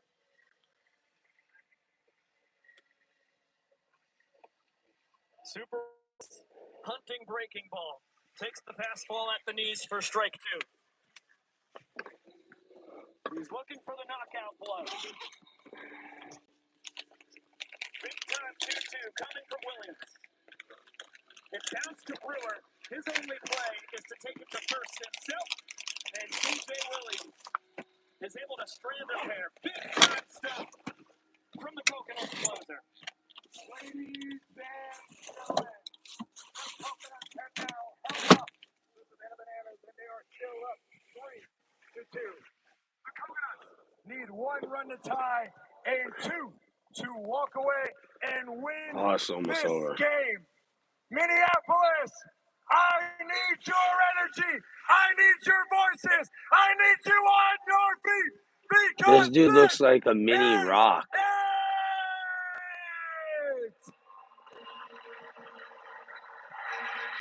He looks like a jacked up version of Bow Wow. What a series it has been. Bananas a 7-2 win Friday night, a 3-2 victory after 2 rounds of showdowns an evening ago. And now 3 outs away from their first 3-game sweep this year, which would also be the first 3-game sweep that the Coconuts have ever suffered. It's a lot easier said than done against this lineup. The Coconuts are keen to a comeback. Something's telling me they've got another one in him. Danny Hosley blew his first save last night. Went from a perfect 11 for 11 to 11 for 12. The Coconuts, on back-to-back nights, have scored against Hosley, and now he's going to have to deal with the top of the lineup. It's Ben Parker, Tanner Allen, Dane Tofflin, the guys you want up when it matters the most against the best arm in the league. It's either going to be a sweep for the Bananas, first ever sweep of the Coconuts, or Loco Beach is going to get some momentum headed to Wilmington, Delaware. Take a look at the save leaders here in the inaugural season of the Banana Ball Championship League. Williams at the top. He's gone I wish I 14 knew what in this a shit row. meant. Hasn't had a save chance this weekend. And then There's Hosley, a lot of teams. 3rd place overall. Yeah, the Bananas, they plan to potentially have Hosley throwing 6 innings in the series. He's at 2 1/3 entering this game. But he's having a tough time, or he's going to have a tough time. This is the top of the Coconuts order at the plate, and Ben Parker has the leadoff single for Loco Beach. Remember last night, bottom of the 9th inning, Tanner Allen led off with a double. If he doubles here, Ben Parker scoring, and we've got a tie game. See how aggressive Danny Hosley wants to attack the hit leader. TA has 3 doubles on the weekend, the last of which came in the first inning today. 2 for 4 this afternoon. He was the golden batter in the bottom of the 8th inning. Loops this one into right. It's down for a knock. Station to station for Parker. The game's tying run into scoring position. The game-winning run on first. There's something a brewing in Minneapolis, Minnesota. Hope you've got your popcorn hot. Twisty straws in your beverages, because Dane Tofflin's coming to the plate. Tanner Allen at first is the winning run, and Tofflin can enter with the swing. Tofflin tied for the team lead with his 6 home runs. A single his last time. 1 for 3 on the afternoon. He demolishes it! Dane Tofflin to left! Come on. Just barely. I thought that was taking a one-way flight right back to Alberta. Big Timber flirts with a game winner. As he lifts this one to straightaway center, Meadows hardly had to move, and Parker will not test the arm of the doctor. Wise choice. Big first out for Hosley. Nonetheless, the Coconuts Comes down to this. This line moving. Jordan Brewer, a guy who is still batting over 300 in the 9th inning of play this season. And mind you, the Coconuts, they are the only team in Banana Ball with a batting average north of 300 in the final inning of play this season. Yanked foul. This matchup was a movie last night. Bottom 9, 2 down. Winning run on second. Jordan Brewer saw 9 pitches before being retired on a fan-caught foul ball. Hosley got the better of him in showdowns with a backwards K. Now he's ahead 0-2 with the Coconuts down to their final 2 outs here in the series. Leaves the fastball up. It makes Brewer 0 for 5 against Hosley this year. There's hit number 1. Racked charging in. Stop sign for Parker. Throw all the way home. It was perfect. That was a fucking throw. They got bases loaded. The tying run 90 feet away. The game-winning run into scoring position. Think back to opening night. Tallahassee, Florida. First home run in the history of Loco Beach. Gideon Antle sparks a ninth-inning comeback for the ages. The Coconut stole it from the firefighters. Slow roller. This will tie the game. Cox is going to first. That was his only play. We're knotted at 3 points apiece. 2 outs in the bottom of the ninth. That's a character plate appearance from Gideon Antle. And that is what he does. The Ant-Man is all smiles for good reason. That's why you put him in the cleanup spot. He cleans things up. Ashby Vining, base of the beach. They're tied. Does he have another moment in him? Ashby Vining, his third game winner of the year. The Coconuts win it 4-3. The face of the beach has done it again. Coconuts and put it in the win column. Coconuts won. Is victorious at Target Field.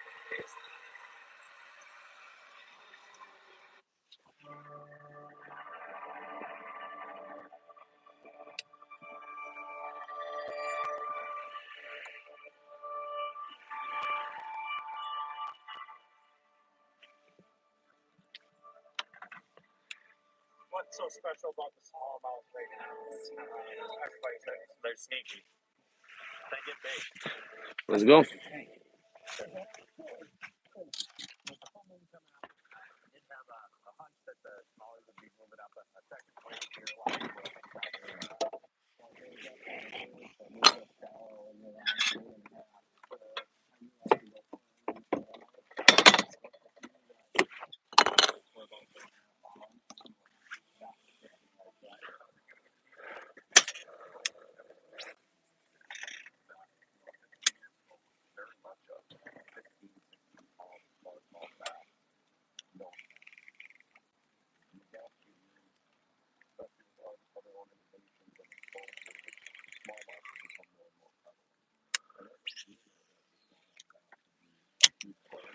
See, I'm seeing this slime on this grass in here.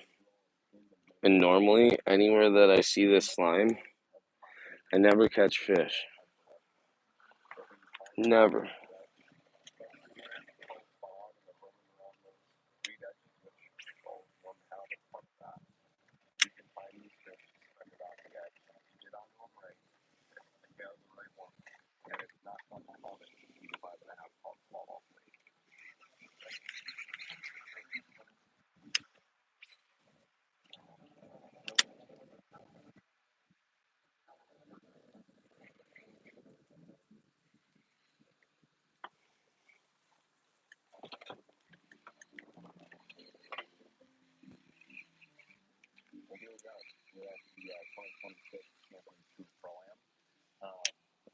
It's the biggest problem we've ever had. We almost had 70 boats. And it makes it so special because the marshals from the Champions Tour, they finally come back into tournament format alongside and this is all about giving back to those amps, those folks throughout the season. So it's a great experience for them.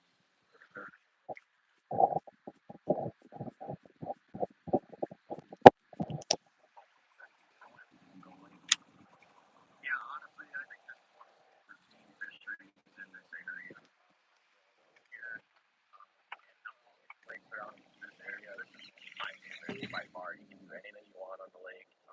Just give $1 million kind of thing. I don't know what the fuck that sound was. So, I mean, I'm super excited to get here. Then you guys know, excited. There's where they would be. Think of just throwing up still truly isn't the best thing for that. So, like,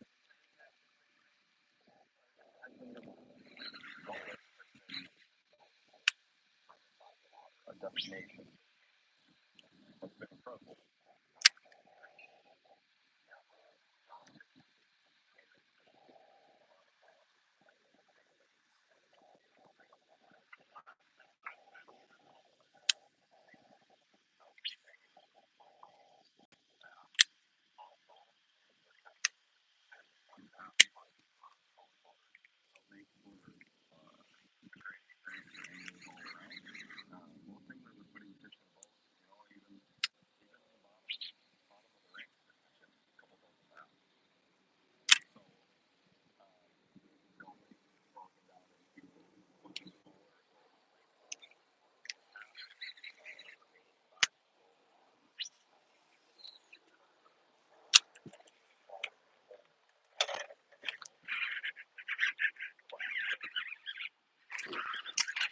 You guys didn't see shit.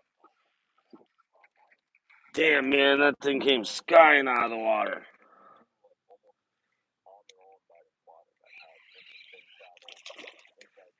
Boat flip you, bitch. I will boat flip you. We needed him. We needed him for today. We needed him. This is the one we needed. Rather this one than some little dink.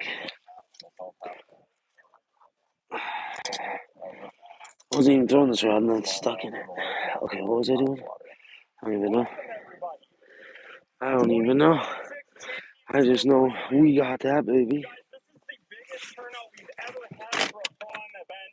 An amateur is going to walk away with a $4,000 $4,000 of that. Came all the way down to 12 places. And to the pros, 15 came down all the way. You guys really contributed, but an individual an out. So did you guys see what I was doing there? Not, because I had the camera pointed down. So I was doing is there's all this laid down grass. I was pitching into each little tiny hole.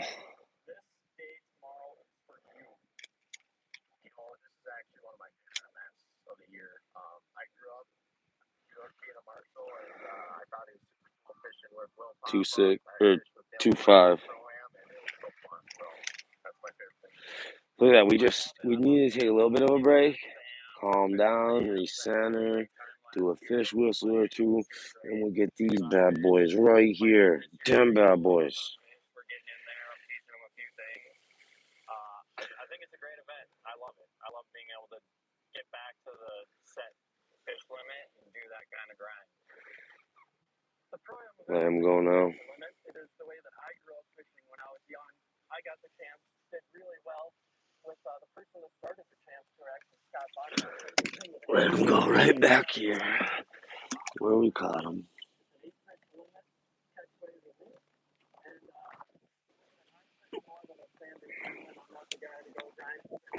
Thousands of them, a couple of 1-pounders, but I will sit out deep just the same way as I did out on Northern, it was you, yeah.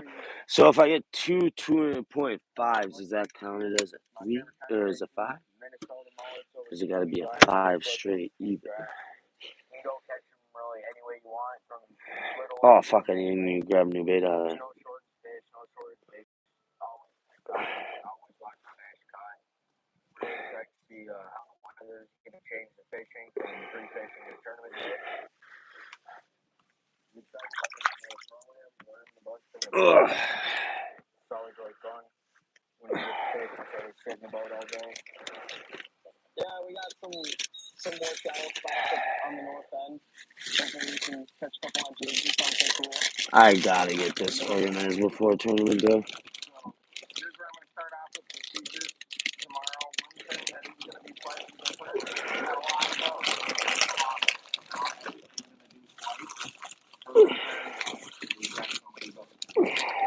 There is no lunch break tomorrow. There is no late split.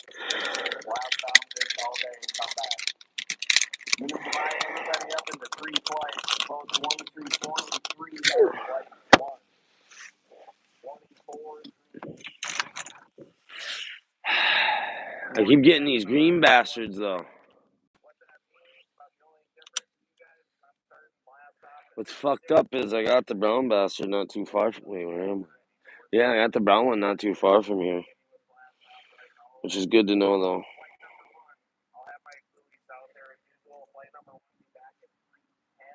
That one must have had it for a minute in the grass because my bobber stop is way up my line.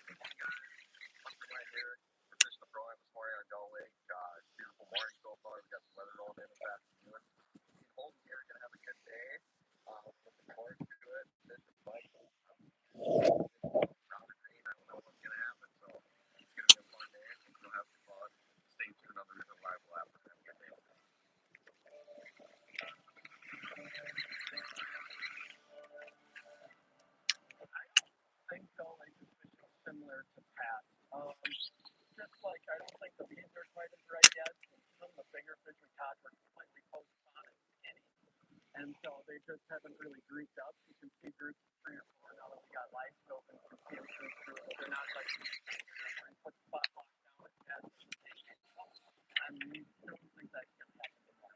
Could be wrong.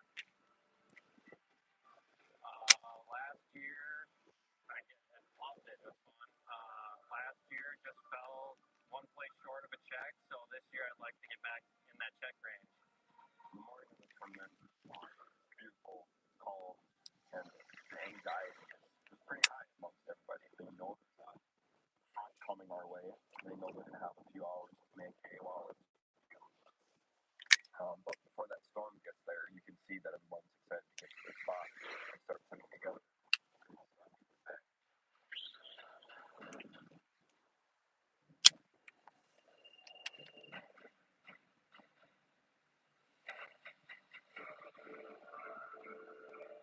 If you guys could see what I see right now, there's a string going probably 50 yards. And every like 5 yards, there's a metal like pipe dish on a string going down. It must be to keep birds away or something. But like it is fucking crazy. Nut job. Listen, you cock fucks, you keep on making me think I hear a fish. I see him out there.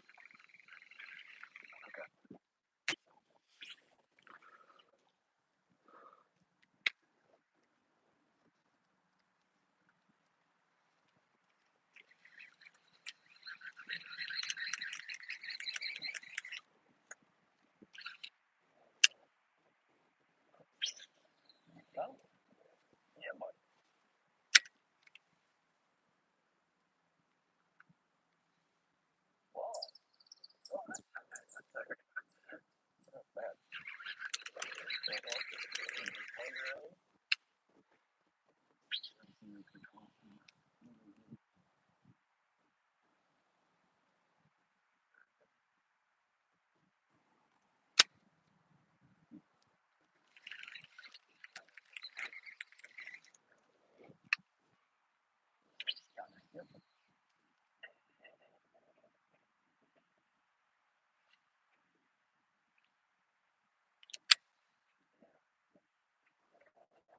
like they haven't reacted to my thing.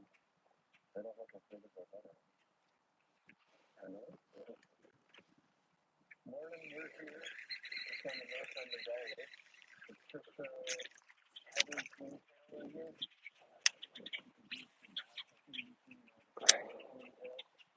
There's some patches. You can see them on the live scope and perspectives right now. Some of them are big ones, but they're all big right now.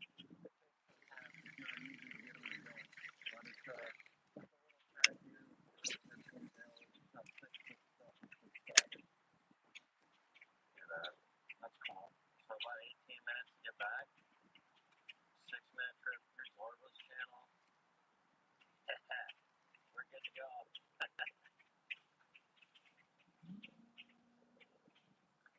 don't know. Do this. Let's do this. God, buddy, I'm about to get up.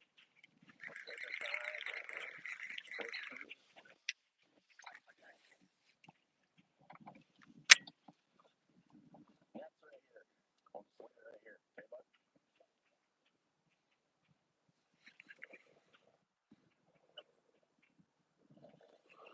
Seems like you gotta cover a lot of dots to get a big one, but these are only this one here. It's usually Those must be bluegill. That's a big bluegill, man. Staying right off the tip of this dock.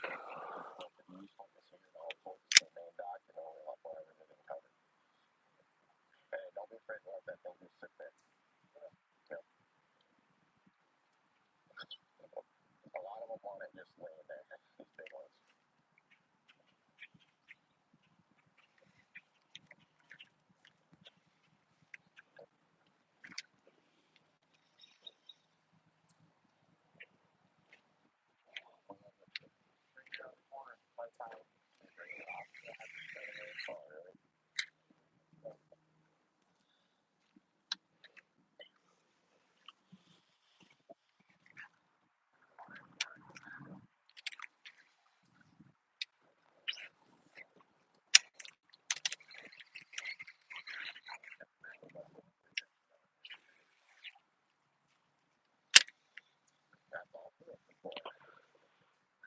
There's still one good one right off that dock, man.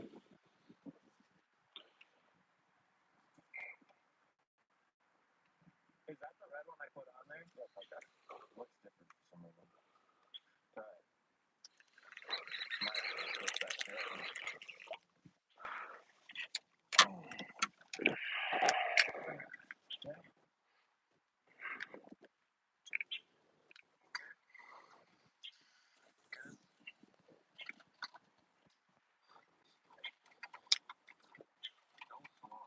All right. That last one bit like really slow. I really slowed that. That first one, yeah. So I think that's also why I started slowing it down. Little light taps, not the whole big ones like we were before.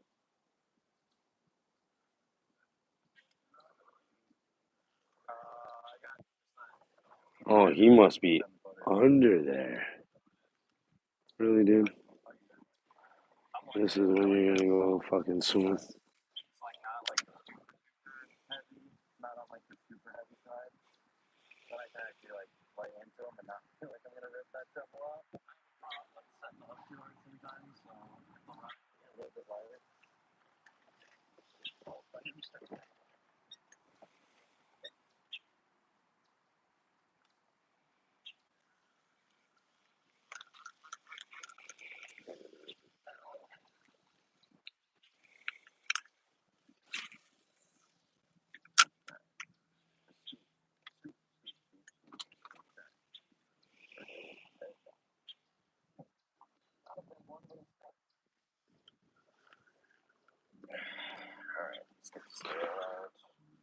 Montano, what's up? Bass.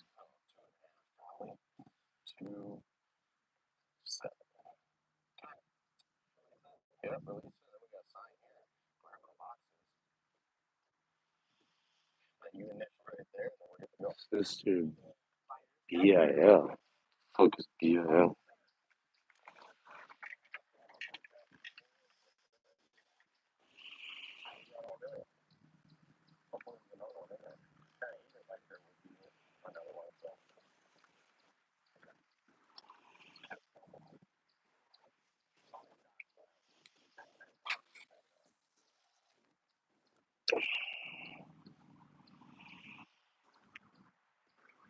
Alright, let's roll.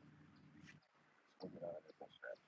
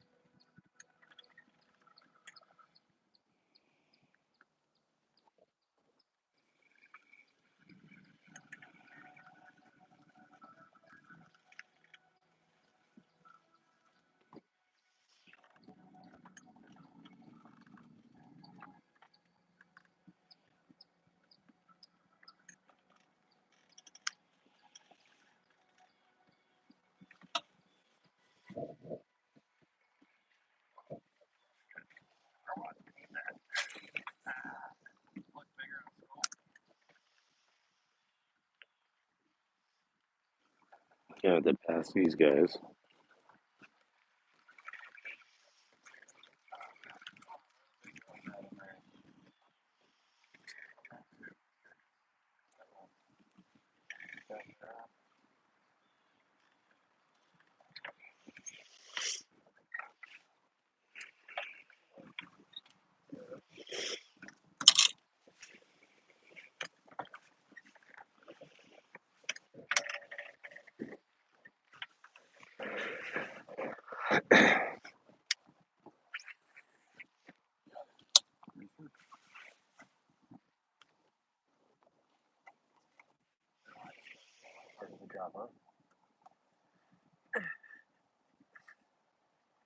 Oh, I shut that off. I'm listening to oh, that fucking fish.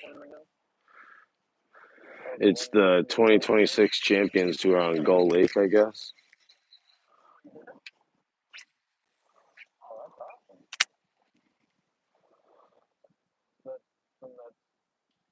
That I try not fishing my boat too much the week before a tournament, but I will be going out once or twice this week. I'll definitely let you know.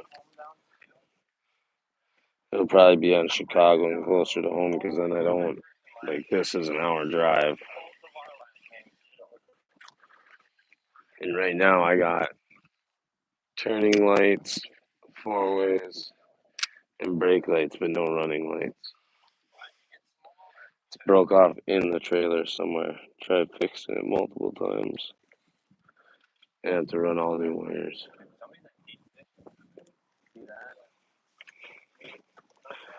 I skipped this guy's dock. He's on it.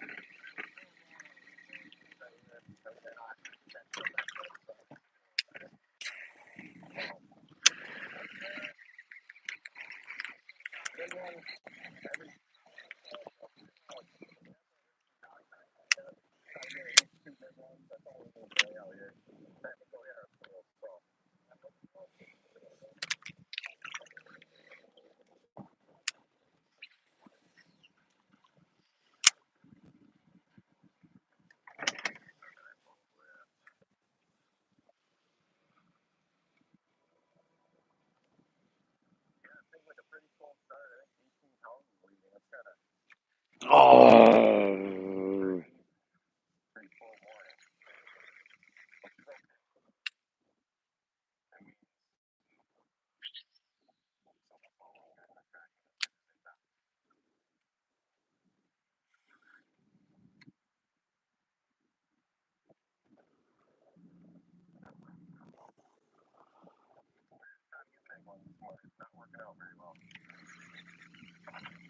I should switch to my jig. I really should.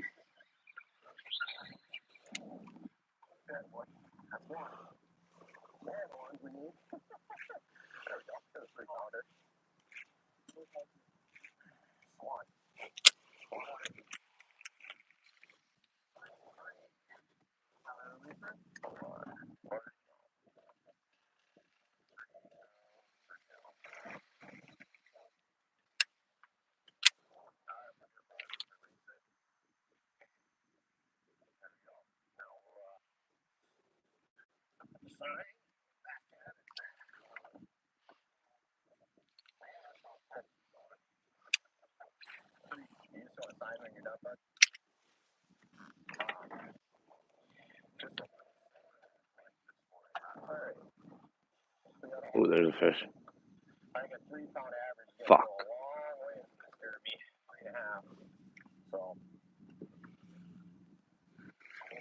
Damn it. Could have been a gill.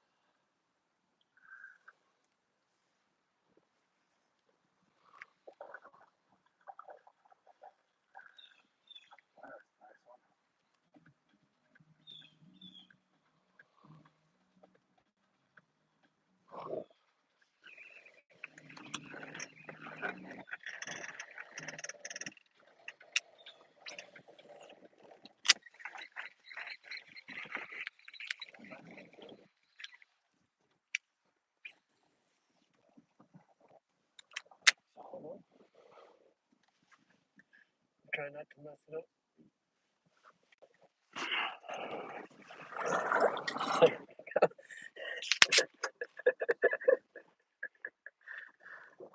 What am I doing today, huh? Cool. 114. Cool.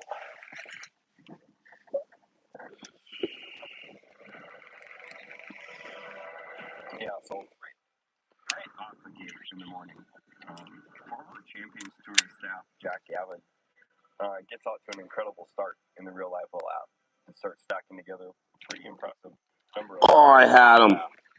And behind him, our most recent regular season winner, Aaron Teal, jumps onto the leaderboard, followed by Brian Banks. He ain't gonna bite that again.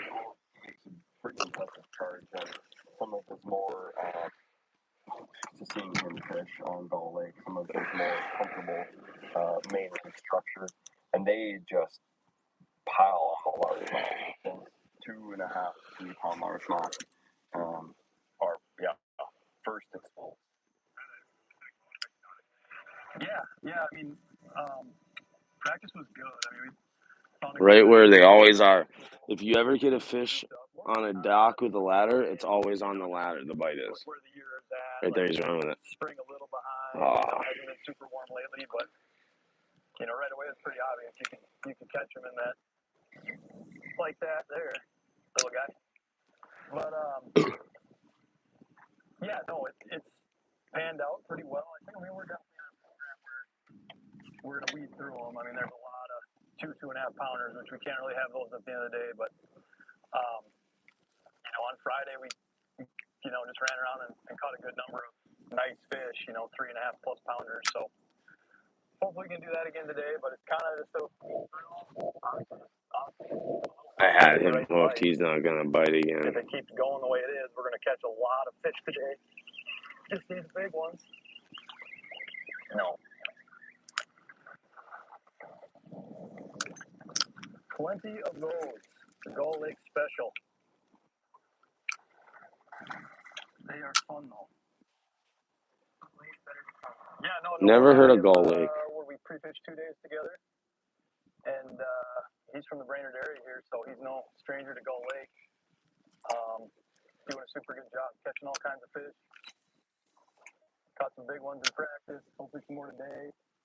He was spanking them on our first spot. So we got a good am, that's for sure. That's for sure.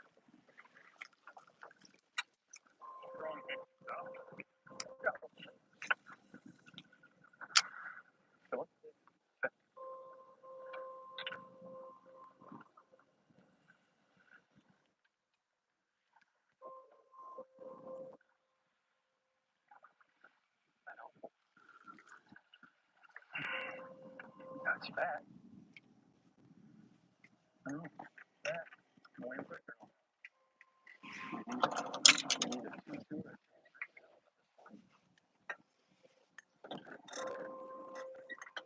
Oh, yeah. Hey, you had one living on your dock. Yeah, I lost one right there. Tournament out here next weekend. Yeah, I run the Bass Club out of Crystal Falls there.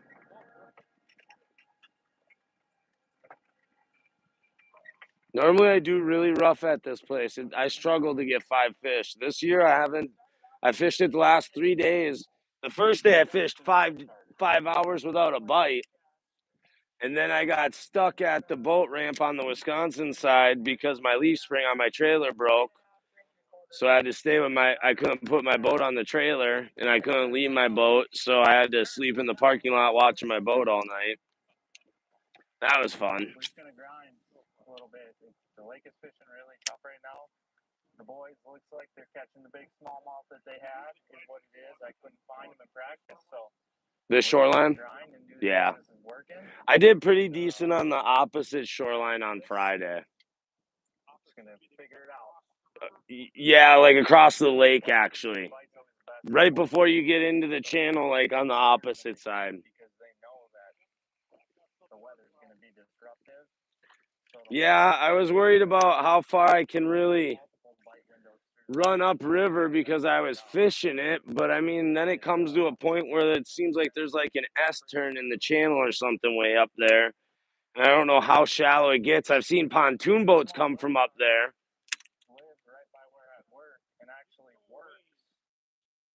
That's what my graph shows. What are the odds of that? And he's a phenomenal fisherman, so it's been awesome to have him in the rig. Has a bunch of submerged rocks that are maybe a foot or two below the surface. Now you can see the ripple of the water. Only thing that I did know of, I spent. Yeah, I'm guessing that's where a lot of the smallmouth are at too. James Chapman is leading, I believe. Smallmouth, I imagine. But there's not a ton of them in here, and I don't know. I just didn't really find any, so I gave up on it.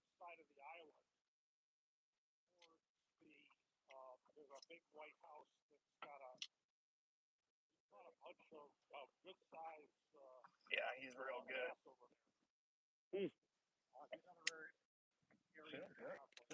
Yeah, I'll definitely have to check it out. I was thinking about running. Like I said, I fished a singles tournament out here at the beginning of the season, and I ran way up to the point where there's the wood in the channel, and then all the houses on the right-hand side there. Yeah, I went up a little past that the other day, and then it's the first time I've ever looked at the chart on this new graph that I got, and it kept on having a bunch of red check marks saying obstruction, obstruction, obstruction all over. So I don't know what it's marking up there, but I didn't really see much. On the Minnesota mullet, Northland. We're getting a few on this thing, and typically they're a little bigger bites, trying to. Yeah, just don't run on plane. Is there? I was hoping to find a bunch of gravel and figure out where the smallmouth are in here. I got a 312 yesterday for a smallie, but that was pretty much right out. 7th place with 21.5. Chappie is smashing him with 29 pounds. Yeah. So the real secret then is revealed by James Chapman, who I'd argue is one of the better smallmouth early season smallmouth fishermen that we have. No. And the stuff that is gravel is out of water right now because it's so low.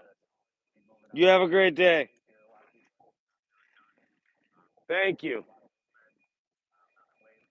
Probably just finished up about a week ago, I would say. See some just on the very end of this block. But another wave with this full moon coming up.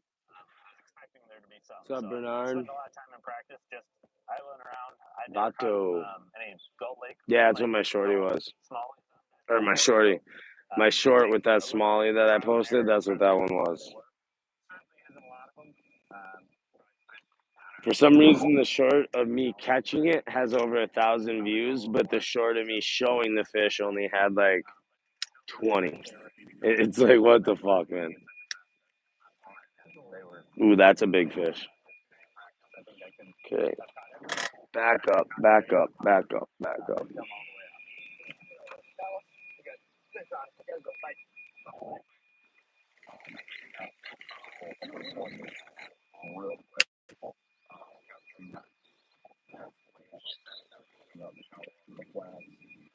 Some of them letting fish, some of them roaming.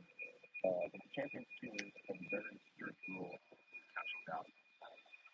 If you're targeting redfish, especially a small and bulk format, fish format, you catch that fish on the bed, it's noted, you move on, you can never go back and fish that bed and then have to quit. Same with regular season, because it's in numbers, every fish counts, you can't go back around the bed. So, early in the morning,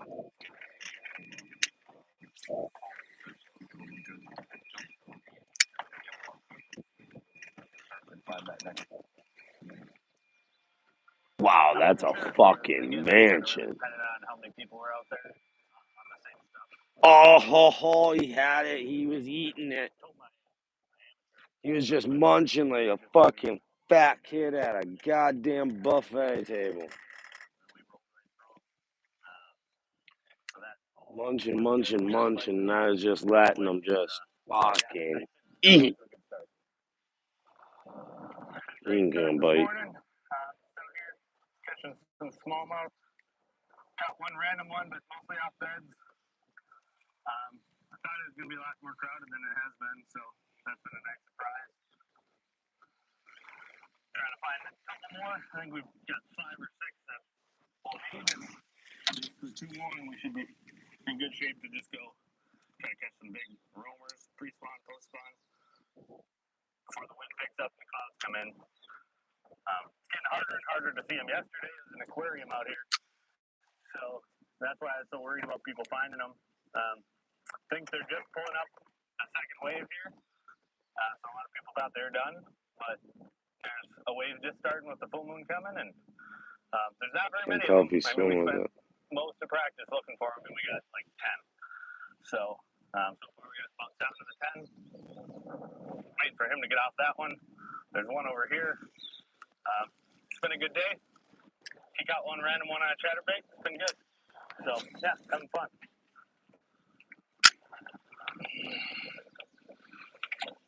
Not very flattering angles. There was 2. Ooh, there's a bite. One of them. There's 2 beds, about 10, 15 feet apart. The beds are just really tricky to see, especially with these weeds blowing in.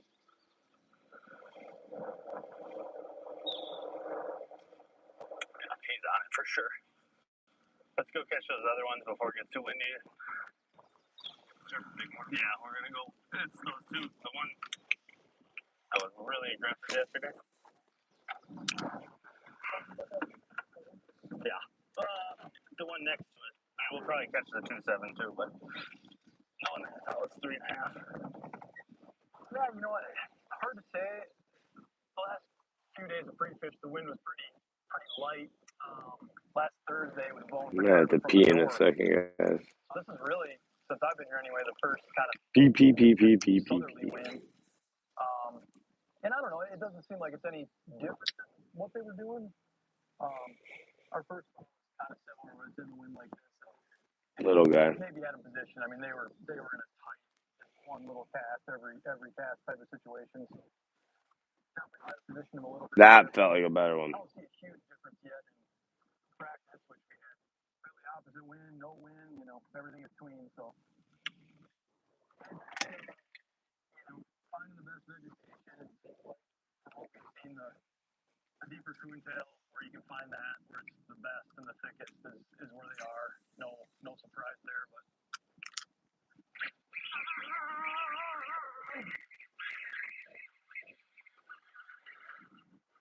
Feels okay.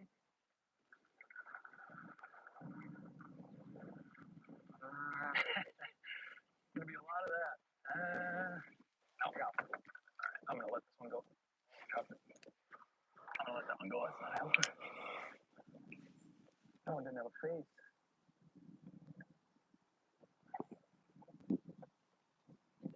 We got one new one and then the smaller one we have. We got a couple of smaller ones over there. At least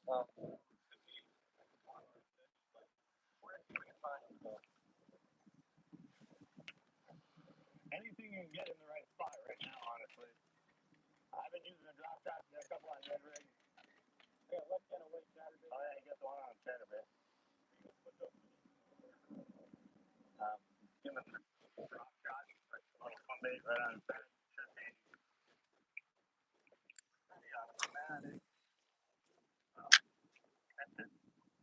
This one I don't think is very big. I think this one's like just shy of 3, but that'll finish off our limit. And then there's one more over there that we didn't catch at practice at all.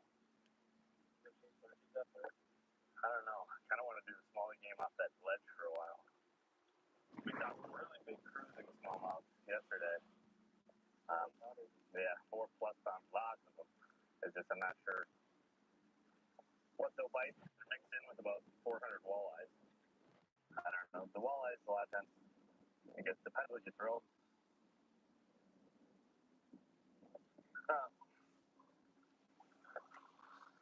The walleyes a lot of times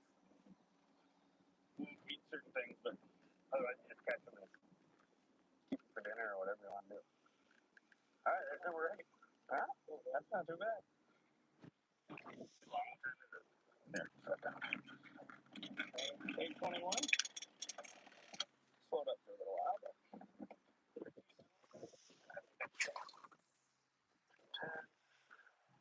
sounding good. Oh, that fight is bigger than I thought. Okay.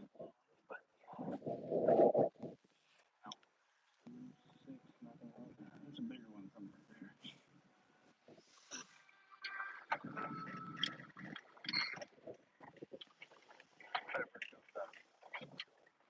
In a yard. I got it on. Heck yeah.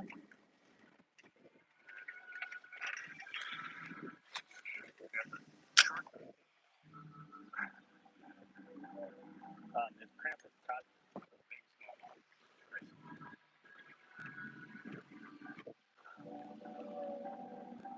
Alright, now we're having fun.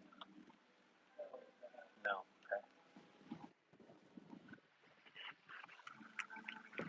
Yeah, definitely going into it. I was thinking right around 29 to 30 pounds was going to be the winning weight.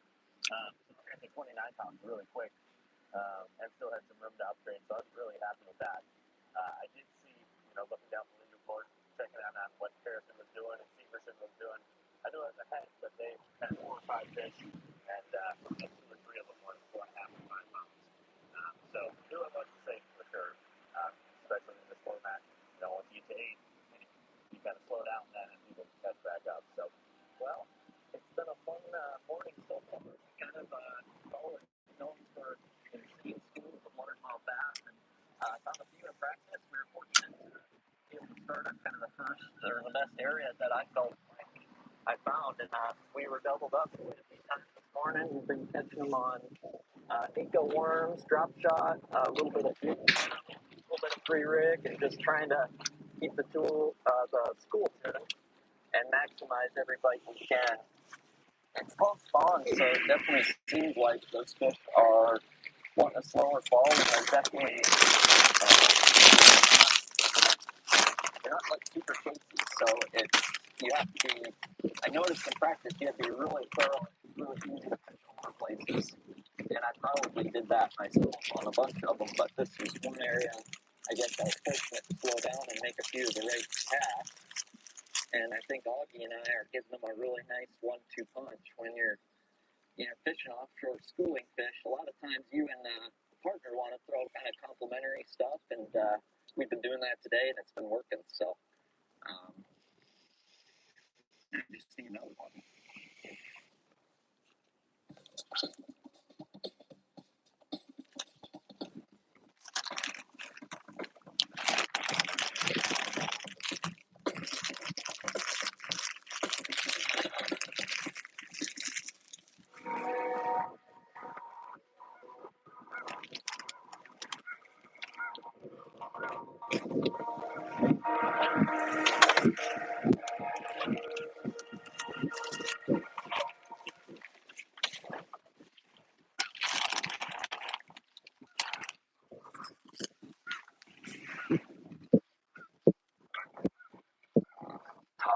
I thought, you go through stuff like this, catch a 3.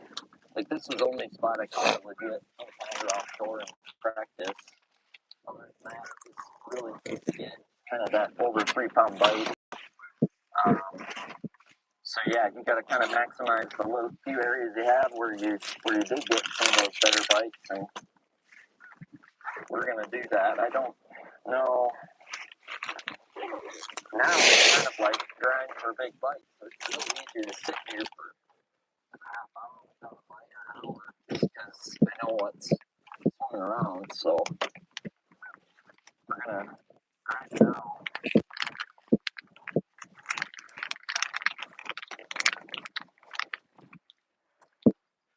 Starting to hide a little bit better. The key this week was that inside lead edge on the flats. There definitely didn't seem to be grouped up on that outside edge or even on mid-range on the flats. I had a tough time getting going, and they definitely seem to be relating to kind of that inside edge more so than that outside edge. So I would say that's probably the biggest clue I picked up in practice, and I kind of just started scratching off anything that was over 15 foot water because it just didn't seem to be as consistent. Or there's a couple spots we might hit today like that, but overall, with this cool weather, I mean it's still June, so it's tough to say for sure.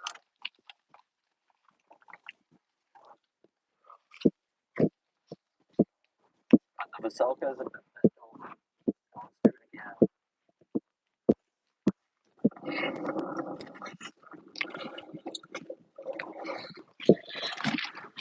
So we just had this happen in a tournament out in Minnetonka, where the biggest one that I had in practice was getting so much pressure that it ended up moving its bed like 15 yards away. And everybody sat there to fish the old bed, and he moved back up. He just moved his bed away. It doesn't look like that's the key.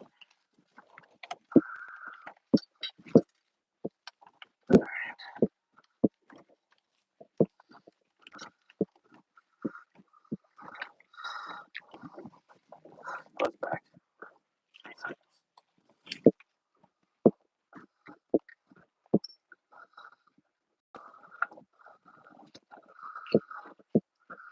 Gosh darn it.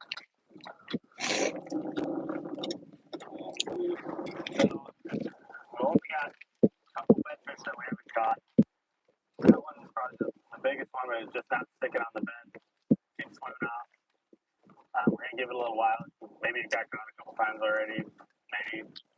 I don't know. I'm not sure what's going on, but he's definitely there. He definitely needs help. But now we're going to one that was a fry ball fish. I think is on fry. If it wasn't on fry, it was just starting to build a bed. That should be a pretty good one. And then we'll go smallie fishing on drop out here that had a whole bunch of them cruising. So we'll see. Looks like Jimmy maybe just caught that one, which would suck. But control, you can control, right? Yep. I'd say because of this format, as far as not needing to worry about points or there's no qualifying for the TLC or points involved, that kind of boom or bust. But bust is not really the end of the world. We're all here really trying to get that $15,000 first place. So I wasn't too worried about that. It was either going to work or not, but that was kind of my plan with all along. Am I forgetting anything? Am I forgetting any of them?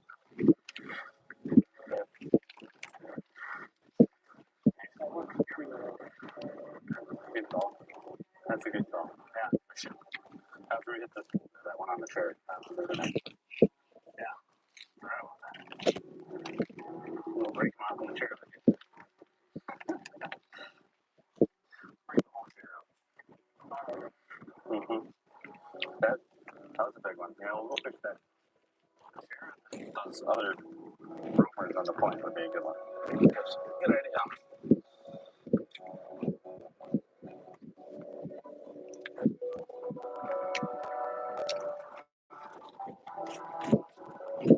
I got one.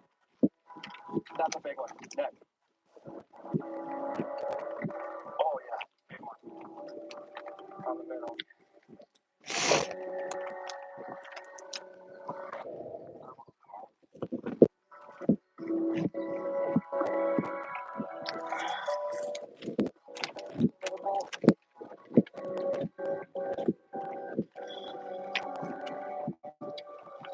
Nice. Give me 12. I think so.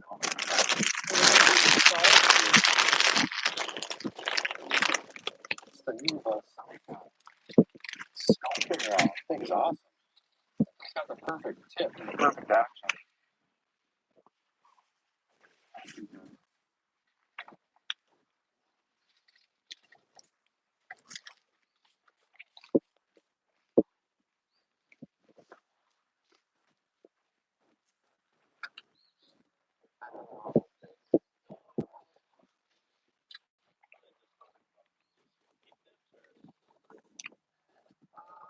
one good clump of grass here. They don't get grass like that.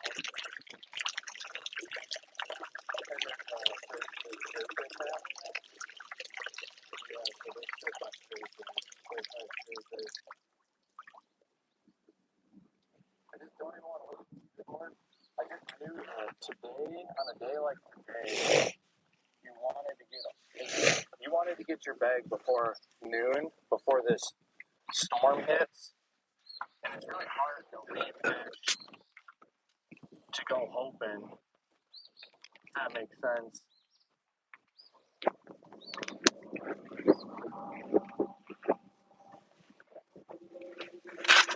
They're biting and we got 3 of the right ones. It's just, I know that there's more down there. It's just gonna have to grind it out. I knew that this tournament was gonna be a grind. Practice was so tough. So tough.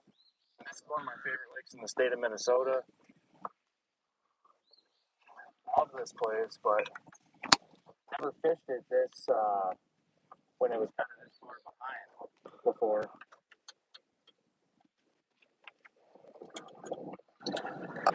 We're in first. We're 3 pounds above second. Teal. So, okay. Can you see what Harrison is in? What he has for fish? Read off what he has. Just too small for a quarter. Oh, you know that is 5 though. 412 and a 415 and a 4. He's definitely the hard one. Only got 5 fish. You got 2 on with 5 on it. It wouldn't be a smallmouth event without Big Time Charlie and Harrison Nelson, our rookie from Northern Wisconsin, at the top of the leaderboard. They are smallmouth, and when you go live well out, you know, they're not displayed at the top of the leaderboard, but they've only caught a few fish, and their average is substantially larger than the rest of the field. So as they continue to put the puzzle together and stack their bag, they're jumping leaps and bounds as they have 3 or 4 fish left to fish in their bag. When they get up to that 6 and 7 fish, you can really tell who's going to have a great lead once that fish is in the boat. It becomes a race to who's going to catch the smallmouth guys on Gull Lake. And now they're looking for it. You know, all practice. And not find that many, and then finally that last day practice was like that. You can see so good. And there were a few possibilities, but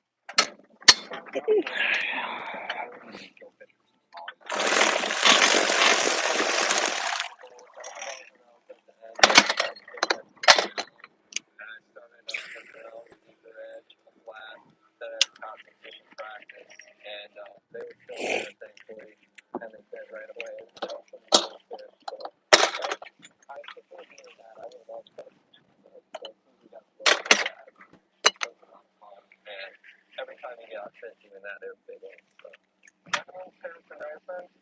got Jake back here.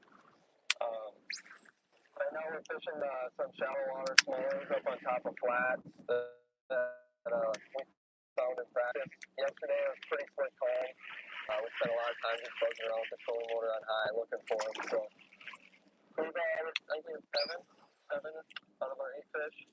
We're hoping to add this one here to our bag. So I guess we'll see how it goes. They're being pretty thin. The ones this morning been pretty good, but now they're being a little bit more finicky. So I'm a rookie this year. I qualified in the Cronus event last September. I took second behind. And he's actually my partner. So I've been in the tournament my entire life. To get third or get second behind him was pretty cool. And doing that event, we qualified both together, and that's good. He taught me everything I know about smallmouth fishing, and we fish together all the time back home. So it's pretty clear to me for qualifying with things.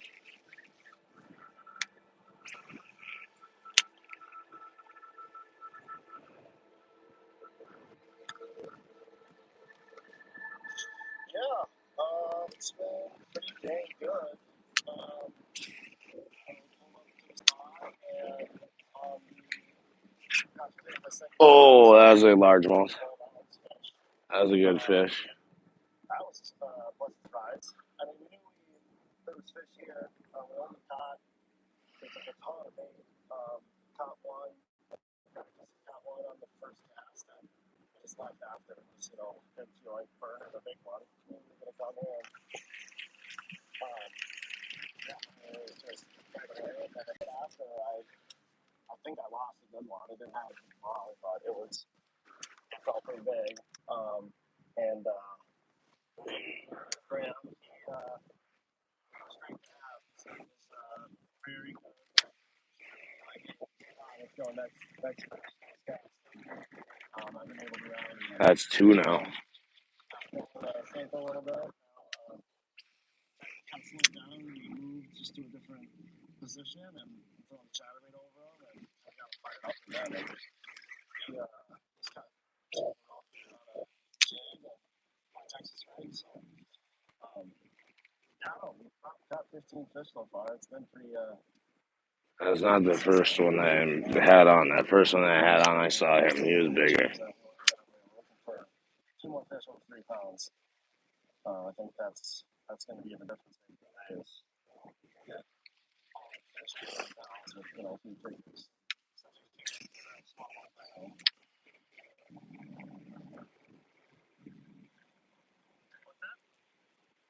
There's a bed that's on a sunken, looks like a metal chair. Yeah, that's literally a sunken chair. Ooh, that was a big wave. Wasn't real locked on at practice.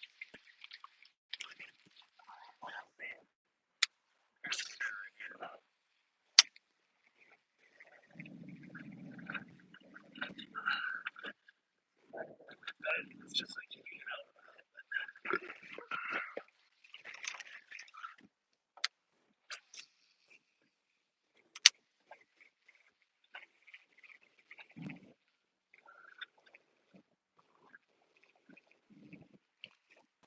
There's another one. Remember what Best Dress paid? That one, I saw that one.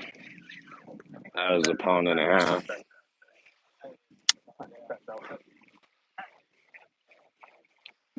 Definitely something.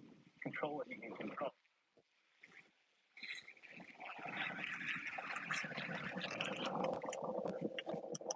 Nobody else looks the same. Gray shirt.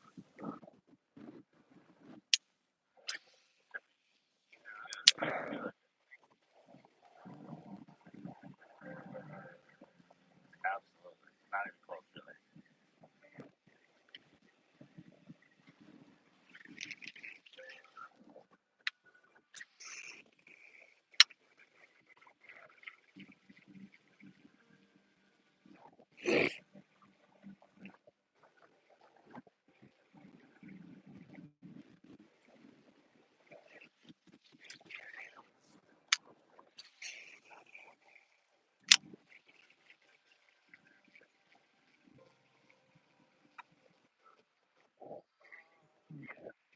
Yes, it is. Oh, yep. I need it. Skelly, what's up, my guy? What you doing? I just had like 4 fish all in this area bite. I'm really trying not to catch any of them. I want to beat them up the week before a tournament, but I need to see if I miss them on top water, if they'll hit on something else. That's what you come to Gull Lake for.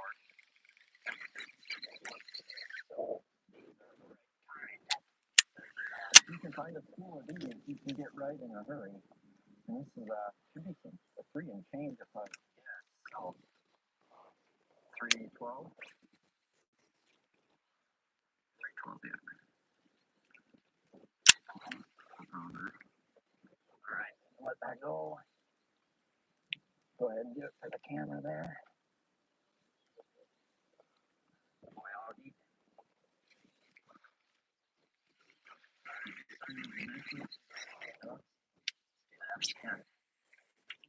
Yeah, buddy. Okay, mid-morning update. by Loselka Fishing and Customs. Well, this morning, Total Chamber of Commerce morning, it was absolutely stunningly beautiful, light winds and sunny, but Mother Nature said she's had enough of that for us. There's some real bad, potentially bad weather coming in that might show up around noon. So we'll watch that. Big small.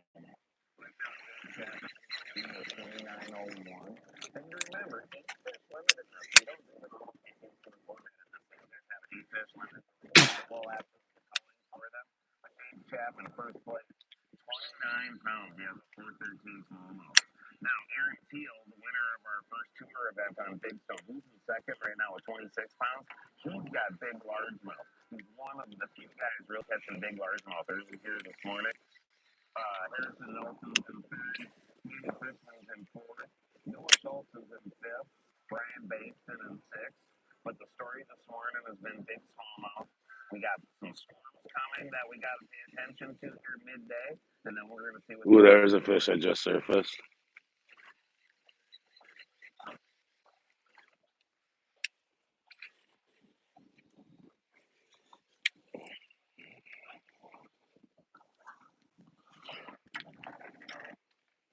A little bit ago, we actually doubled up on a key near 12, and then I mean, it was just big and net his, and we're going net mine with his fishing it, and it comes out. It's giant. Nice. I saw it was a long fish, and he had a better month, and he didn't say it was a pike, so when he said it wasn't a pike, I thought for sure that might be a good one. Come on.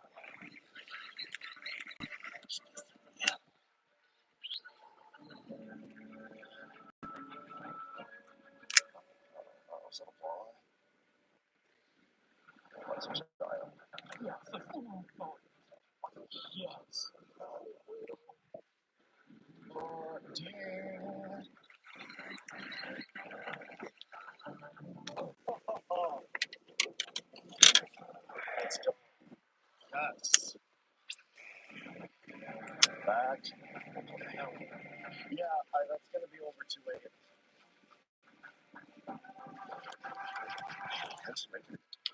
Right. Thank you.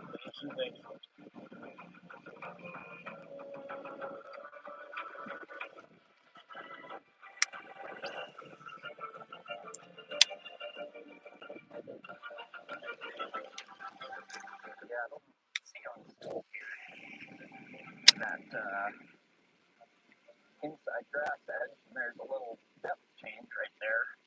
And yeah, that's kind of been the key. I mean, you've got all this grass expansiveness out here.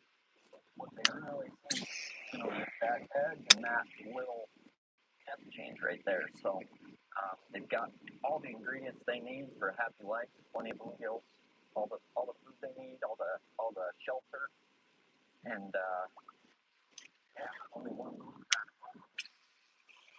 We're smoking our meat now. You gotta slow down. You know the bite. And we caught a lot back here, so There's another one. we really gotta slow down. We've been calling it still eat sandwich. We haven't eaten sandwiches. You're eating a sandwich. So you stay focused in these deals. You pay attention to your rod, but like after now There's another one. almost maybe better not pay attention to your Oh, rod. I had to catch him.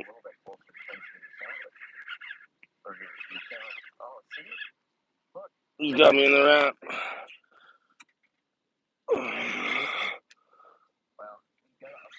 I think he's still on. It's a big ass pike. That's why he's not freaking out.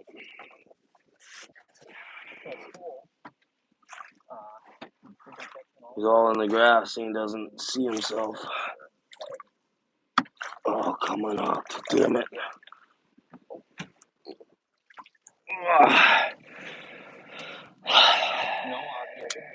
Of course, the one fish that I get to stay pegged on the grass.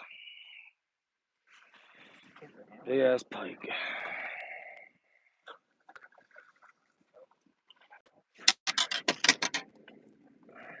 think they should. We got a jolt.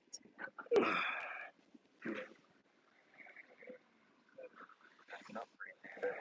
And it's going post-spawn, so I mean, I don't know if it'll catch James, but every ounce helps today.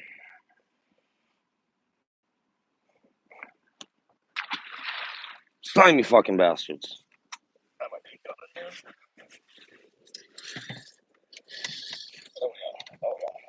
Got it. It's how it is. Yes. Of course, as we're talking about that.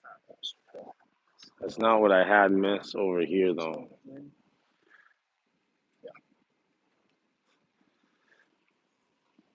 And Turner give me it, or give it. Just yeah, I'm putting Thanks, cuz. No way. spend a little bit of time over there. I've been a couple times. I really enjoy the right in that area, so it'll be really fun playing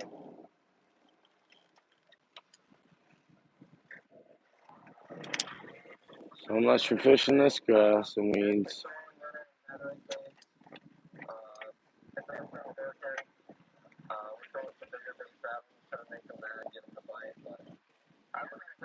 I had a fish blow up on me right here. I was getting ready to cast that.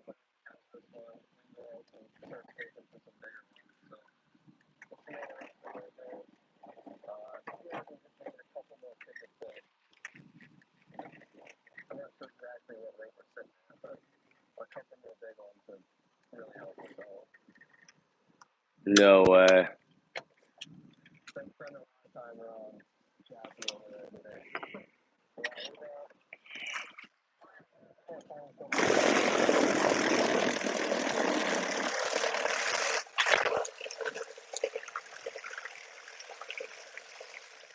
He's definitely one of the best in the state at doing that, so.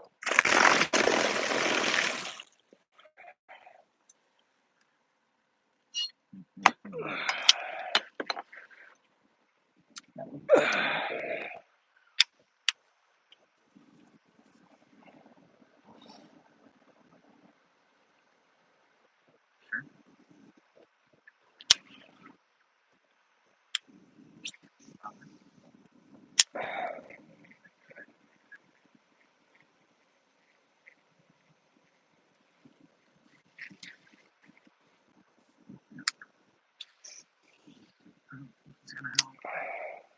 Jump, hold that up to the camera. Holds it home. Next is here, next is here. Comes here, awesome.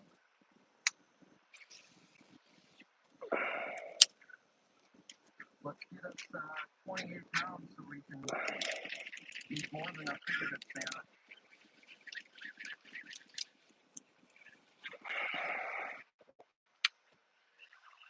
Yeah. He's got what, 28? We got 27. But he catches his 8th one.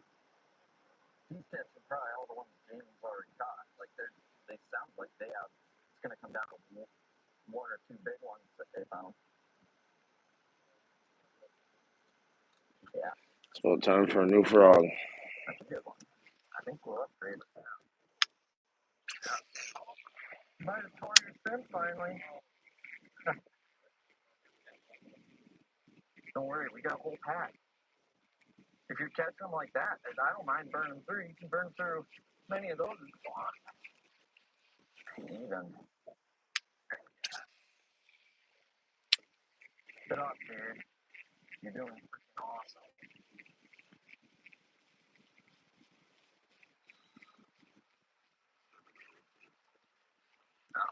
I mean, doing plenty of heavy lifting too. What's that? Well, thank you. And you reminded me your initials.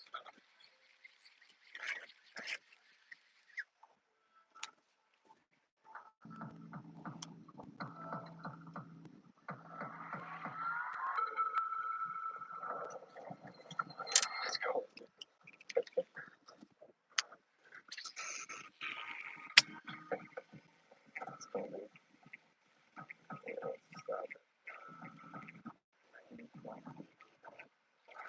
bad. I gotta get back.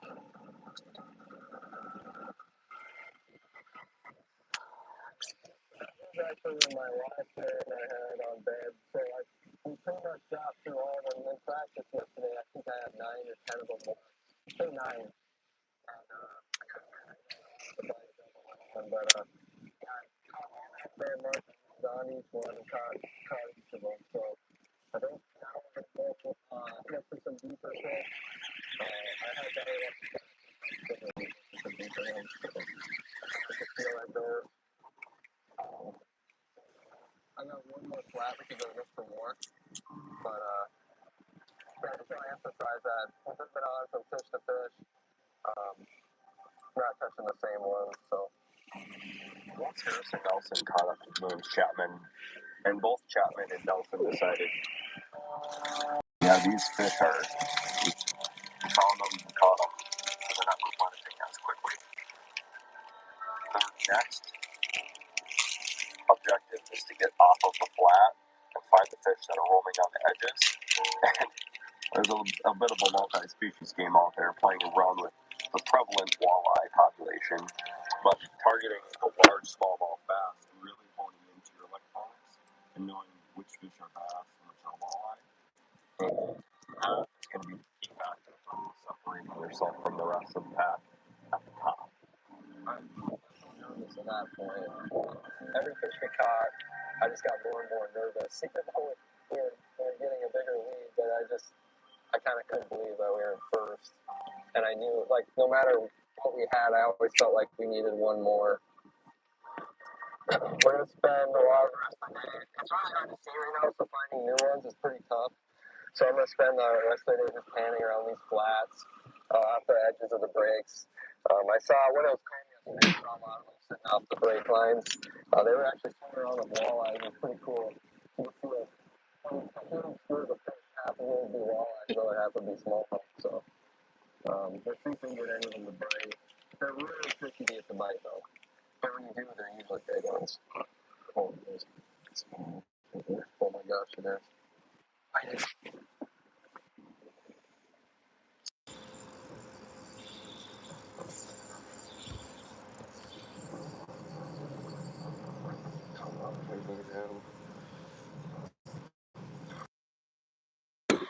Let's go. Oh my gosh, I'm getting nervous right now. Let's see.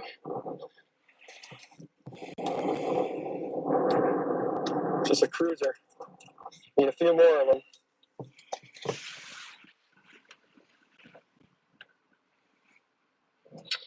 Yeah, so we got through all of our bed fish. I'd caught all the ones I'd found, so now I'm now looking around the edges for some post pond fish. Typically, right now, I found these fish are even bigger. Like that one right there was almost a 4 1/4. So I'm just gonna keep scanning around, hopefully to pick up a few more of them. That fish, I believe we were, I don't know, were we?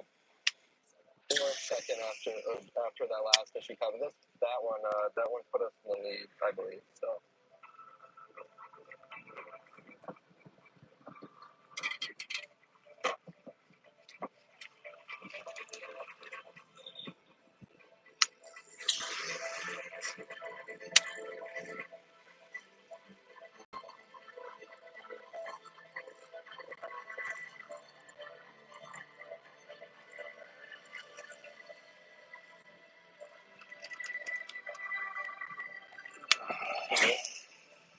Is that all? All right.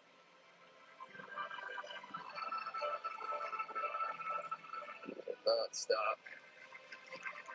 Good job, dude. Good job, dude.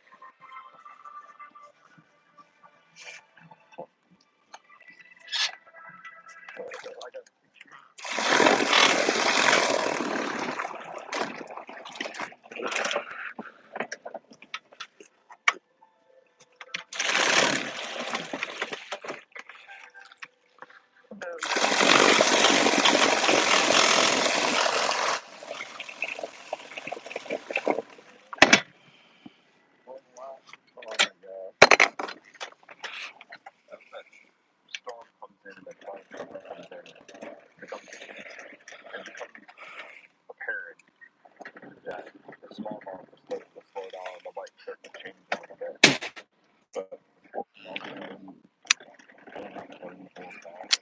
The majority because the highlight is pretty much talking about 20 question very much is. If anybody comes out and also Yeah, you picked a good time to come when the wind starts kicking out. I don't know. I don't think so. We caught a ton size like this, but it doesn't really do you much good whenever you catch them close on down one, you know.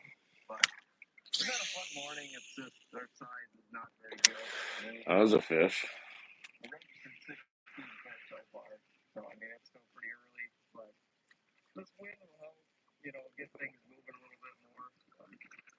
Yeah, another 1.5, 1.8, but yeah, we're just looking for a bigger bite, and hopefully this wind and weather starts helping a little bit more. So yeah, we'll see what happens. Alright, we're sitting like 23rd place. We need some big bites here. Got some work to do, but we got some pretty good calls coming in. Looks like some rain or maybe a little storm, but we're in good shape. We got the cat 5 rain suit out. That's it. Got the jacket on standby. Got the good dog. We'll be all right. So hopefully it brings some big bites with this weather for us. A lot of decent ones, but nothing like. Got it?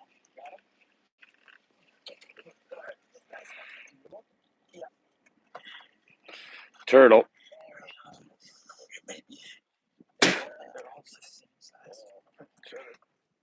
Yeah, we gotta be what, over 2-3 is it? Or 2-2s are small? I think it's 2-2. Barely, I didn't know. He's on there? Yeah.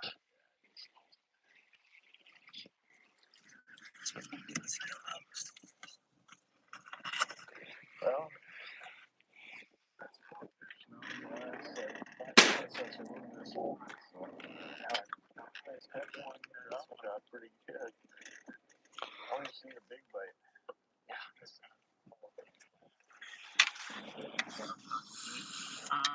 Yeah, like, I always like throwing a jig out here, especially to get bigger bites. We started the day though pretty shallow, hitting docks, and I found a handful of pretty good fish on docks, and I wanted to try to capitalize on them before guys hit them right away and see if they were there in the morning. There's a few there, but we just didn't get any real big ones, so now we kind of switched gears and getting out here on the weed line, trying to get a school fired up, and really put some weight in the boat. We need to, catch a lot of big ones quick, and this is the way to do it out here.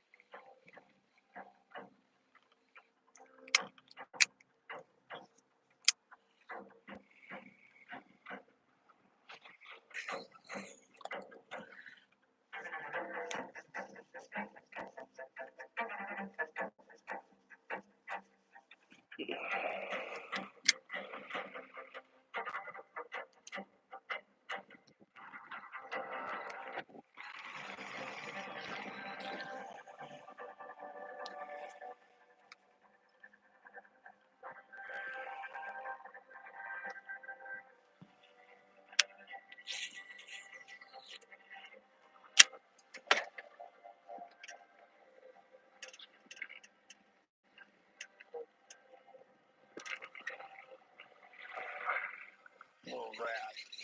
That's all we've been catching. Rats. But who knows? One time we set the hook, it might be a 4-pounder.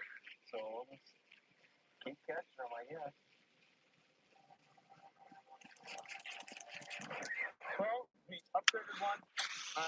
So we got 1, 2, 9 left here, a small one now that we got to get rid of. Harrison's really catching them. We got storms rolling in.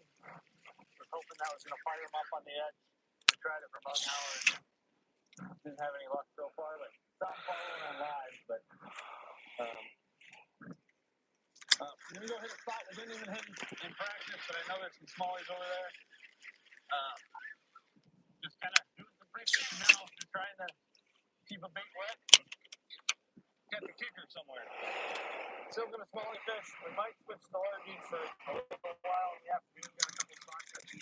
They got two of the fish, but there's tough to catch big ones. So with the way we've got, it's kind of tricky to call. Fuck is happening here? Fish right now with a smallmouth, but we'll see what we can do. We still got 4.5 hours.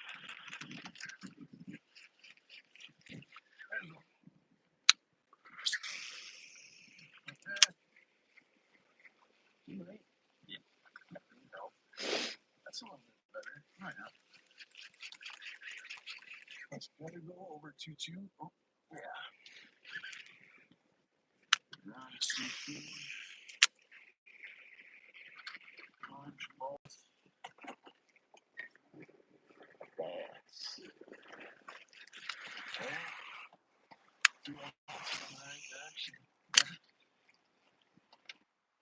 Time to suit up. Yeah, we'll be good in the Cat 5. We got the cuffs, keep the water out. We got 3-point hoodie. Love the zippers on this thing. We got my snips handy.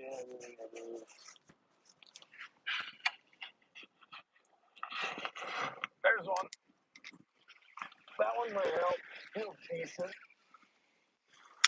Oh, I think you got me in the weeds. Still on there. Nope, too small. They get you in that grass and they feel good. Yeah. Hopefully there's more and bigger. Oh, all right. Maybe. Oh, yeah. Oh. Nice. Best one of the day right there. 2-11. All right. We need a bunch more like that. Oh, custom made. Sneaky little trailer for a mop. And it'll pour me up too. And Grayson's like my favorite trailer now. But go check them out. He's right in Minnetonka area. Cheap meats. But they work good though. All right, we're back here with our midday update.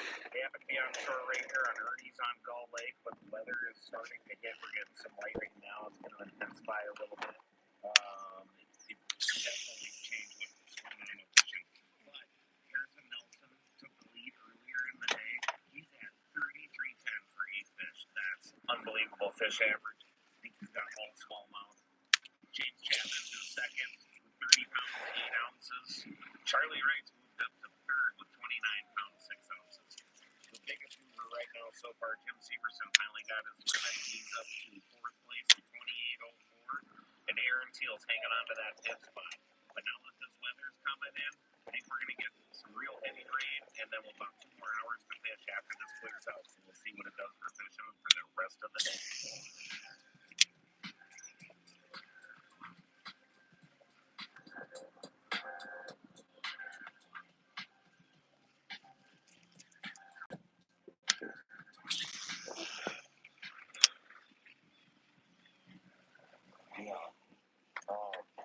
That rain comes. That rain. Oh, man. It dumps. The weather was all over the place. Wind was switching directions. It was actually really nice this morning. And then it started raining. Just solid sheets. Now, Hold on. weather. Just everybody for the majority of the field.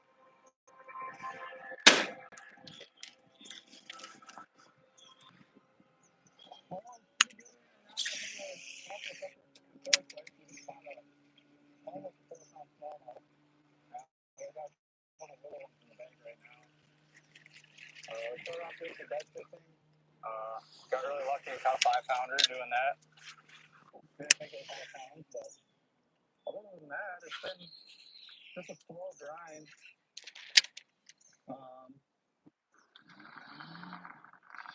We're sitting in a good spot right now. I mean, we're just looking for 1 or 2, like 4 or 5 pounders, maybe 6. I don't know. The giants are good. And the rain just started, so I'd say change some things. But, you know, with smallie fishing,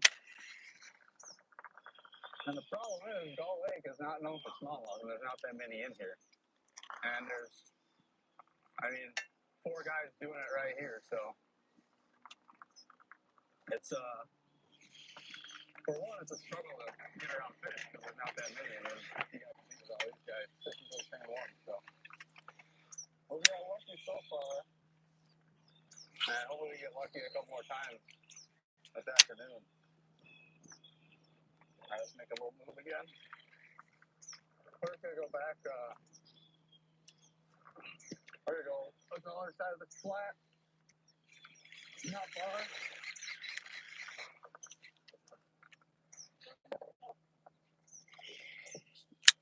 It seems like it was always kind of hard to bottom when it's cloudy and rainy, so it's hard to see them, but they're down there somewhere. It's gonna find.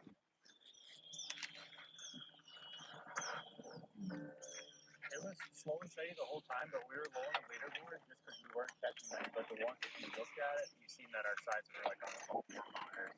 So we were in like 80-some plays, but we had 4 fish and they were all forward, so we were like 30-something. So it looked terrible. So we just kind of snuck up there real today. And it was tempting just to go start on a largemouth spot just to get your full limit, but I was like, if we're going to catch the limit, we can all day long. We're not getting many baits. Like new guy coming into this. Oh, I got somebody else's line. That's what it was. Last 2 4-pounders, which should put us in the lead right now. I genuinely don't know how many more bites we're going to get because this weather has pushed a lot of fish off this flat. And there really wasn't many to begin with, but they're all better than average sized fish. So I'm just committing to this because it's the only way to win right now. And in my eyes, because the largemouth fishing decision goes with the weeds not being up, they're too spread out. It's really slow and steady though. Like I said, we've only caught 10 fish all day. 2 4-pounders got off at the boat. Try to make up for that, but it's gonna be real tough.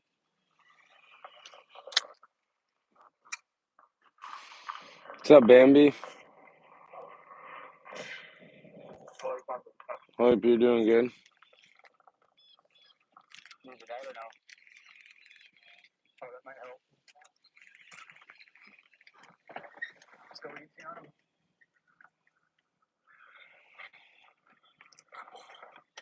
What is going on with this bait?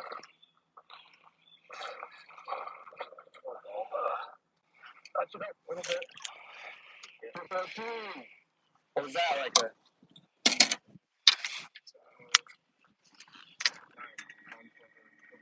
I think that might put us perfectly. With the minus 9s, you're fine. The 4-pounders that jump out.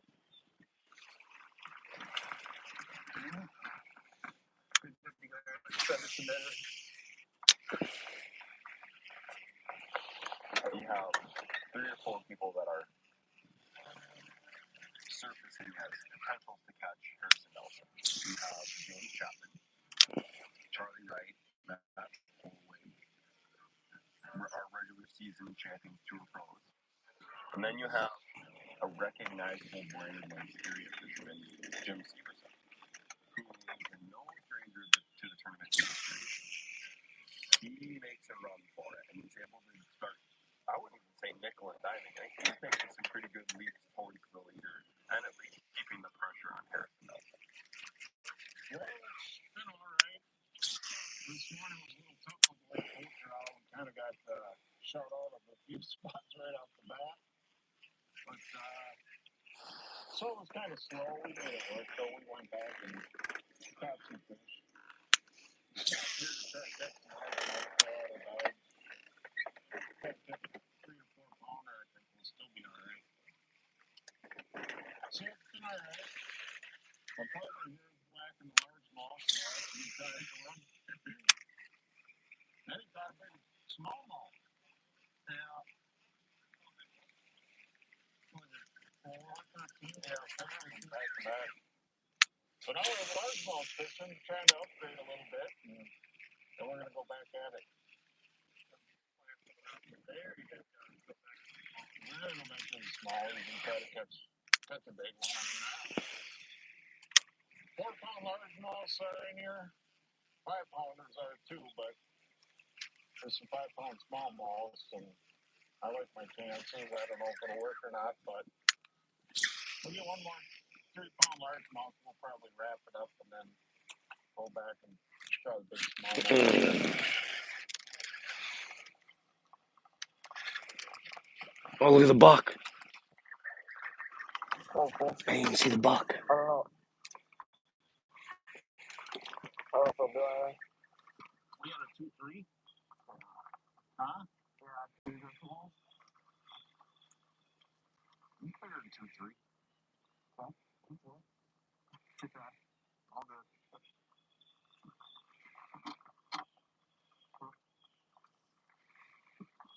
Good job, Ben. Wah. Half the phone almost.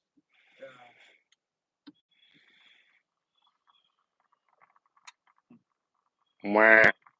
Is he already out of velvet? He is? You already dropped your velvet, big guy? Nice. Let's go. There we go.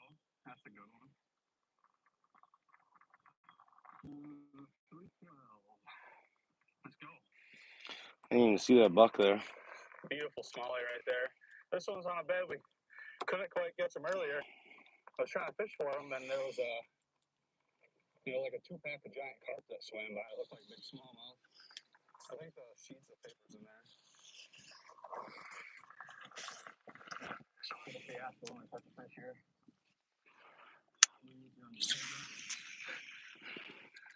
It's just me fishing. Just trying to catch a big one. You let me do that? I just missed one here.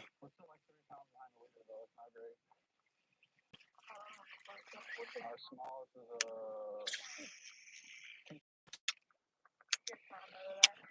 maybe that wasn't our smallest.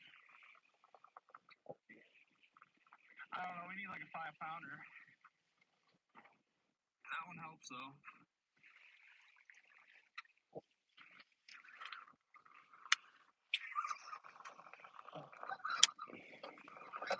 Ah.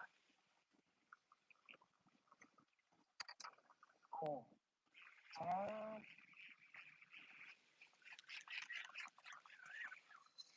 Throw him on there. He looks like he's 2 3/4. What's it say? Look at that. All right. You got one. Ben. Got one.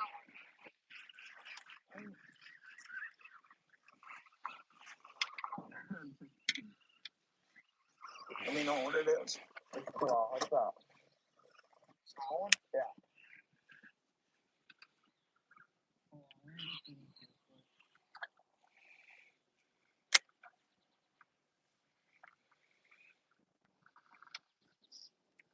So what's that small fish?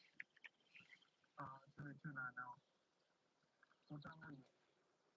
12:40.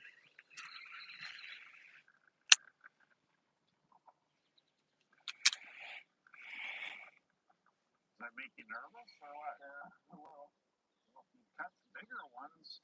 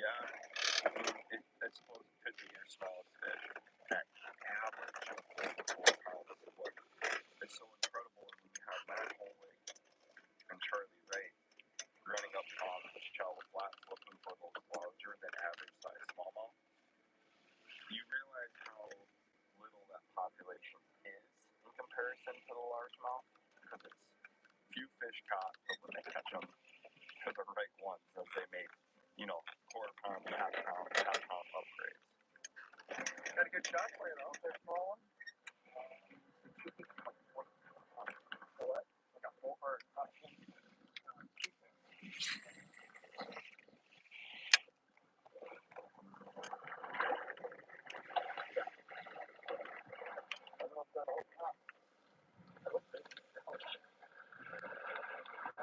got a smaller one, ate it. 3-1. Not a giant, but I'll give you an update where we're at here in a second. Let him go. Oh, yep, now you can. Still second place. We are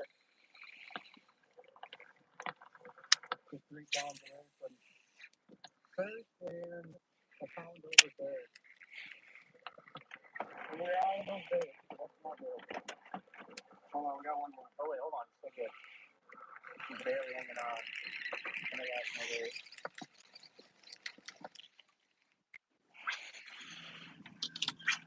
Might have found something. Might have found something out here. Spend a little bit of time.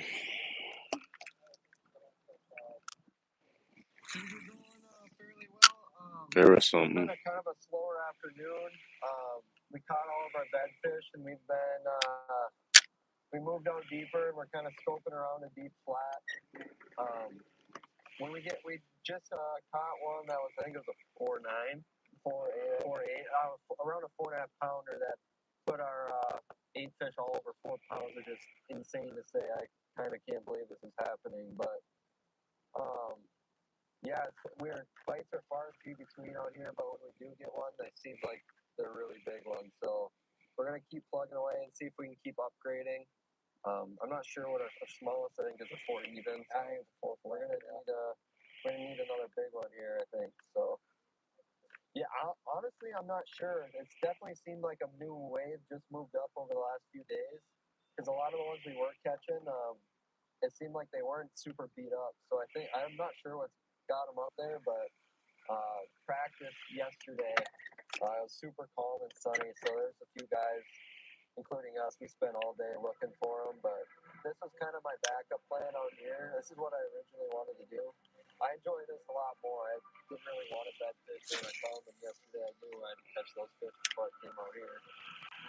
But a couple more. So when we get bit, they're really big out here. Let's go back to that break line we fished earlier.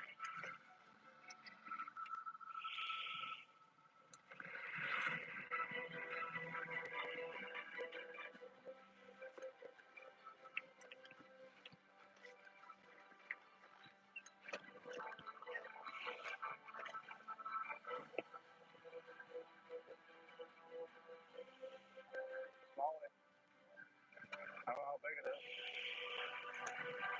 Hopefully it's a decent one. Might be fall though. Smallest is pretty heavy. I don't even know what our smallest is. Not big, but could be a fall. We'll see. There you go. I just fall for 213. 213. 213. So we have 2 213s. There you go. Awesome. It's a good sign. Yeah, update. I'm soaking wet to the core. It's been raining. It let off a little bit now. We went and caught a bedfish that we couldn't catch earlier, and that got us up in the second place. And now we're looking for like 1 5 or 6 pounder or 2 4 or 5 pounders. So, close out the lead on first place. Got a pretty good lead, so we need a big one. Our smallest is a 213, so we need two big ones or 1 big one. So, and this is the area to do it. We just gotta get lucky. And that's what we're gonna do the rest of the day. And we have about, what do you think, hour, 40 minutes? How's the math on that? Hour, 40 minutes? That's like the same Swim Saturday to it, but we don't want swim. it. I'll both of them. I'll both of them. Oh, he's a little one at it. He's definitely not bigger. He's fat, though. That's about 2.5 pound smallie right there. It's a good sign that they're still biting out here. There's a lot of people that have been fishing this today. So we just got to luck up and get some big one. That was not going to help the cause. Spin up a little. Yeah, that picture there. This is good, though. Just one of these has to be big.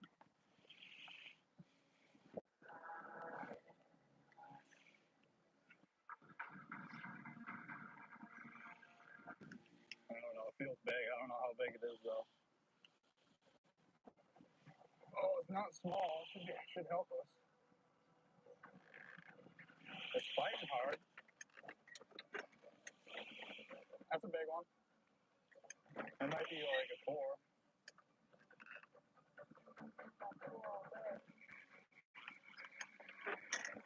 Oh, he's right here.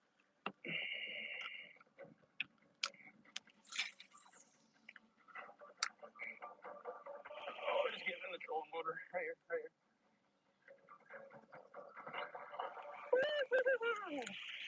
All right, that's what we're looking for right there. That's a tub.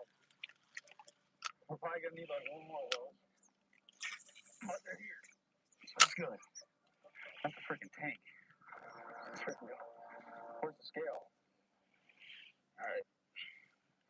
That's what I'm talking about right there. I'll be able to make a little ride this thing in the last couple of minutes out of here. Look how fast he is.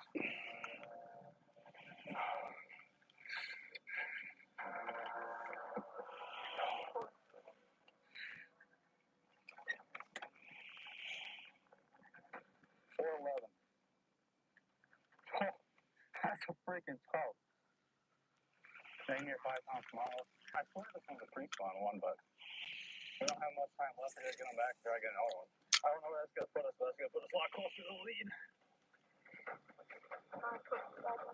Yeah.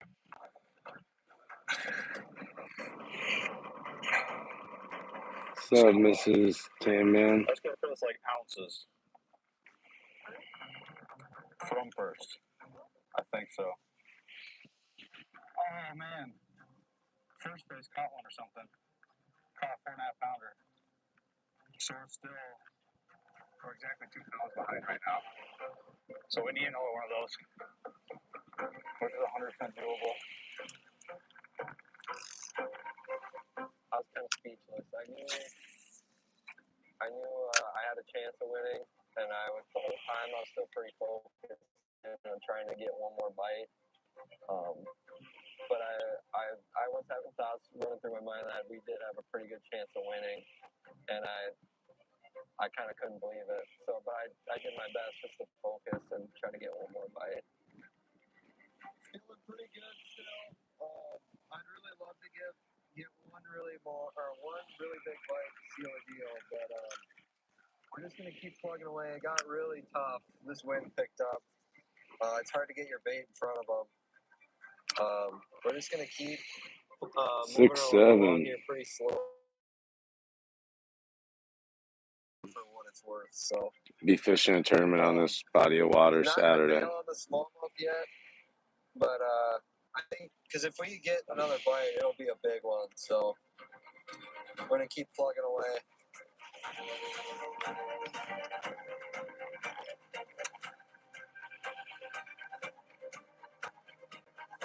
There's one. Got one? Yeah. Good hit. I'm sorry.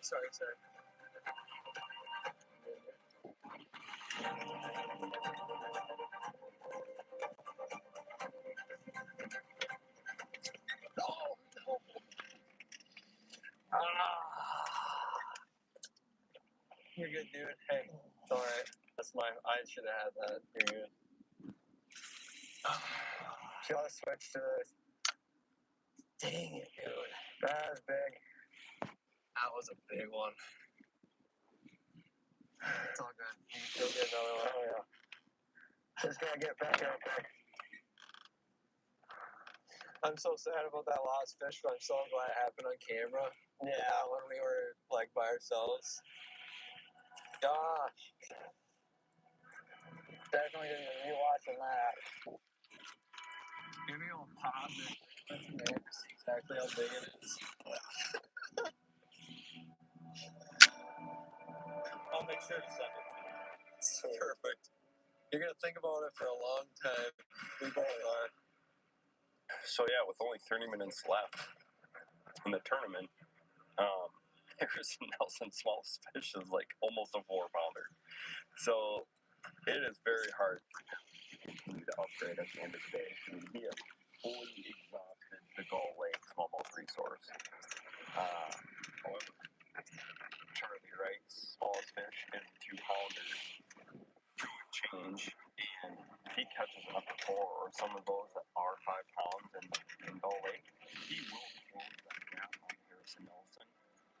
It just, is he going to have enough time to find that one? And have they already been pushed out and, like I said, fully exhausted because they're just not as popular? It's so doable, but it's not easy. Yeah, I got to finish. The Loki feels kind of big. I don't know if I got some snag. Was that a pike? Oh, walleye. The heck he's doing up here is 4 foot of water. Want to be a Gull Lake walleye? If you guys want to catch walleye, you come to Gull. I mean, I swear, this place has the most walleyes of any lake in Minnesota. It might be a fact, but nobody fact checked that because I have no idea if that's true or not.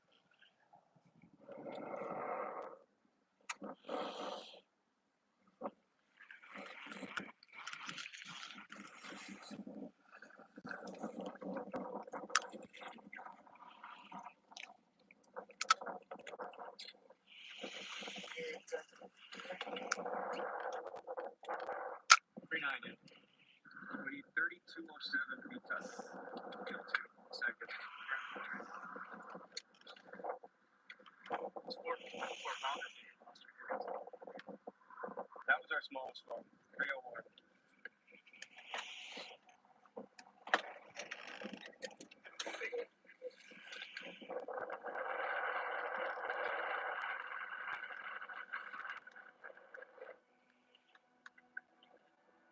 That's good. You too.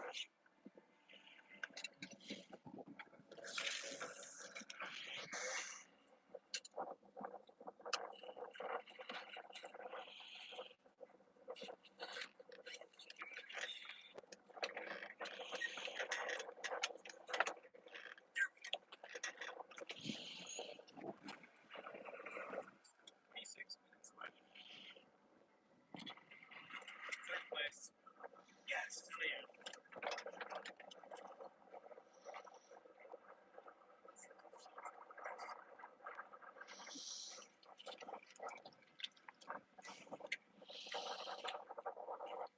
Here she goes.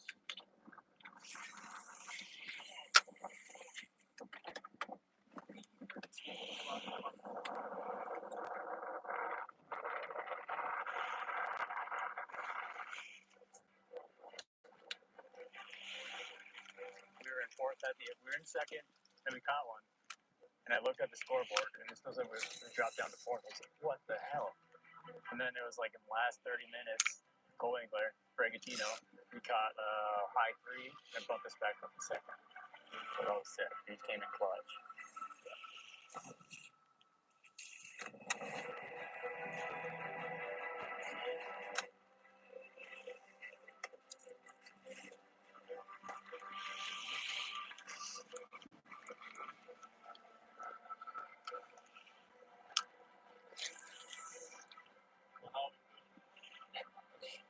Pretty good.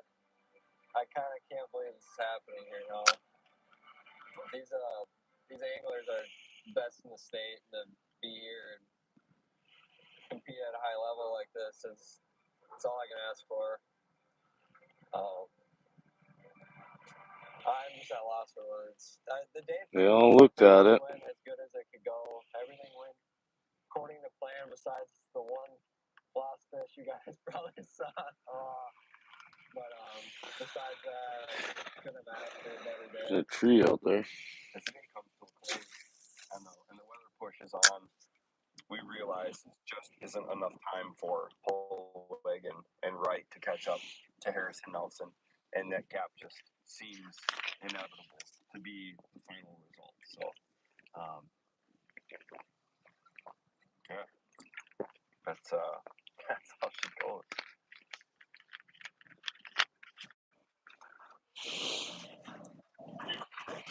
What's that? Yeah. Unbelievable, dude. I can't believe it. No way, bro. I can't. You came? What the heck? Nice to see you. Thank you. Were you talking to him? Yeah. Oh. And your parents. I'm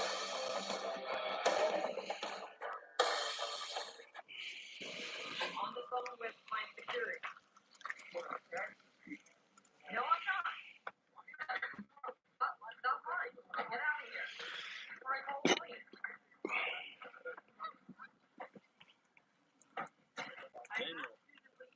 Daniel. I've asked you to leave. We're on the phone with the police. Daniel. Come on, Daniel. You know me. No, I don't. No, I don't. I'm on the phone with my security. Are you smoking crack? Yep. There we go.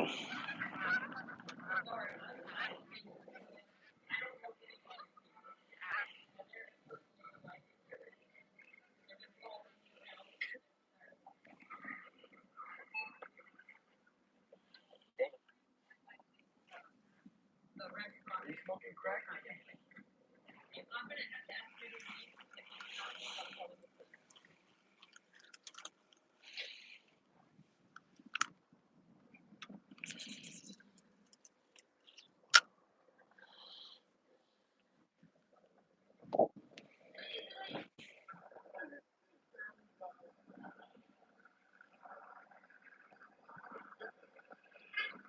Phone into the police department that you guys are not cooperating. So call fucking dispatch. Call fucking dispatch. No. No. Go call the police.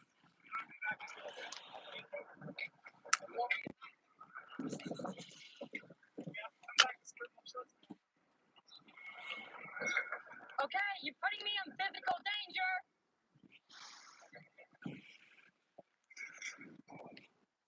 Oh. Bitch! I told you that I was getting doxxed!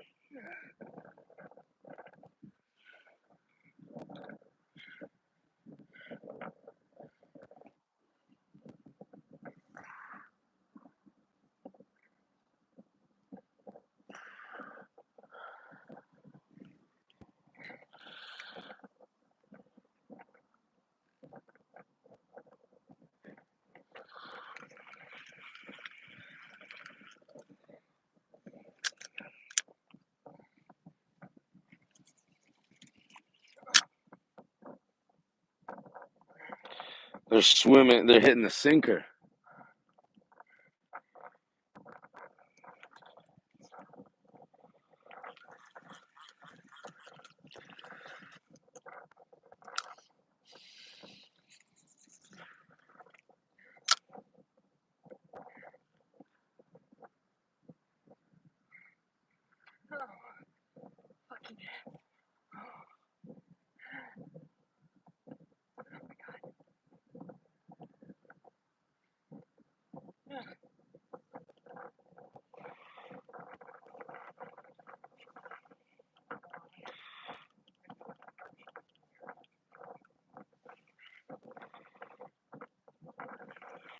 big motherfucker.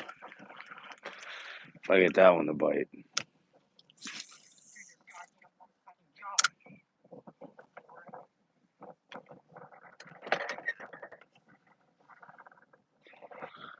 Working on a big one.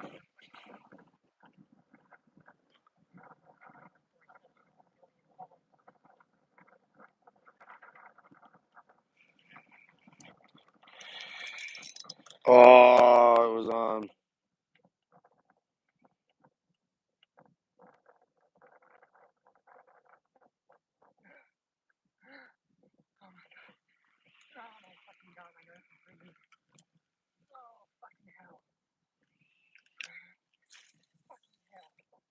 All of Columbia Records are a fucking nickel.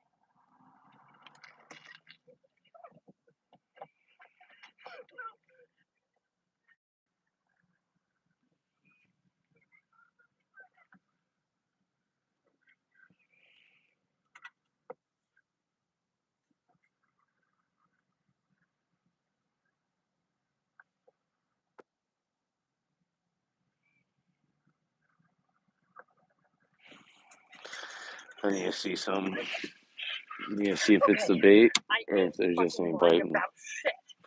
Bob, I need you to go live right now. I need you to make a social media account and put it out there right fucking now that I am not lying or I will kill you as well. My life is in danger right now.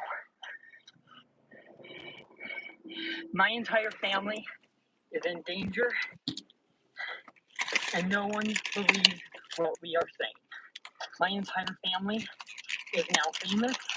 All of our houses have been doxxed. We are homeless and my fans are doxing, getting criminal charges on us that are all false. We will take this all the way to fucking Supreme Court. We are not playing around. We have contacted security companies and they've all refused to work with us because they don't believe what we are saying about our popularity. I am done and I will not stop until the White House is Good up. fish out here. Okay. I just told Dad to block my number and I just told him that he doesn't support me and he's not being helpful. And so I just told him that I want nothing to do with him and to block my number. And he said, okay. So I'm being serious. I am done. Until we get what we need and our safety and the rights we deserve, I am blocking everyone in my family. So I just called 911 again, trying to still get security services or something since I'm being spotted by fans on almost every single corner and I'm being followed and I got attacked earlier today and the issues that have been going on that people are posting to social media. I'm sick and tired of people saying is fake because it's really happening. So it's not virtual reality, it's not bullshit, it's really actually happening and it's serious. I just called 911 for a second time in under an hour and they still don't believe what I'm saying. This is bullshit for Colorado and I'm about to literally try to take this to Supreme Court or it's going to go down at the fucking hospital because I am done. Okay, so I just called 911 and I just literally screamed, I have a bomb on the 911 number and randomly hung up in hopes to get this situation heard and to get my family the rights that they deserve and the security and protection. I'm sick and tired of fans assaulting, harassing, beating up my family, injuring people, stealing dogs, doxing, and stealing money, fraudulent shit, blaming it on me and my family, and then to make everything worse, say that it's my fault. I'm done, I'm sick and tired of it, and I will, like I said, take it all the way until this gets fixed.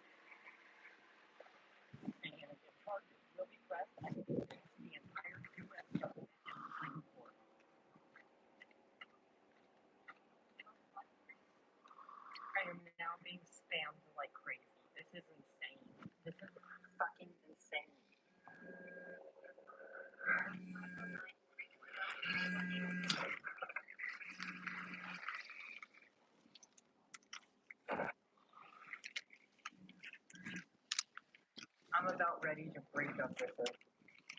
End of story. At this point, I don't care.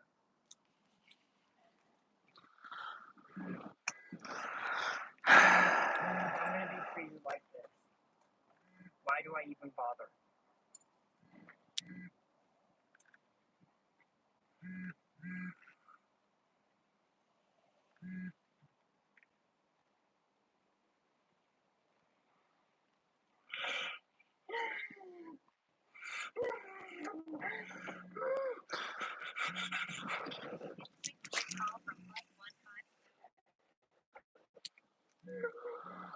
You are a fucking bitch, Grace. You are a fucking liar. You are a fucking liar and you should go to fucking hell. You're not here. You don't know how hot my phone is, so stop lying.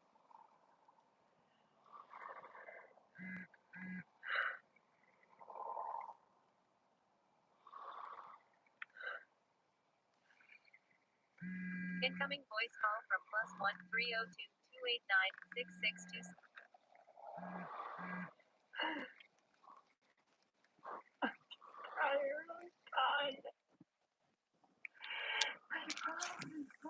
I am now getting so many messages I can't see the fucking screen. And I'm still being called a fucking liar. Fuck you. Fuck you, spammer. I'm gonna have to get off the media before I make another fucking hole in the wall.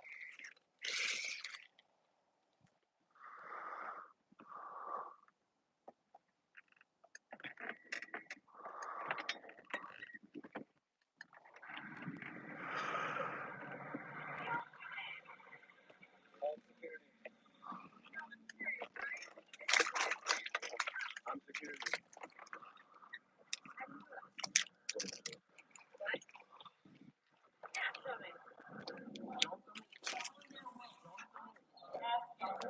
Johnson had told me to ask you if you've showered any time recently. Okay, I don't ask you guys to leave. You still smell like food. Hey, don't talk to me.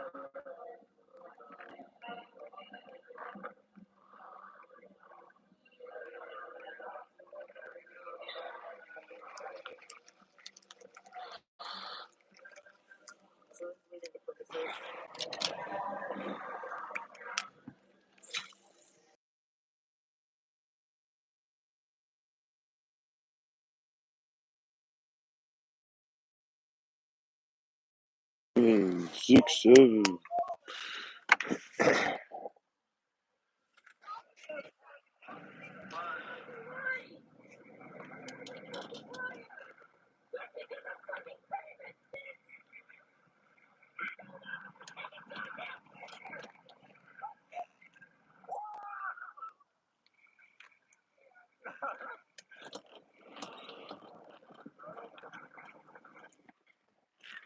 What's up? Hang us up. No! Hang us. Get out of the store. Come on.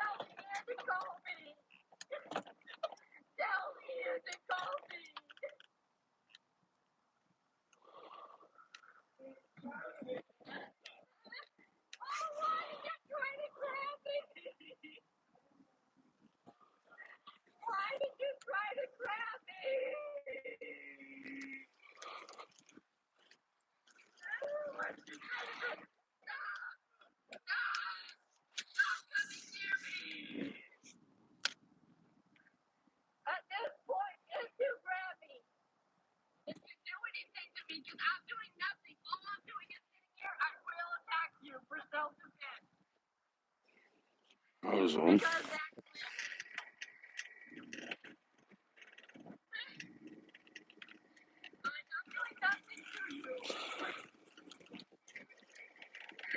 Can you call me in?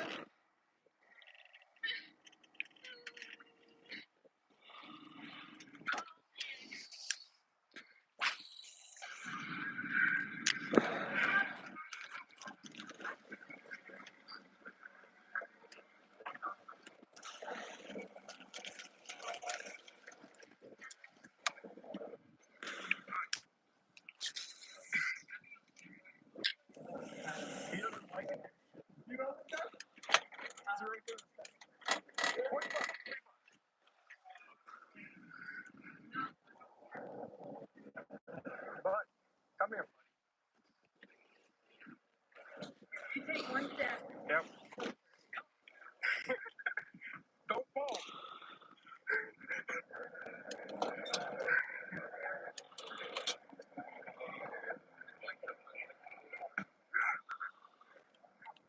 Buddy, calm down.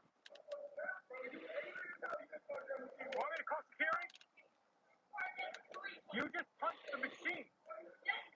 Please, before I get the fucking police on you. You punched the machine. You do this every goddamn day. You follow me around. You shoot off fucking firecrackers. I tell you. Anything on social media, you will be fucking sued.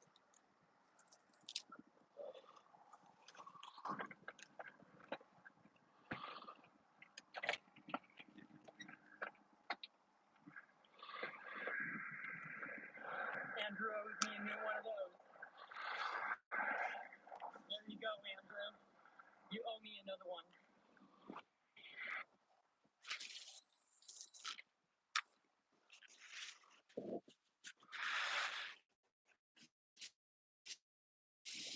What's up, UP? Daniel Larson is one of the most insane people online. Rod's live again? Did he go to a different lake or something? Because I stopped watching him because he was loading up. When people were invested in watching, and that's because Daniel here posts every aspect of his life. So I was just given a pill, just little bees, all over me. There's a group of 3.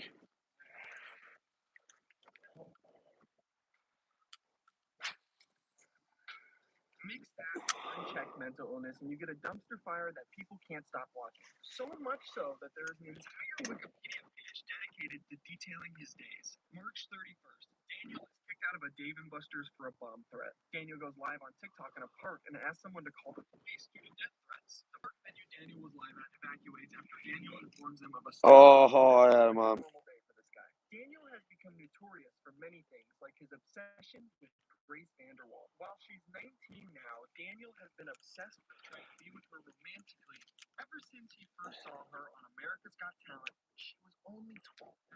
For his internet freakouts, where he screams and yells at the camera, sometimes getting so worked up he starts punching himself in the face. Delusions of grandeur, fully believing he's a famous celebrity and a successful music artist. Whether you know nothing about Daniel at all or you're a seasoned larcenist, this breakdown's gonna be good. It has highs, it has lows. Daniel Larson. Daniel Larson. It's one of the most insane stories on the internet. The motel! The motel just threatened to kill me! Get out of my car. The motel threatened to kill me! This is the decay of Daniel Larson.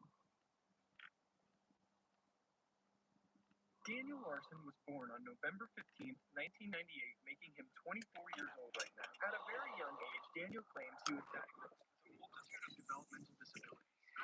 He was abused by his mother to the point where he would eventually be removed from her care. He would be placed in foster care and eventually be taken in by his grandmother, Nancy Schreiber. Daniel would tell this entire story in a now deleted TikTok. This recounting of events can be confirmed by a news segment run on KWGN. The story was on the Tennyson Center, a rehabilitation facility for children who suffered from physical and emotional abuse. The Tennyson Center for Children has become one of the Rocky Mountain region's leading treatment centers for emotionally and crisis-affected children, particularly those suffering from abuse and neglect. Part of the story features Daniel at a very young age running around and even an interview with his grandmother. When he came to Tennyson almost 3 years ago, he was very angry and confused and feeling very uncertain about his life and where he belonged and what was going to happen. It seems like for the next handful of years, Daniel's life got better. He even left the Tennyson Center with this message. Thank you for having me. It was a pleasure being here.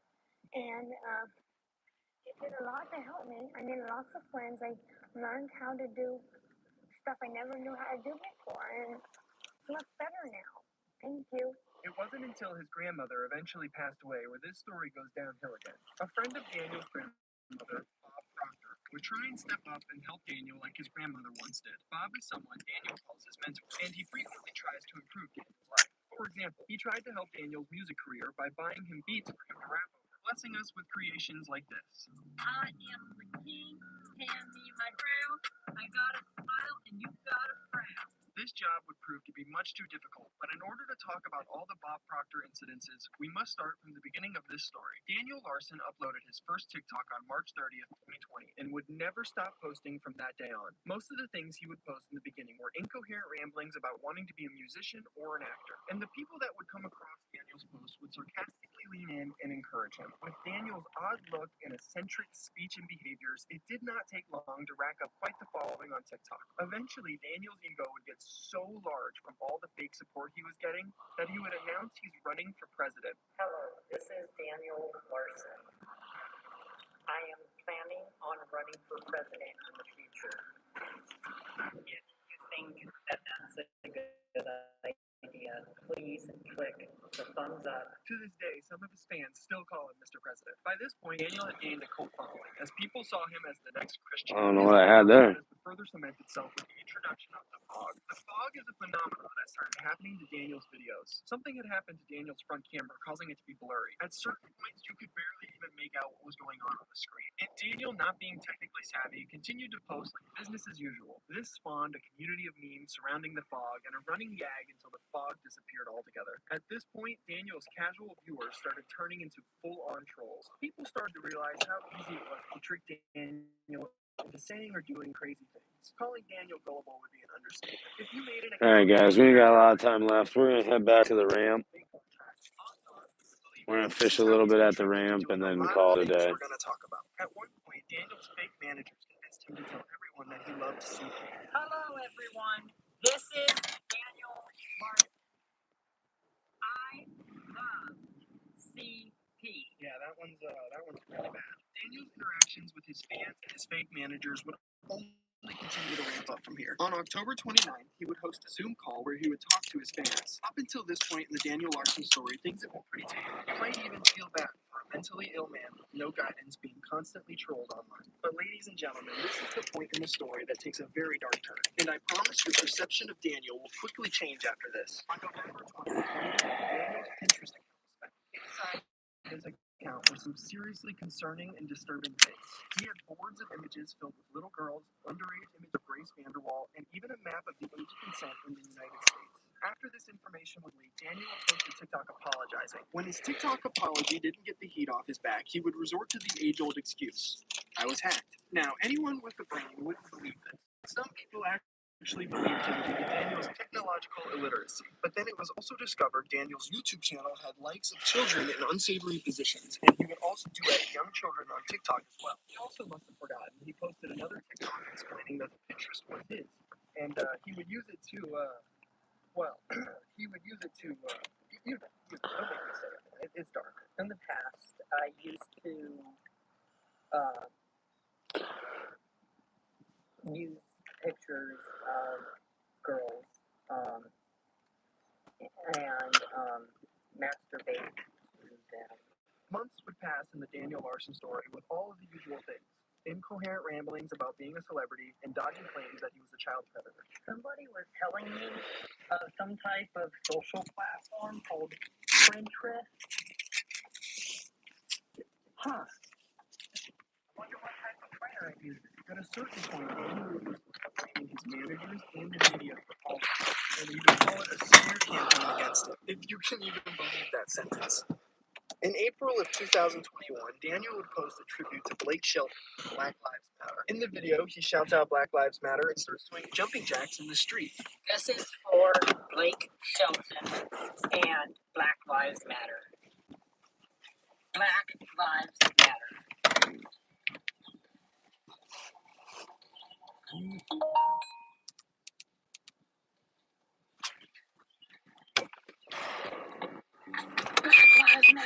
another video, he would do jumping jacks to get George Floyd riots to stop. This is for George Floyd. Rest in peace.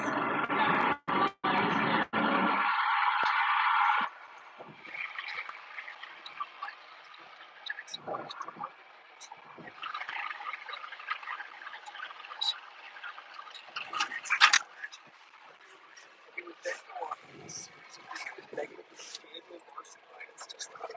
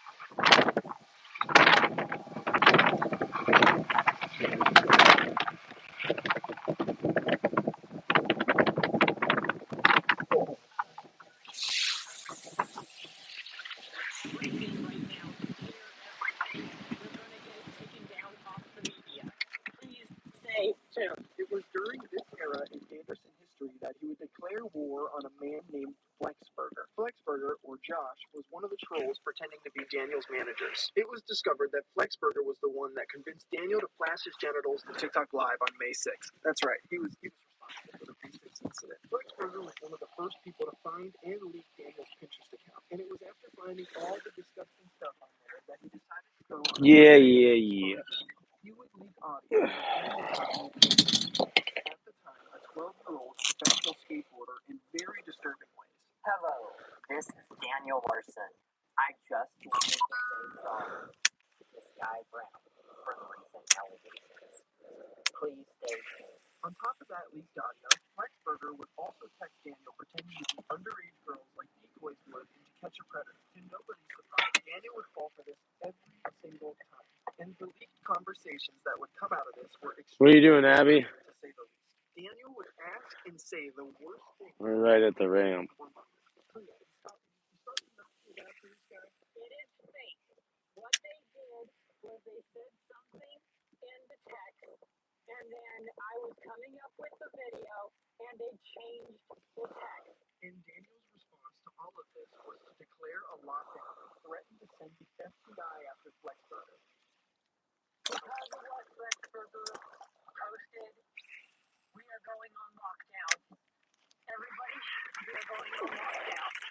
Stay tuned for what happens next. And Flexburger on YouTube and TikTok, you are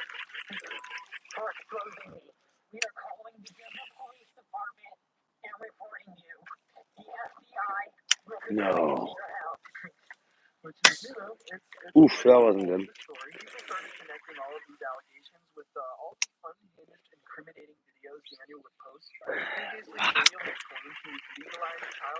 I just got hit back there. I'm trying to just pitch it under these trees. There we go. Kind of interesting. It's a very good point. In my opinion, if underage can actually. Oh, there we go. There we go. There we go, guys. I knew come back to the launch would be a good idea. What did I say? We'll flip him. Oh, he choked it, guys. He choked it. Choked it.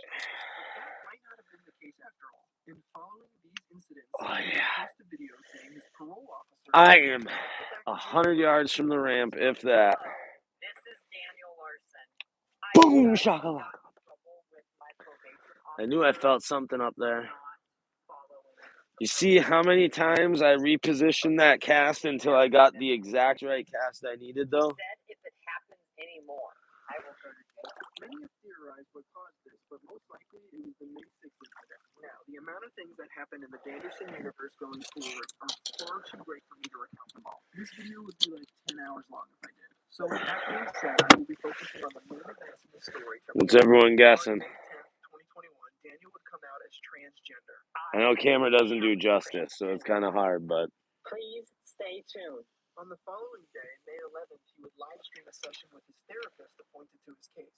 Some people saw this as a good sign and that it was Daniel seeking help for his problems, while others presumed he was just doing it to show people he was talking to someone to kick some heat off his back. And this entire therapy session was streamed without the therapist's knowledge, so it's safe to assume it was the latter. Daniel's I think guess 2 1/4. Grace Vanderwall would hit an all-time high around this point. He would stop suppressing his urges and start full-on schizo posting about her. On May 12th, he would announce on TikTok that he would be doing a collaboration with Grace Vanderwall. Now, this was clearly not true. However, following this post, Daniel would be in 3 times. telling people that Grace was indeed his girlfriend.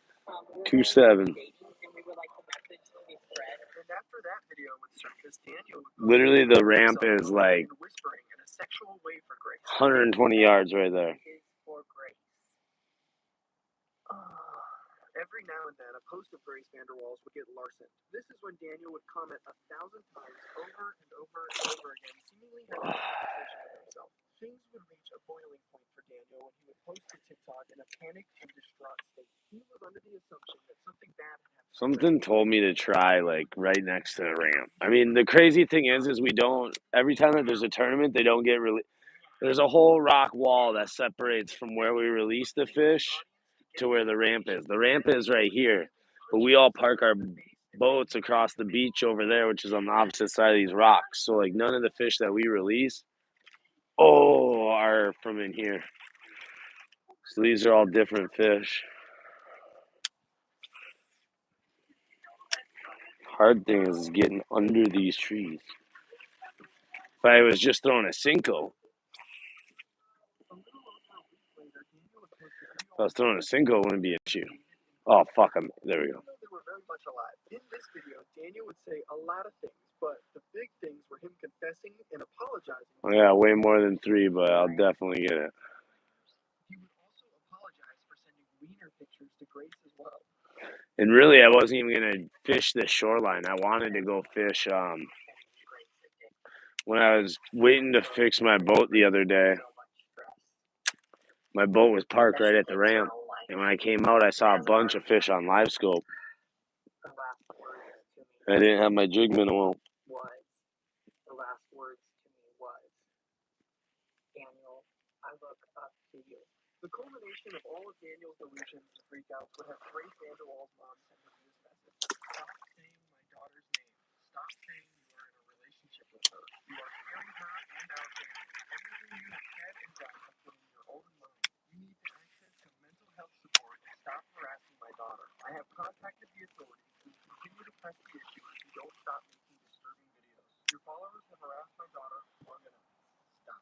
Now, how do you think Daniel responded to this? I understand. I'm ending my life tonight. Daniel wouldn't actually do this, and would spend the next few days apologizing to the Vanderwall family. He would also continue to address the allegations, fluctuating between apologizing and acting like he has no idea what they were. The Grace Vanderwall sketchup listing would die off eventually and only really returns when a troll makes a fake account posing as her and starts interacting with him. A few weeks would pass after Daniel's live stream meltdown, and on July 15th, he would release his first produced song, Roaring Thunder. It's been a long time. You know what? They actually used real names of fireworks in that show.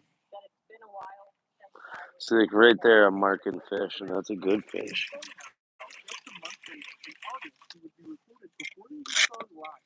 Now, this is definitely an open mic, and the place was pretty insane to see Daniel here on stage performing his song live.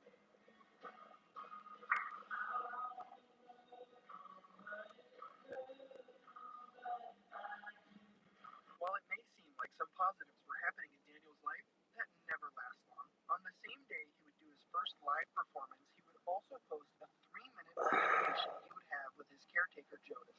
This fight supposedly happened because his caretaker wanted to take his phone away from him, which is like probably the best thing that he could have done for him, but Daniel was not giving up his phone. In this video, Daniel can be screaming, crying, and acting like he was assaulted. All things very common in Daniel's story. I didn't do anything. I just did self-defense. I didn't even have it on film. If you're trying to, I don't even know anymore. I'm afraid of you. Following Daniel's argument with his caretaker, a new era would begin. The Mohawk era. I love this era. Look at this dude. With the advice from trolls, Daniel would decide to give himself a mohawk, further adding to his insane look. Daniel would then post that he was in Los Angeles, California, and that he was homeless because his disability services had been cut off. However, this would be proven to be untrue based off people observing his surroundings and would eventually be found back in Colorado. Fast forward another few weeks, and we have the October 4th intoxication incident. On October 4th, Daniel uploaded a series of TikToks where he is clearly impaired and claiming one of his care providers got him drunk. He would post over 100 TikToks that day, muttering complete nonsense like this. Hello, everyone. Did you know that I'm gay? Did you know that this is all fucking?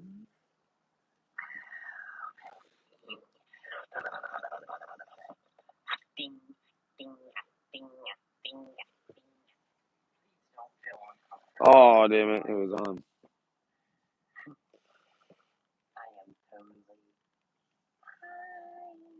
I would not want to be around him when he's like this. He's a danger when he's sober. When he's like this, my God, I can only imagine. 1 week later, on October 11th, he would announce he contacted Grace Vanderwall through her website, and they were going to be dating. This message is to Grace Vanderwall and to the fans. We are officially dating. Daniel's paranoia and delusions were at an all-time high during this time, ultimately landing him in a mental hospital in Colorado Springs. There wasn't much documented during this time, but the things that were are no surprise in the Danderson universe. He would make multiple posts declaring his hatred for the police. I don't know what I did with my phone. Wishing Jojo Siwa died in the Holocaust. That's crazy. It's playing, so it's got to be in here. TikTok Live, breaking up with Grace Vanderwall. The final big Oh, moment there of it is. 2021 would be the mac and cheese incident. On November 18th, Daniel would post a video claiming one of his care providers had done something to his mac and cheese. It tastes like cow piss. Literal cow piss. I want to know who the put jalapenos in this. Holy my mouth is on fire. It's got something in it that's like sour as well. And if you look, it's got like little things in it. I don't know what it is. He would go on to look through everything in the fridge trying to get to the bottom of this. I'm going to be straight up serious. Why does it the mac and cheese taste a lot like ranch, but with like a tangy taste? Like that doesn't make any sense. Alright, now at this point we've made it to 2022. You guys still with me? There's still 2 more years of lunacy to talk about, so buckle up. Daniel would have a few different housing situations in 2022. Sometime in the beginning of the year, Daniel would manage to somehow be given his own apartment to live in, and he was going to have a handler come in and check on him 3 times a week. I don't know how he managed to pull this off or who set this up for him, but they clearly failed to realize what an incredible danger Daniel is to himself and others around him. Like, imagine this guy was your neighbor all of a sudden? Oh, dude, no way. He would only get a handful of weeks for videos to come out showing Daniel had pushed dozens of bowls of balls, struck the TV, and the lunch. Daniel said he had all threatened or assaulted trying to kill him. A user on Reddit, Fox Production, would post this. Fox Production was another candidate. At one point, to make a long story short, they did not like the idea of people managing Daniel, and that they had no access to the Cash App accounts used to donate goods and money to him as well. This post would receive a mostly positive response from the Danielson community. You see, at this point, people legitimately wanted to see Daniel succeed, regardless of all the pedophile allegations. It's really weird. Regardless of all of this, Daniel would end up losing his housing deal, leading to him being homeless. While Daniel was homeless, he would be arrested for dine and dash at the Hard Rock Casino. This is just one of many, many dine and dash incidents. Most places can see that Daniel's kind of not all there, and they just kind of trespass him and they just comp the bill, but Hard Rock wasn't playing. This was nothing serious, though. He would be released, and this is an ongoing case. Even though Daniel was homeless, he managed to stay active. On May 15th, he attended and completed the Denver Colfax Marathon. There's even footage of him crossing the finish line. Now, he finished second last due to him barely jogging and being on TikTok Live the entire time, but he did it. Doing all this in like really old, dirty shoes and stuff probably led him to getting the trench foot he would talk about. Yeah, that's right. He said he had trench foot. You know, the stuff that like soldiers of World War would get when they wore like soggy boots for hours at a time. Yeah, apparently Daniel's got that, which is just, do with what you please. I'll show you some pictures of his feet later. A few days after the marathon is another infamous moment in Larson history, the porch charging incident. Daniel would post a video of an altercation he was in with an unknown man. It is discovered through the video that Daniel is on his private property and is charging his phone in one of his outlets on the porch. Which, I mean, hey man, Daniel's got to charge his phone somehow, so you might catch him on your porch one day. Just know that. When the homeowner told him to leave, Daniel flat out ignored him. This man would end up calling 911 and became extremely agitated with Daniel, which is totally understandable. I don't know what you're going to do. I don't know what you're going to do. You better get the top of here. Get the fuck out of here before I move you out of here. If you take one step into her, get off my property. Daniel would leave before the cops showed up, but he would make sure to call the homeowner the N-word before he left. Yeah, that's right. Daniel's racial slur use isn't something I've touched on yet, but you see, on top of liking children, Daniel here also likes to use the N-word a lot. A lot of the insane things Daniel says comes at the behest of trolls, but the racial slurs seem to be on his own volition. There's like a 5-minute compilation of Daniel using the N-word on Reddit. Just another redeeming quality from our president here. Due to Daniel's disabilities and homelessness, he would be assigned a caseworker by the state of Colorado. This caseworker was named Andrew, and he became the scapegoat for all of Daniel's issues when he was homeless. Andrew was often blamed by Daniel for stealing his money, destroying his career, as well as making his life difficult. On a live stream during the final week of June, Daniel would have a full-on meltdown over Andrew. He would record himself running into the woods, striking himself repeatedly, say he was going to find and kill Andrew, and then call him the N-word. I want Andrew held fully responsible for this entire mess. I want all of my money back. What's up, Bloom Bloom?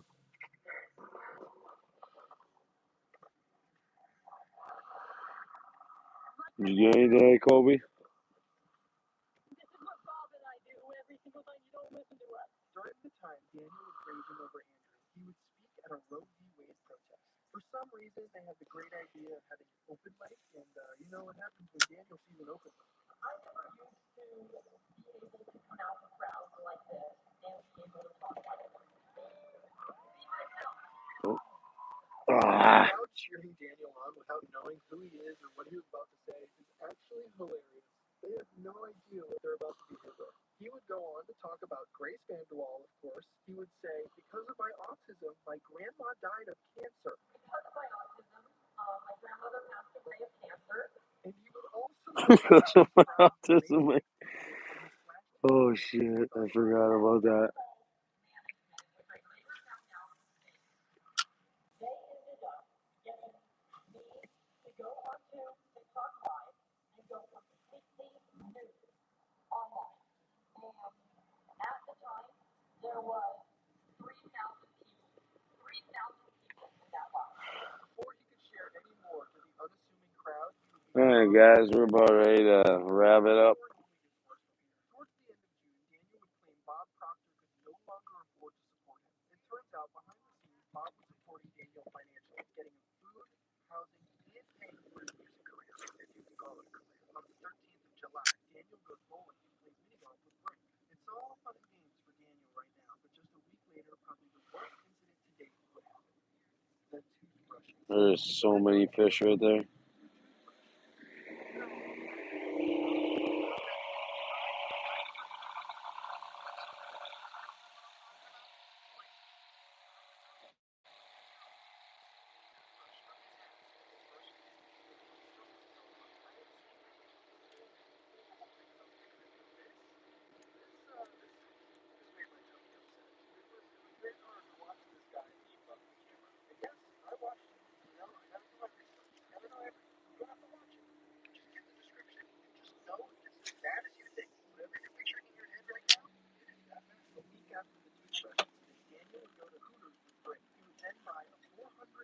Pair of headphones he got from Twitch donations, and then destroy those same headphones the very next day. Daniel would eventually start blaming Brink for all his failures, despite Brink taking him out for food, getting him clothes, giving him a much-needed shower, and all of the activities like ziplining and mini golf. This is something very common for Daniel. He can't take any responsibility for his own failures, so he blames everybody around him. Brink would eventually stop helping Daniel, and new manager would step in. Fox is a controversial figure. Daniel Larson.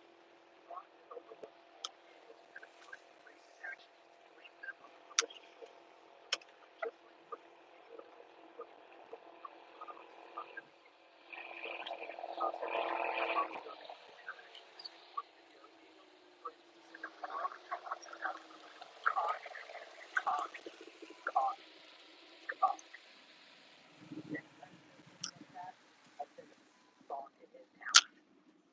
I'll make sure he's dead. Something he'll get. Love you, Abby.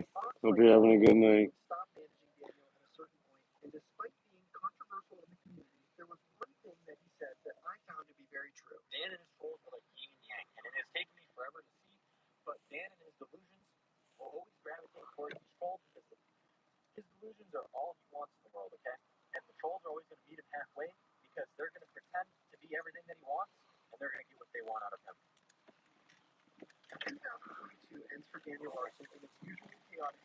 In the first week of December, Daniel live streams himself in a casino, gambling all of his money away and having to get picked up by Bob Proctor. How or why Daniel thought gambling his money would be a good idea at all is honestly beyond me. But we already know by this point, Daniel doesn't have a normal brain.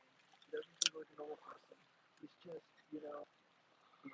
Just a few days after the casino, the December 10th incident occurs. Daniel, on a live stream, has a meltdown in Bob Proctor's car. During this meltdown, Daniel would repeatedly scream that the motel tried to kill him, and then he would begin to strike Bob over and over, eventually turning his fist on himself.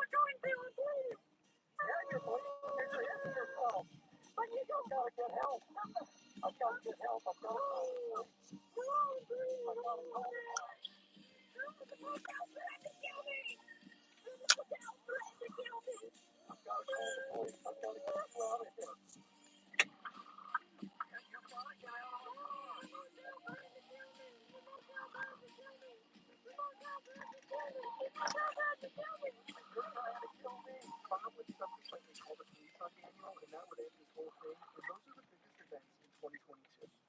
The year is now 2023, and we're on the final stretch of the current Daniel Larson story. 2023 is by far the most documented year of Daniel's life. While 2019 and 2022 have 2 dedicated pages to it, 2023 has 4 pages and counting. So, with the interest in keeping this video under 2 hours, I again will be covering the major moments of Daniel's story. By this point, Daniel has gone past the status of lolcow and become All right, we're calling it.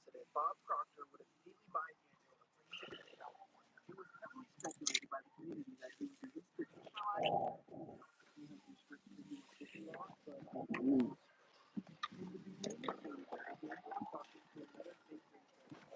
this account ended up convincing Daniel to admit to being a pedophile.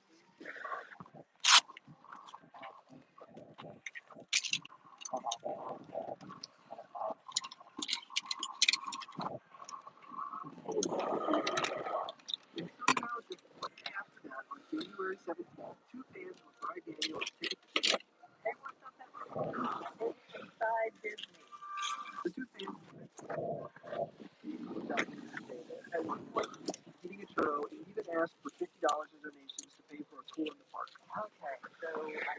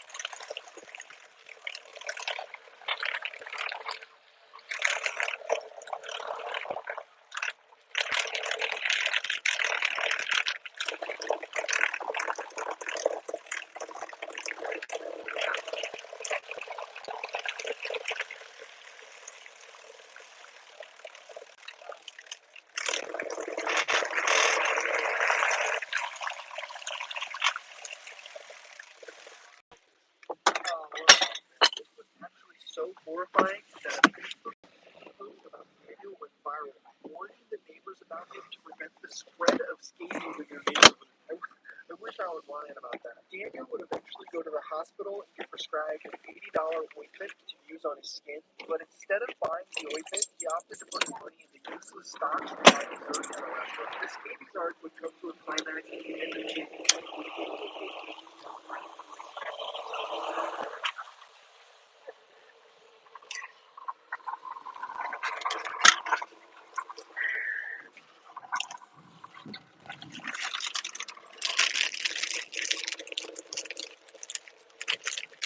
go back to the hospital where he was shot of antibiotics this time with a washcloth from a nurse. That 4 months before they really had to see him in a post TikTok kissing his scabies goodbye.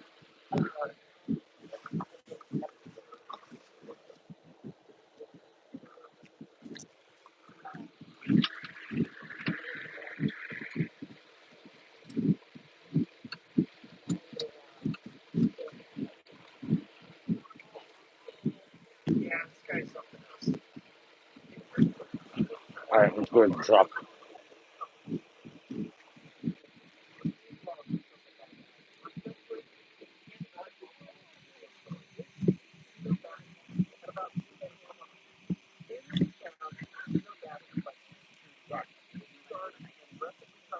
What do you like?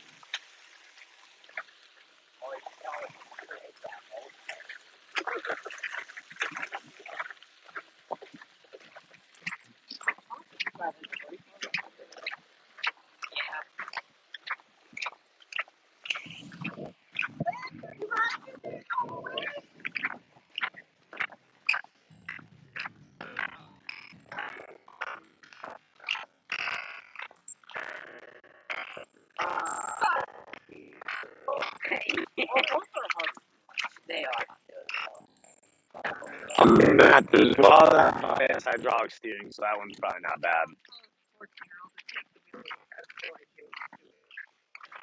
I grew up on a farm. We grew up driving young. Plus, I raced motocross my whole life growing up too. So like driving a vehicle wasn't.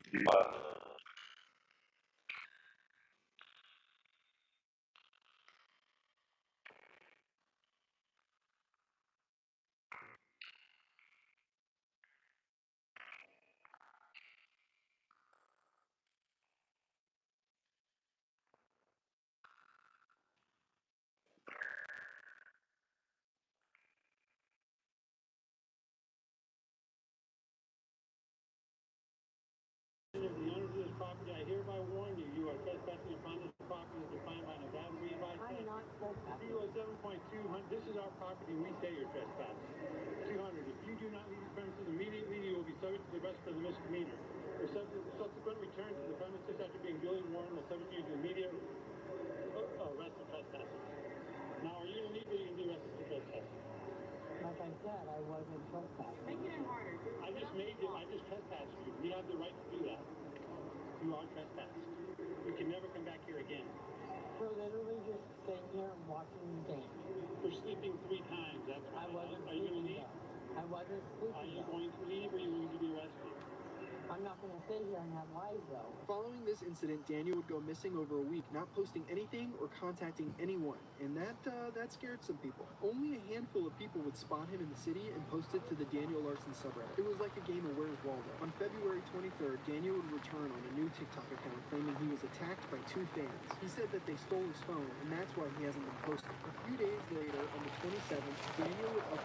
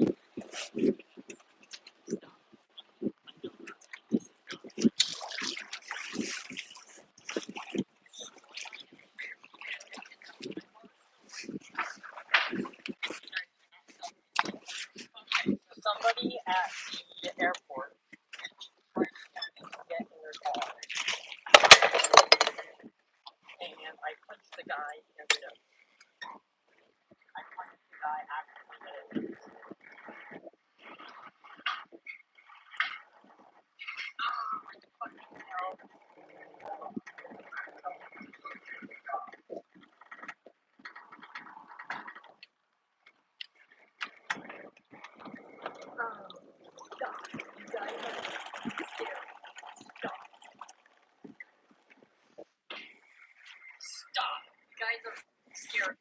Which I guess if you're a New Yorker, this is probably normal. For the next couple of days, Daniel would be found and doxxed all over New York. I don't know what he was thinking coming here. On April 5th, the infamous bodega incident happens. On this day, Daniel would have an explosion inside a New York bodega. Moments before this, he would be followed around by a group of teenagers who were apparently giving him death threats. They were also asking him stupid questions like if he smoked crack or he smoked crack. No, I'm not. The whole time this is happening, Daniel did a Discord call. When the store owner finally asked Daniel to leave the store, that's when the people in the Discord encouraged Daniel to attack him. Daniel, defend yourself. Daniel, if you're one of these people in the Discord call, you're just as much of a loser as Daniel is. Really think about your life, guys. Really think about what you're doing. Daniel would charge Daniel, and when he did, the employees punched Daniel in the face and threw him to the ground. Daniel would go to the emergency room after this incident with himself, black eye, and a giant bandage on his nose.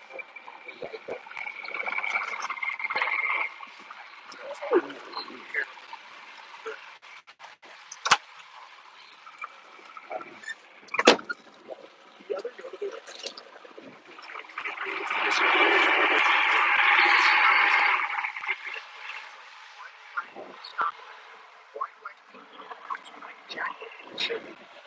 that is crazy.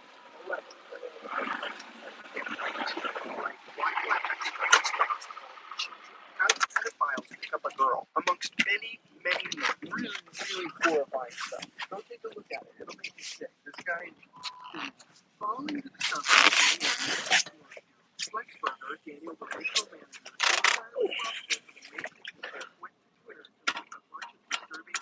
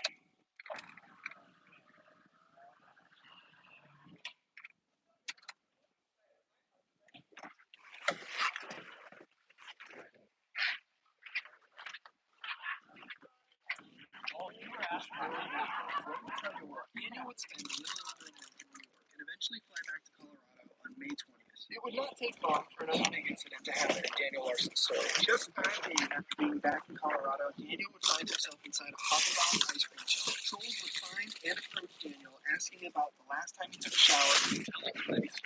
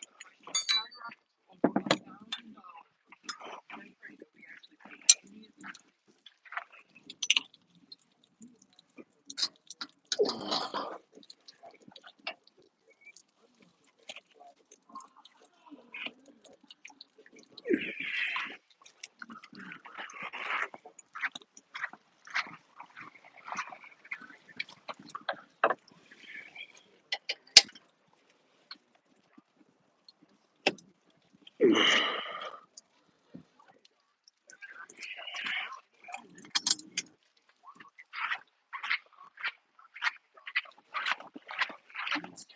what kind of screening process did you guys do? Rest assured, though, this is probably one of the only incidences in Daniel Ross's story that has a positive outcome. Thank God. Daniel stated that he wanted to get this dog for security and that it was going to be a guard dog, when in fact, this was just a regular house pet. The adoption of this dog sparked an outrage on Daniel Larson's subreddit and other adjacent communities. Within 2 days, a rescue mission was constructed by a user named Goated Minds and a few others in a Discord server. And on July 11th, Daniel's dog Music would be rescued. A user named Ween found Daniel, asked to take Music for a walk, and safely put her in her car and drove away. It was pretty much that simple. Ween and Goated Minds would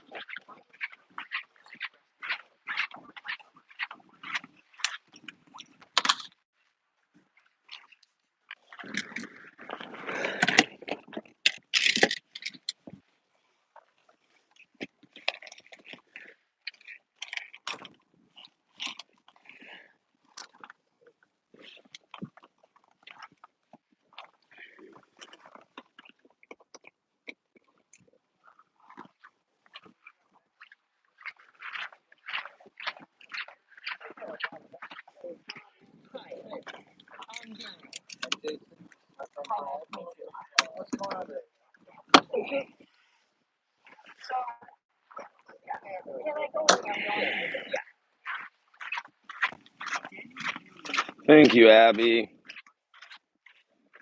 I hope you had a great night. I appreciate you coming.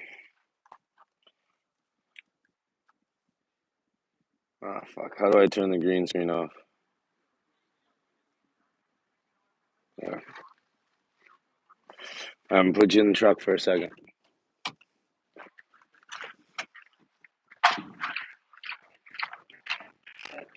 the last few explosive moments in this story. Another great was spending nearly $500 on flashlights and sex toys. In a video,